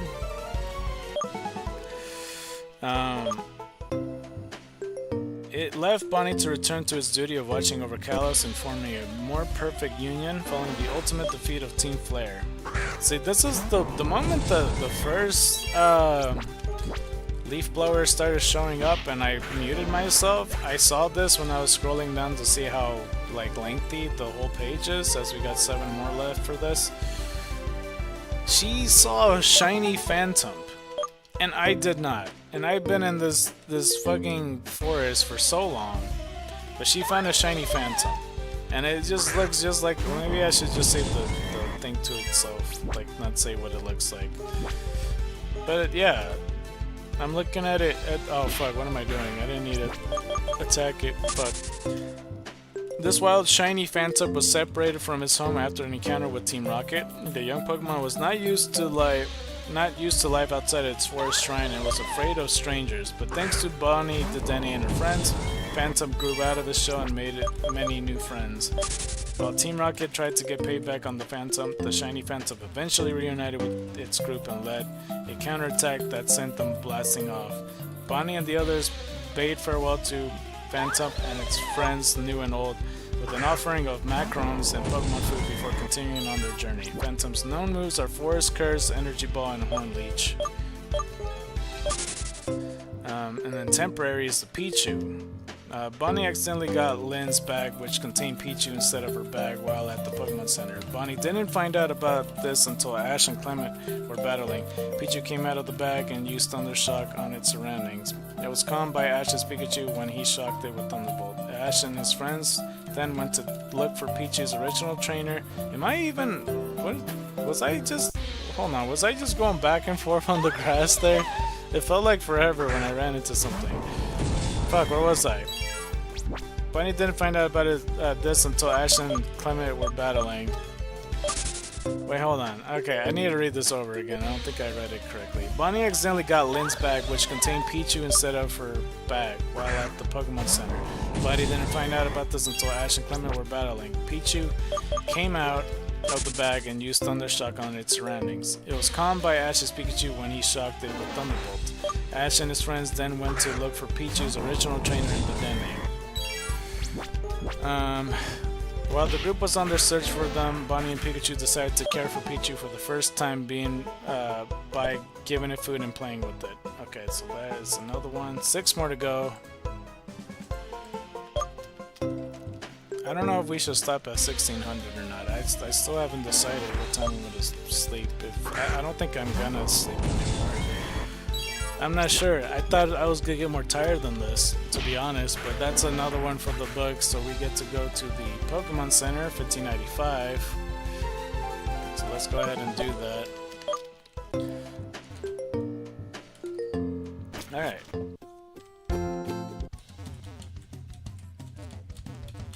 I do think that this is the perfect time, you know, to do a very long, like, shiny hunt and stuff.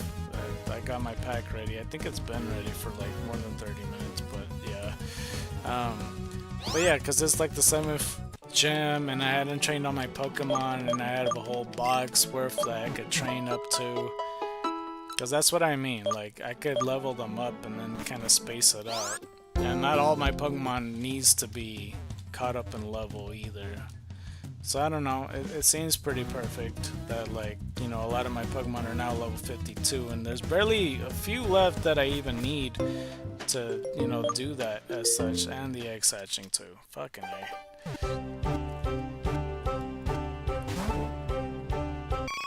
Okay, well that's 167, I think? 167, I think. Alright, well, back out I go, I guess. Alright, let's go. Oops, let's go over her.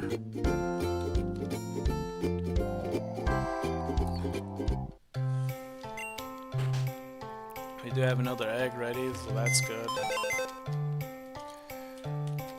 Okay, well, I hope that is the case. Yeah, it appears to be correct. Cool. 167, we got special tech up, speed is down, adaptability ability. Quiet nature, likes to run and stuff. Nice. Okay.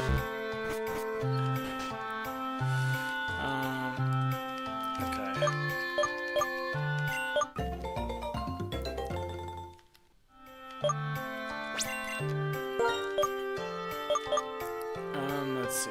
Let's go over here.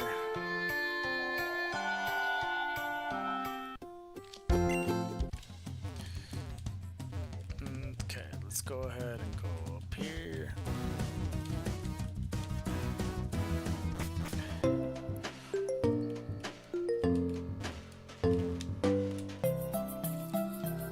Alright, while the group was on their search for them, Bonnie and Pikachu decided to care for Pikachu for the time being by giving it food and playing with it. I already read that part, but that's where we caught up at.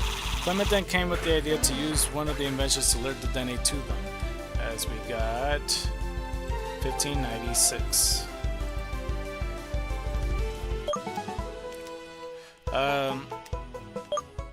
The invention eventually exploded, but the explosion was noticed by Lynn's older sister, Lena, who quickly rushed to the scene as she in turn was looking for Lynn. Lena was happy to find Pichu with the group and joined them to find Lynn and the Dene. And the page just shut itself. I'll have to catch up to that part. Okay, well, let's go to that. 1587, 3 more to go for 1600. Advertisement slowing every fucking thing down. There we go. Okay, let's go to the Pokemon section again and the Pichu section. If I may. I already read more than halfway, which is pretty good.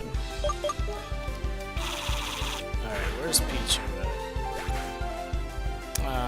Okay, I made it to the Pichu section. Now I don't even remember where I left off at. 1598, however, though, 2 more to go for 1600.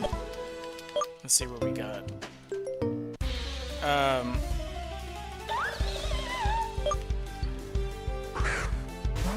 But yeah, so the invention eventually exploded. I remember that part. But the explosion was noticed by Lynn's older sister, Lena, who quickly rushed to the scene. As she, in turn, was looking for Lynn, Lena was happy to find Pichu with the group and joined them to find Lynn and the Dene. The group eventually found them in a grape orchard, about to be attacked by a wild Beedrill. Pikachu drove the Beedrill away and Pichu happily reunited with Lynn. 1599.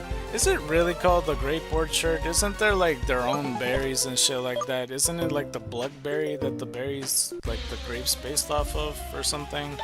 I don't know. But yeah, they were about to be attacked by a Beedrill apparently. Pikachu drove the Beedrill away and Pichu happily reunited with Lynn. Pichu's only known move is Thunder Shock. Then there's Skiddo. Skiddo was a lot bigger than I thought from what I see in the picture here. Bunny was riding Skiddo when she took part in Grace Racing training. None of the Skiddo's moves are known. Does that really count? That's like for rent and like, I don't know. I don't go go-karting and then claim that the car is mine, okay? Like, that's what I mean. Like, you get the chance to ride it and then that's about it. There's Gumi. In one for the Gumi, Bonnie along with Serena temporarily used Ash's Gumi in a battle against Team Rocket, but it ran off after remembering the terrible experience it had with Bug-type Pokemon.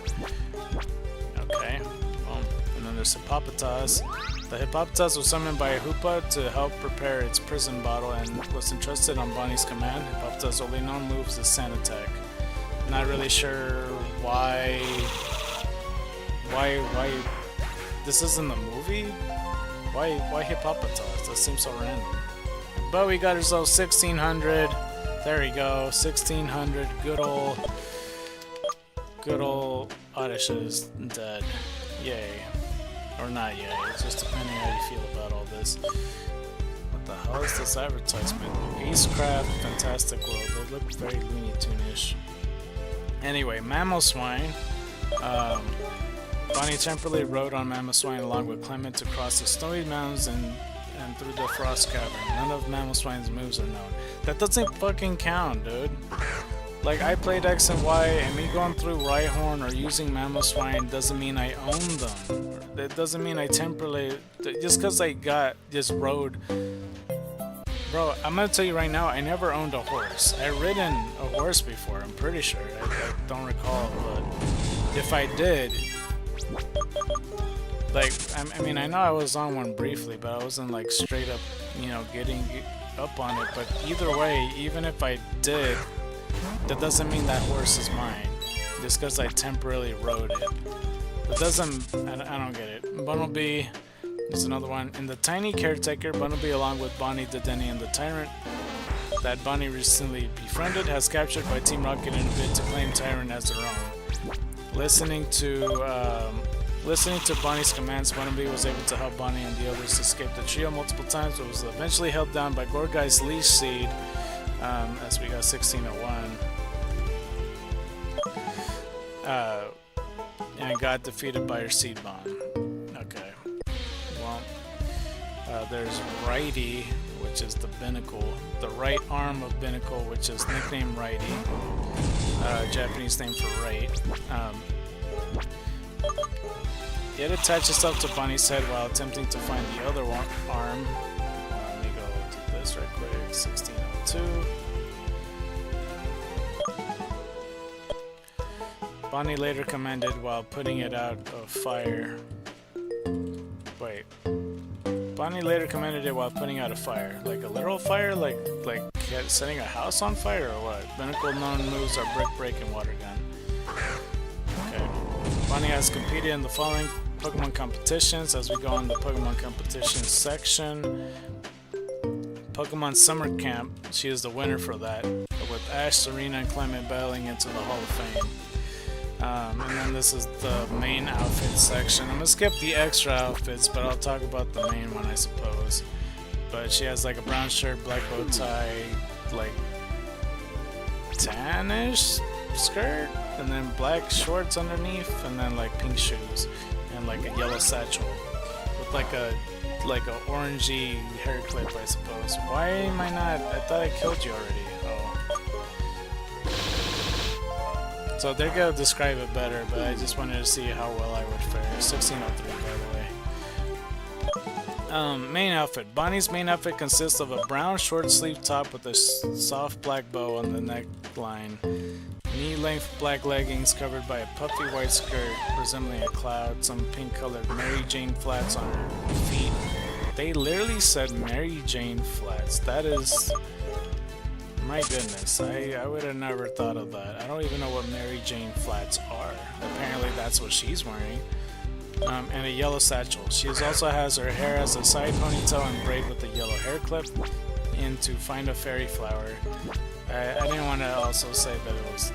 that's why I said it was orange. I felt weird by calling it yellow too, but apparently it is yellow. To find a fairy flower, Bonnie had her ponytail put into a bun and had her red clips around the look that looked like a flower petals. So we got 1604. Let's see. After meeting Squishy and from A to Z, Bonnie's satchel has been sewn with an extra slot down by Serena to hold Squishy in, which was done in Love Strike's Eevee. Yikes. Other outfits I'm completely skipping. I don't even feel truly comfortable talking about the pictures that's about to come up, but we're gonna go for it. Bonnie in her Tyrantrum pajamas. You know, I'm not gonna even try to describe them. Just you know, picture that. Bonnie in her training suit. Bonnie in her Snubble cooking clothes. Bonnie in her Slowbro swimsuit. Bonnie wearing a Delibird snow outfit. Let's see here. Bonnie's Slurp Up snowsuit. Bonnie in her Ludicolo costume. And for some reason, Clement's in a Watchhog suit. 1605. Bonnie wearing a blue swimsuit. There's Bonnie in a dessert dress, sorry. It's food next to a Diancie for some reason. Bonnie in a fancy gown, also next to Diancie. Bonnie in a frilly dress, also next to Diancie. I guess they're all just posing. Bonnie in a fancy dress with Serena and Diancie this time. You know, they're mixing it up. And Bonnie wearing a fancy dress. Again, they're not... okay. They're not really specifying here, but Serena, Diancie, and Bonnie yet again. Bonnie in a boyish clothes. Hold on, hammer arm. It's just a whole montage. These are all just Serena, Bonnie, and like Diancie pictures. 1606. And this is all just frame by frames on the thing too, huh? Bonnie in a green dress with all three of them, and Dedenne, I forgot to mention about Dedenne. Bonnie in a racing outfit. Bonnie wearing Santa outfit and a giveaway quiz, which is just Serena and her and a bunch of Christmas stuff with the tree in the background. Christmas tree, that is. And yeah, okay, I'm glad I'm over that section because I didn't want to talk about that too much. Because usually I describe it as best I can. Bonnie is a child, so yeah, let's just not. So, yeah. Let's see here. What's the next section?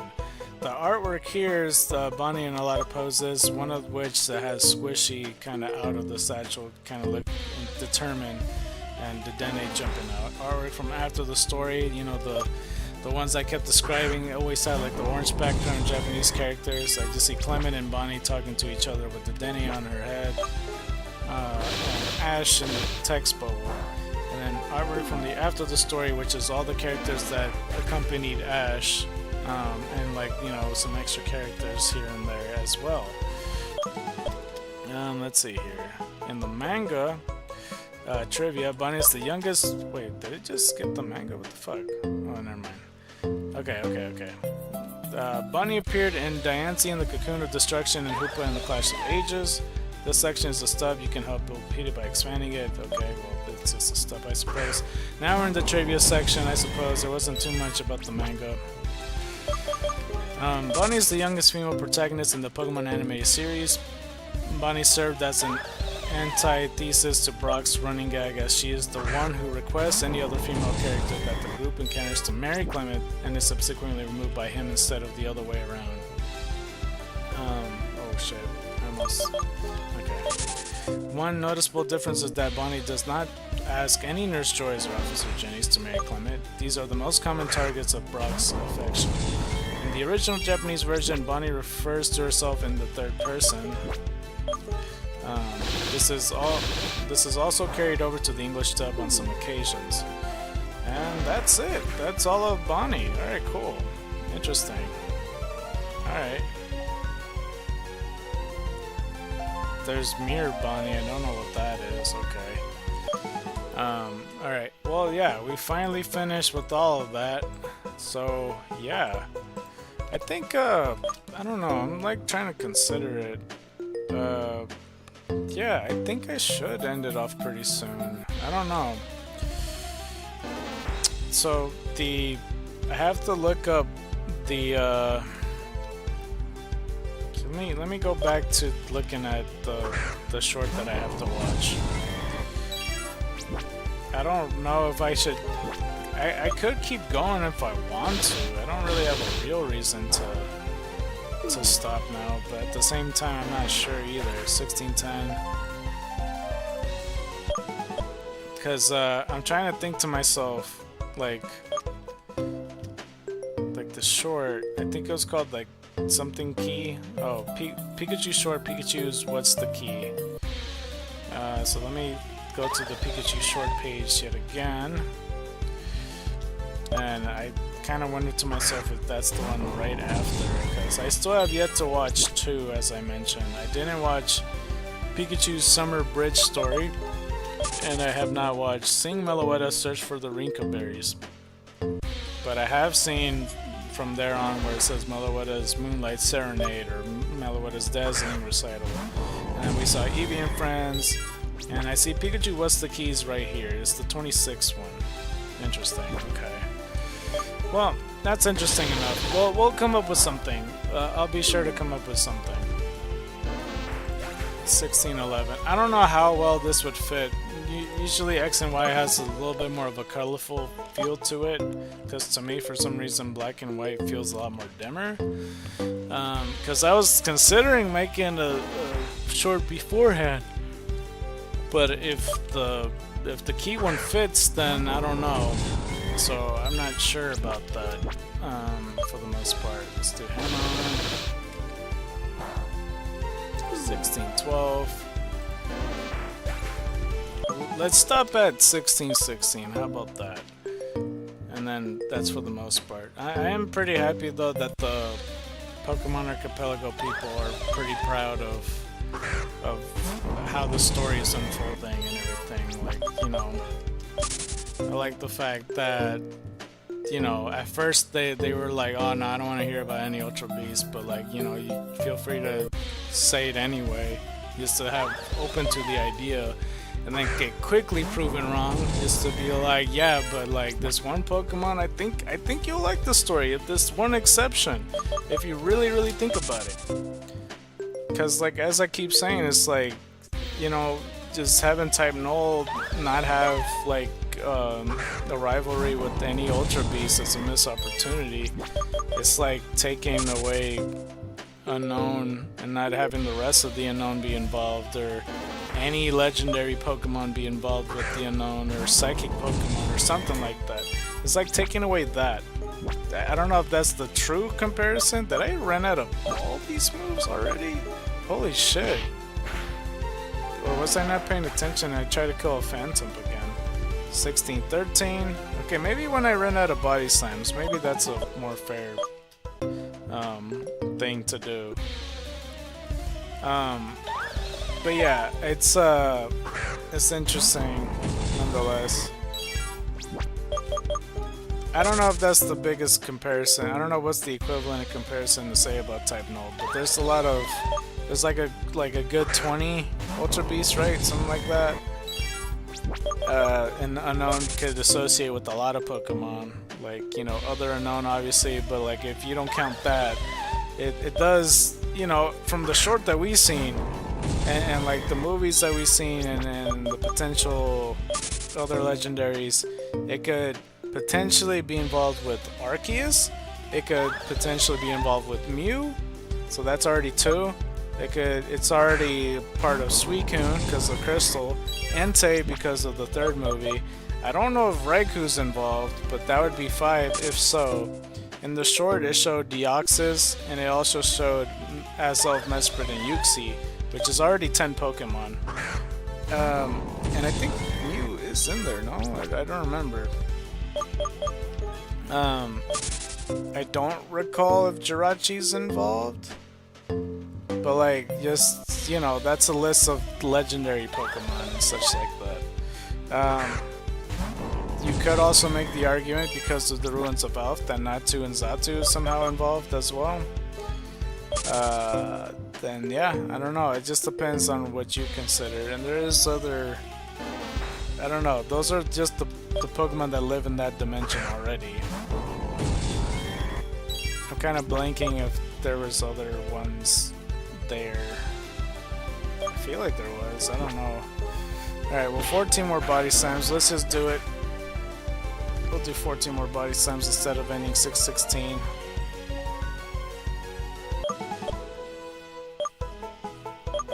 Level 45, it's catching up ever so slowly. It's catching up soon. Oh my god. Okay. That's for the most part. But yeah, no, it's... I was always kind of... I was pretty confident looking in on yesterday that I was like, man, I know they're gonna like this story. Like, why wouldn't they? I feel like if they didn't accept the story, I'd be questioning them, to be honest. But I don't want to be too braggadocious, but you know, just like, I do think it's a good idea and everything, but I'll try to come up with more stuff. I think I just need to get the creative juices flowing once I watch the short, when I get the chance. You know, I'll see if it fits the narrative of the Kakunda destruction with Yveltal, Xerneas, and Diancie. If it does, good on them. You know, then I won't need to make another short, because, you know, I have kept some, like, you know, like I said, the first 3 are perfect to join on theirs or whatever. Well, the first 4, I mean, but like Peekaboo, or the hide and seek one doesn't exactly fit Pokemon Forever, but at the same time, sure. But Pokemon 5 and 6, the shorts, yeah, no, it's kind of feels like an outlier. Pokemon Camp does not fit Pokemon Heroes at all. Like, one's a summer feel, you know, different colorations, blues and reds and whites and stuff like that. The other is Pokemon Camp with the feeling of brown, orange, and fall time. It makes no fucking sense that they would be associated with each other. But they never really tried to. but even the music felt off, and watching it felt off. It didn't feel like the other Pikachu shorts. I wasn't truly a fan of it, and why not's in it. And I love Duskull, but I don't think that was his time yet. They wanted to introduce him though. Or I mean, he was already in 3rd gen, but you know what I mean.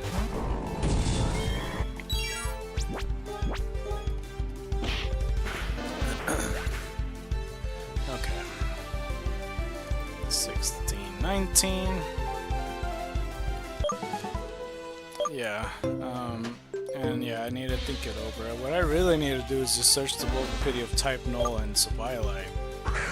And I would read it very soon, but I don't know. If it comes to the point where I already run out of movies to talk about, then yeah, we'll do the other shorts. Because we already did Mewtwo Returns. That's basically Pokemon 3.5 to me.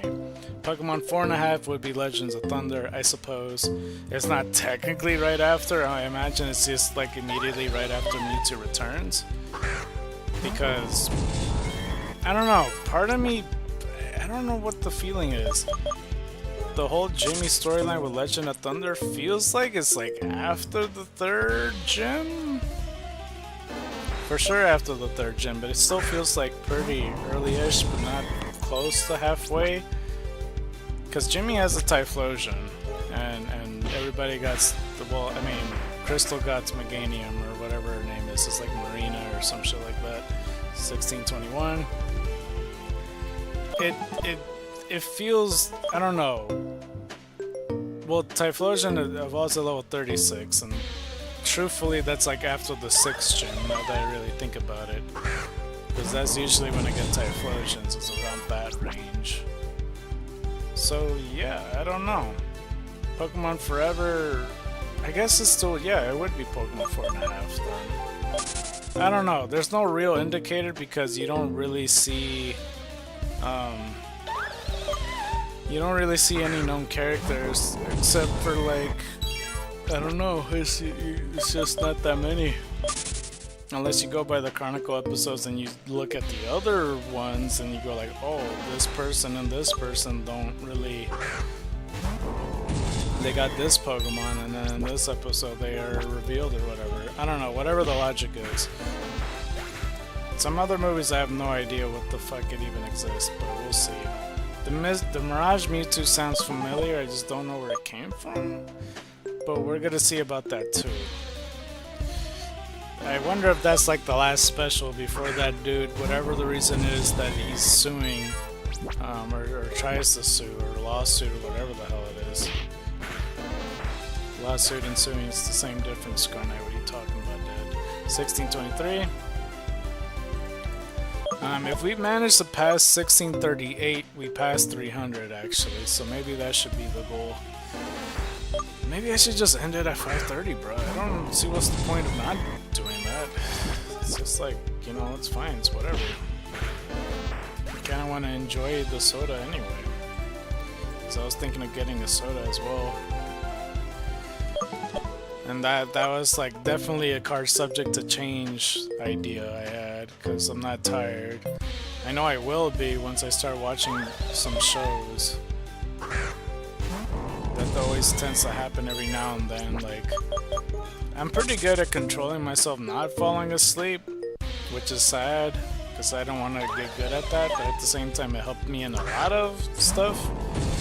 But, I don't know, my eyes kind of glaze over and I'm like, oh shit, or my eyelids are super heavy, and yeah, it gets pretty bad.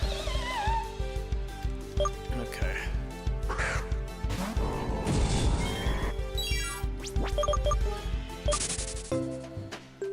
Alright, where are the Oddishes? Where's the retro Oddish, man? I'm pretty sure you guys picked up on it for the past week and a half. I kind of already accepted the fact that there is no retro mons, but I could be wrong. There could be a chance that it's 1 out of 4,000 after all, which would be fucking stupid. And that I have to do this many just to find one. I haven't even found one fucking shiny in this gym alone. 1625. But I think I could go for that though. Let's go for the 38. We just need to find 13 more. I keep increasing the count. I said 16, 16, and then I'm like, okay, once I run out of body slams, and then I got 2 more body slams left, and now I'm all like, oh, after 1638 then. What the fuck? 1626 though.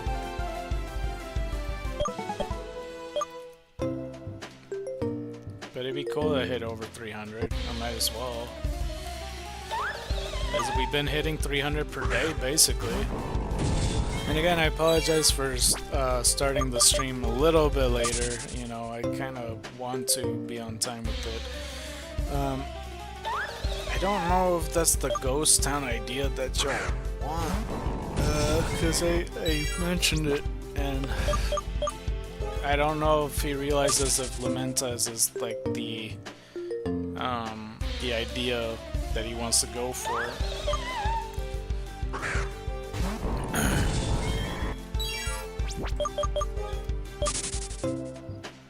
But yeah, it was pretty neat though. It kind of, I don't know, it makes me eager and interested to see the final product, like once Pokemon Archipelago does come out. I still have no idea when I'm gonna play the beta. I don't even know how to get that to work, because I hope it works in a regular emulator.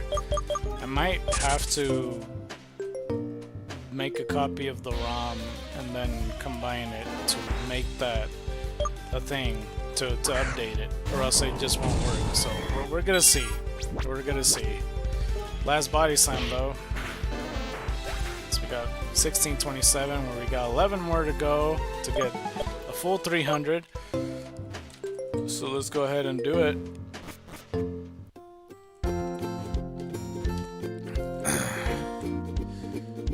I mean, I don't have a big problem with like the Ultra Beast. Like, I don't know. Like, I understand, like, if you know, when I make a Pokemon game, I wouldn't really want too many Ultra Beasts overtaking everything, because they're definitely spotlight takers, for sure. Because they're like, oh shit, it's an invasive species. Oh, because maybe it could be like one section instead of overtaking the whole damn story, because there's quite a bit of them. And yeah, I don't know. I do like Kartana, I just don't like the fact that it's super small. Like, I know that's on purpose by design and what it's based on. At least I believe so. I just I don't know. I like, before everything, when I saw his design at first, I thought he was taller than a Pikachu. He turns out to be shorter than a Pikachu. Much, much shorter. Even shorter than a fucking Pichu, in fact. I mean, I kind of wondered to myself, like, you know, since Necrozma took the light from the world, that these Pokemon eventually developed into something completely else. You know, like I said, Guzzlord, there's theories that it could be a Zygarde and everything, like 100% form Zygarde. And, you know, Nihilego have some evidence that it could be a Zubat or a Tentacool or something, of how common it is, because it's like the most common Pokemon. Unless the counter argument to that is just you just so happen to be in a place where they're more common than anywhere else. I don't know. That'd be kind of bonkers though, because imagine you go to a place and then there's like 14 Moltres. Would be kind of ridiculous, don't you think? It's like a whole family of them. But yeah, I mean, I like most of them, but I do understand that they are weird. But I accept them for being weird. I like the TCG Pocket more, and like the Ultra Beast more through that, not so much in the games. 1629, like I'll do my best to catch them, sure, but like I don't ever use them. I don't think I ever used one except for Poipole. I'm excited for Poipole though, to be honest with you.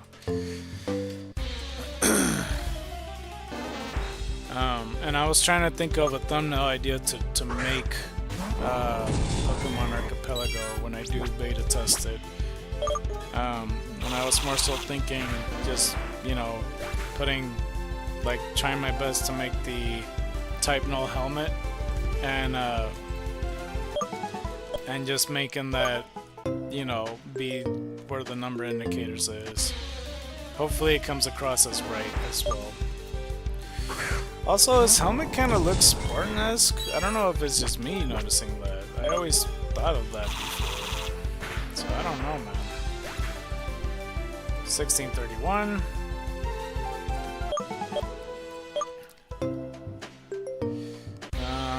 Maybe we should stop at... Because I don't want to just stop at 1638. Because if I did fuck up counting somewhere and reducing that number, it would kind of trigger me that I didn't hit 300. So let's stop at 1640. How about that? You know, while we're at it, 1650. I'm just kidding. Maybe. I haven't really decided yet. If you can't tell, all this is just shit on the fly. You know? 1632. So yeah, it's kind of a thing.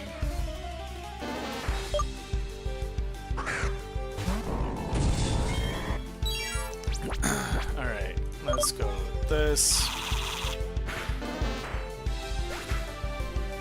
Okay, I fully decided. All right, we're gonna stop at 650. It keeps increasing. I keep changing my fucking mind. It's all good. I think we could do 17 more. It's fine. It's almost 5:30 anyway. By the time we do it, it should be 5:30.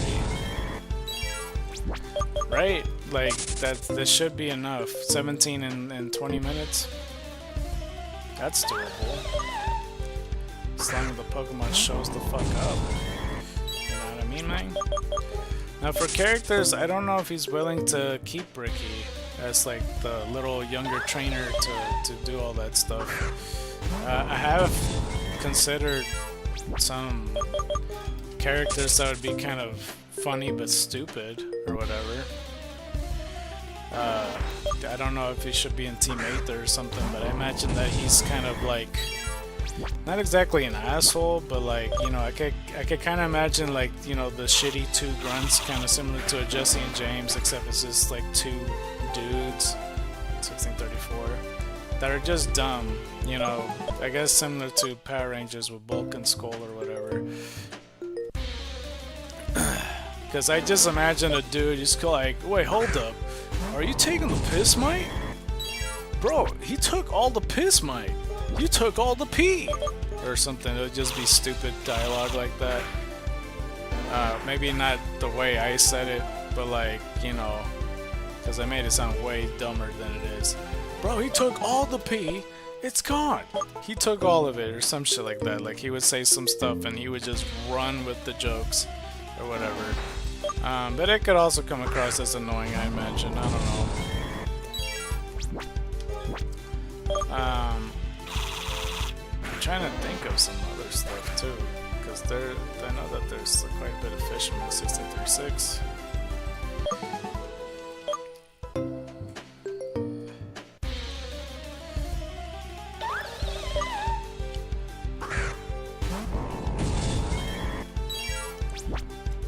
But yeah, sometimes my ideas, I don't know, I like my ideas. It's just, you know, not all the time it's a home run or anything like that. It happens with everybody.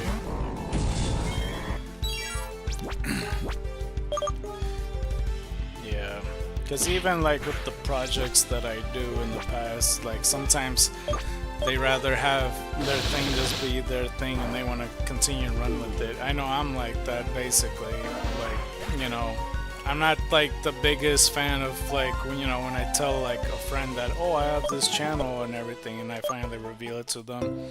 Because for the most part, IRL, I kind of keep the channel a secret to everybody except for like personal friends, really.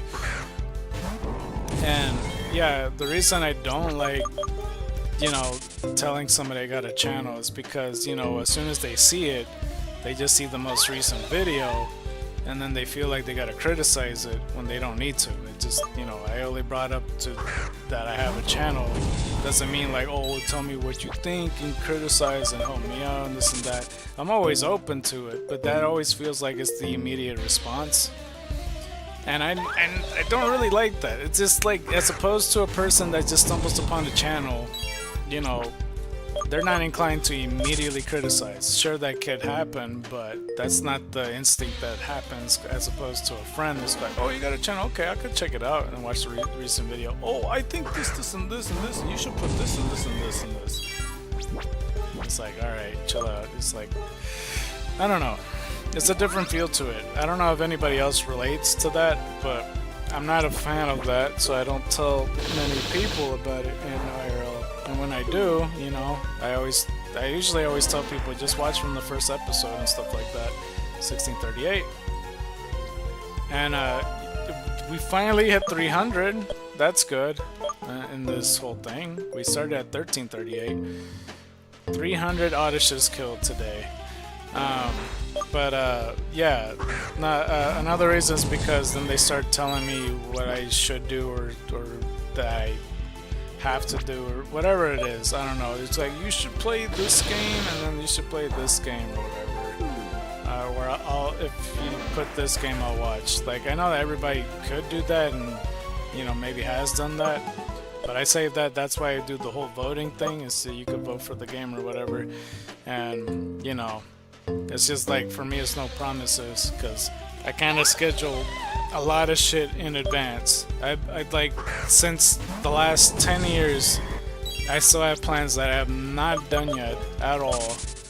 And, you know, I'm always gonna be behind no matter what I do. I'm in a hiatus currently, even though I've been basically making daily streams, but that's all I can do, because I'd rather do this than nothing at all.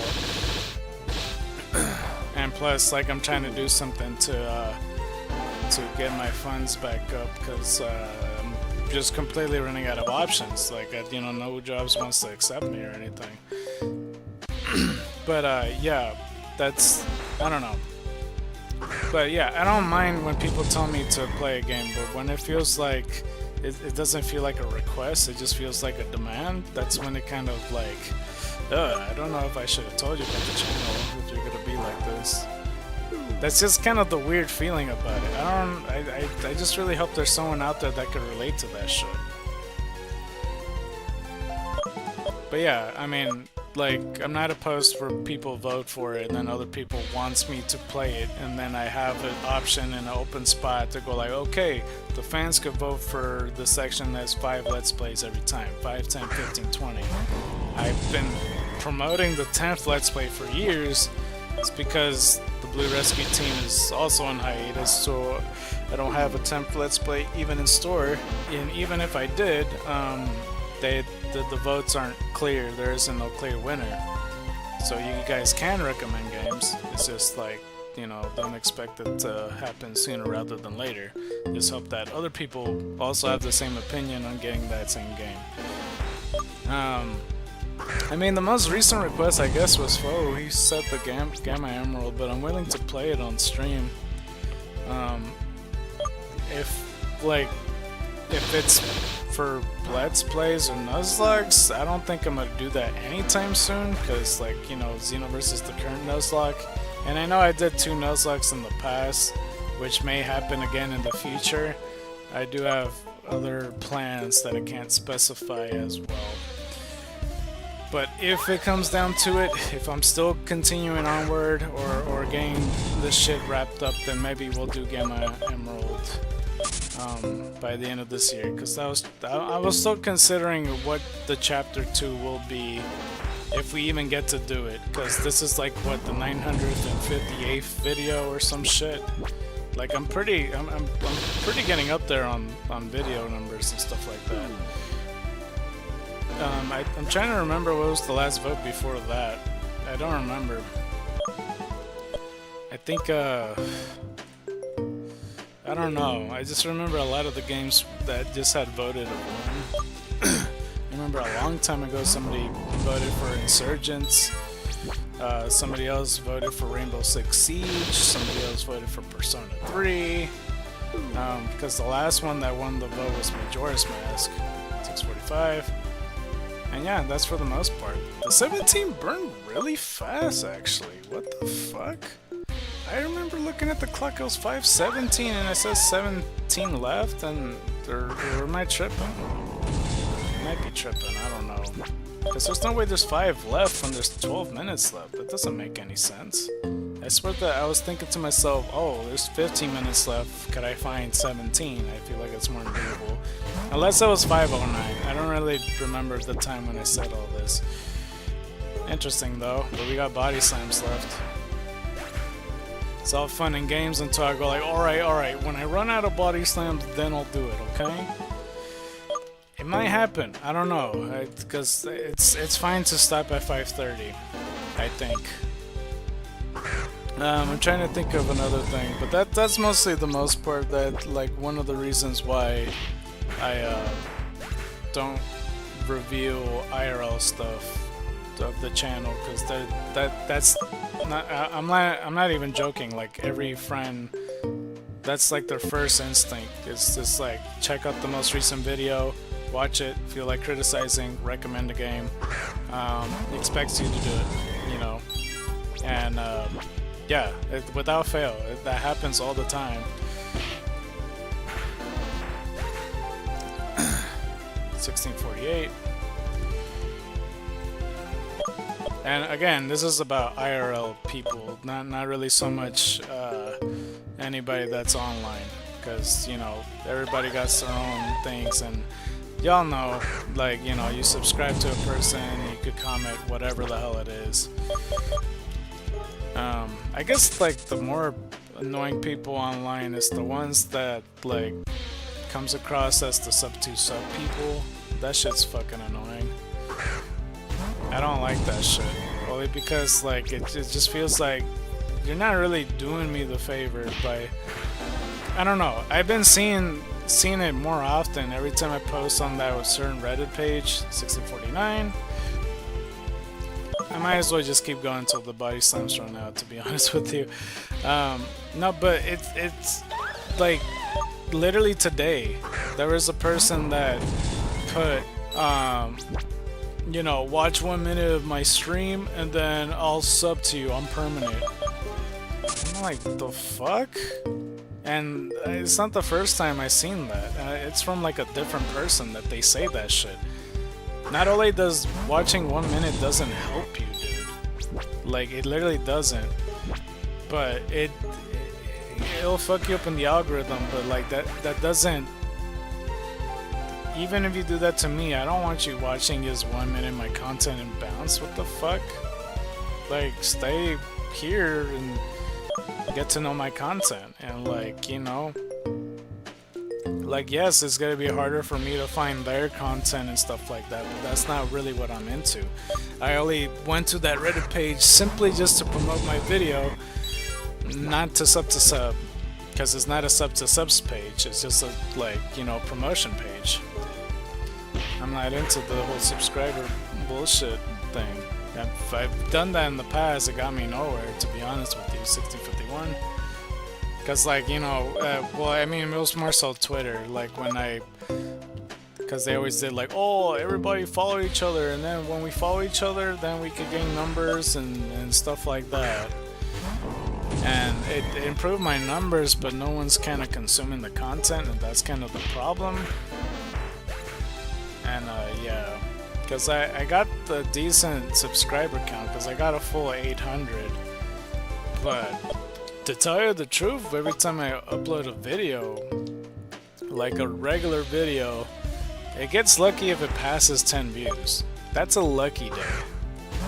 On average, I get like less than 9 views. So it's like, I don't know. So them telling me like, oh, sub to sub, I'll watch 1 minute, I'm permanent, doesn't mean jack shit to me, to be honest. 1653. So I don't know, it's such a weird feeling, and I grown to dislike it very, very early, and it just kind of, I don't know, it really feels like it stunted my channel, especially like on my Facebook, bro. Like, my Facebook is full of people that I guarantee has not even peeped my fucking post once. Besides like the story, every now and then there'd be like 1 or 2 views. Like, I don't know. I think my Facebook's completely ruined. I feel like I should just start over on Facebook. That's just, it's a mess.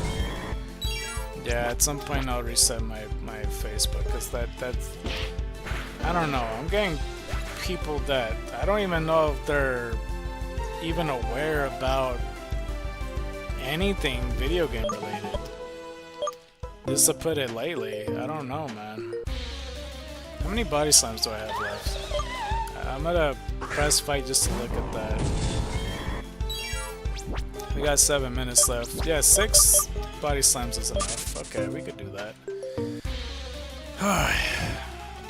Yeah.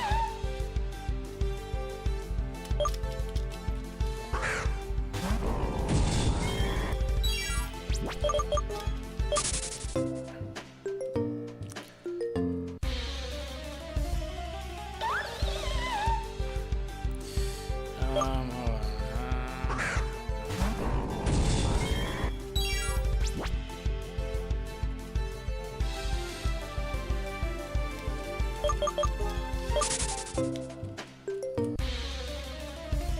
Okay, there's actually quite a bit of people that message me. What the hell? I haven't been keeping up with my fucking messages at all. Oh, actually, I didn't. Yeah, now that I think about it, I do have a lot of messages. Fuck. Where's fucking. Did I just get like 6 phantoms in the row or some shit? Or where's the fucking Oddishes? Did I actually kill them all? Killed 1,600 Oddishes in here. They're gone. I killed them all.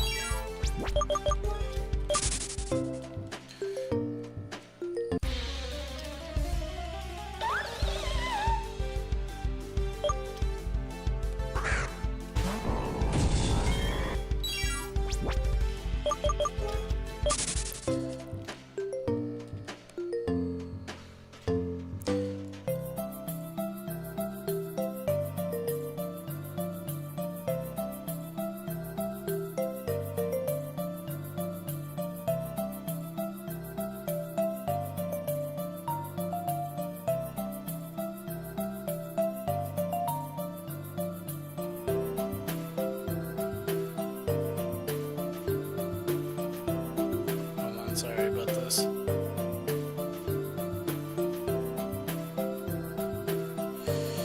Okay.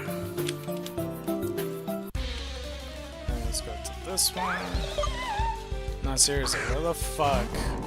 Where the fuck? Dude. Where the fuck? Oh, crap. This could be a longer message. I'll do that later. I could already feel it with that message. That requires a long message, and I don't have time to type it quite yet, so I'll save it for a little bit. Nah, bruh. Oddish, where the fuck are you, man? Thank you. Shit me, dude. I swear I did like 8 encounters straight of just phantoms. Like, I like that Pokemon and all, but holy fuck. Okay, 5 more body slams. So that'll be ending at 1660. That's not bad. Alright, let's see how much we could do though from this.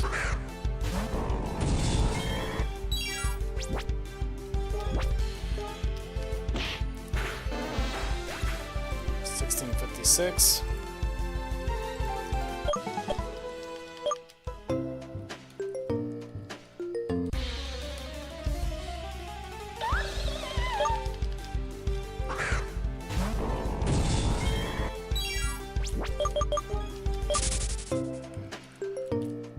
Well, I mean, for the most part, yeah, this looks like it's going to be the end of this episode. Like I said, the Jolteon thumbnail thing is supposed to be like a gold connection with 4K. That's what I think of, 4K gold. So, I don't know, that was the best I got. Because I know I could have put electrifying encounters and shit like that. But it's not that electrifying to see the Oddishes and phantoms that I'm 100% expecting fully to see. But yeah, for the next episode, I have no idea what I'm gonna call it. I guess I'll think it through and see what it would be called, either water related or blue related, because I really would like to put Vaporeon. I know I don't have to, but it feels weird to me, and it's gonna kind of mess with like my OCD that I'm not undiagnosed with or whatever. Well, I'm not diagnosed with it, just to be clear. I feel like I misworded that, so yeah. And I know I could easily just find a shiny anytime and like, you know, that shit won't matter. So we'll see. Yeah, we'll see. I have no idea. I'll think of it through. I mean, where is the road to 4K?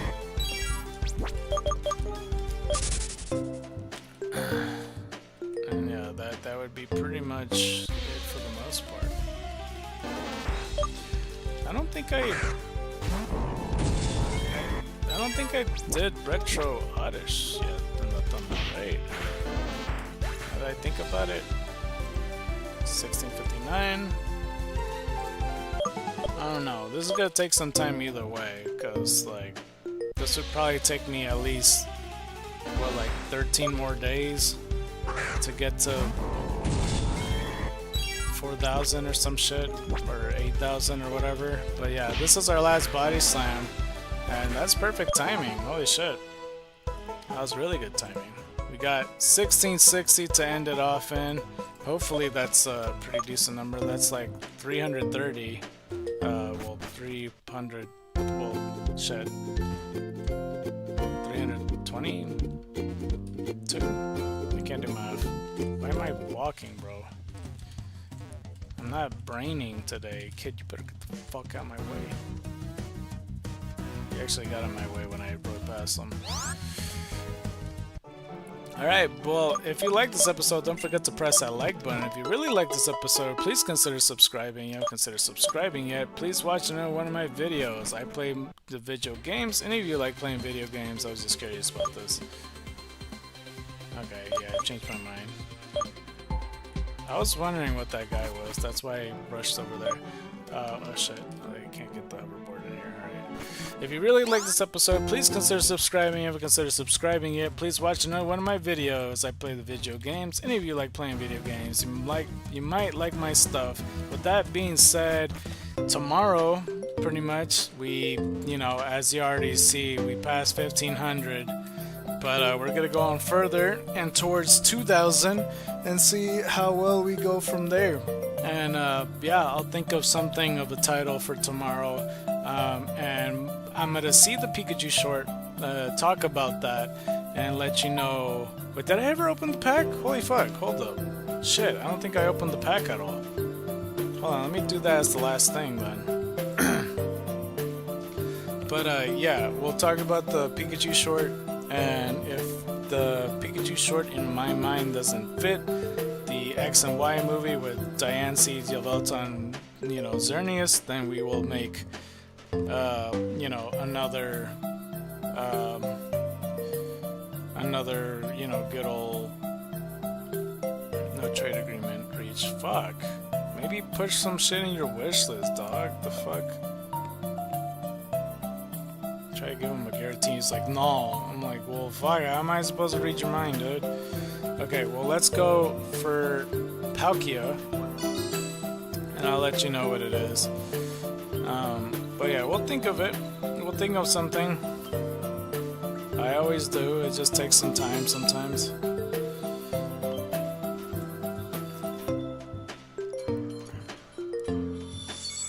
I do see a turned over pack. Let's just go straight up for it. And let's go for this. Ooh, holographic start off. We got Porygon Z with Buggy Beam. We got Voltorb. We got Gloom. We got Staravia with the Manaphy in the background. And Macargo.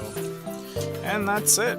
Yeah, so yeah, like I said, in the next episode we're going to do where I already said, possibly making another Pikachu short if I don't end up thinking it fits very well with the movie. And potentially carrying on to reading the next movie after that. I don't know, but we shall see, because we're now at movie 18, you know, because we finished the Never Seen 17 and all that stuff. I just wanted to say that. But yeah, thank you very much, and white tigers and dragons to you, and you've been scarred by the night. I'm out!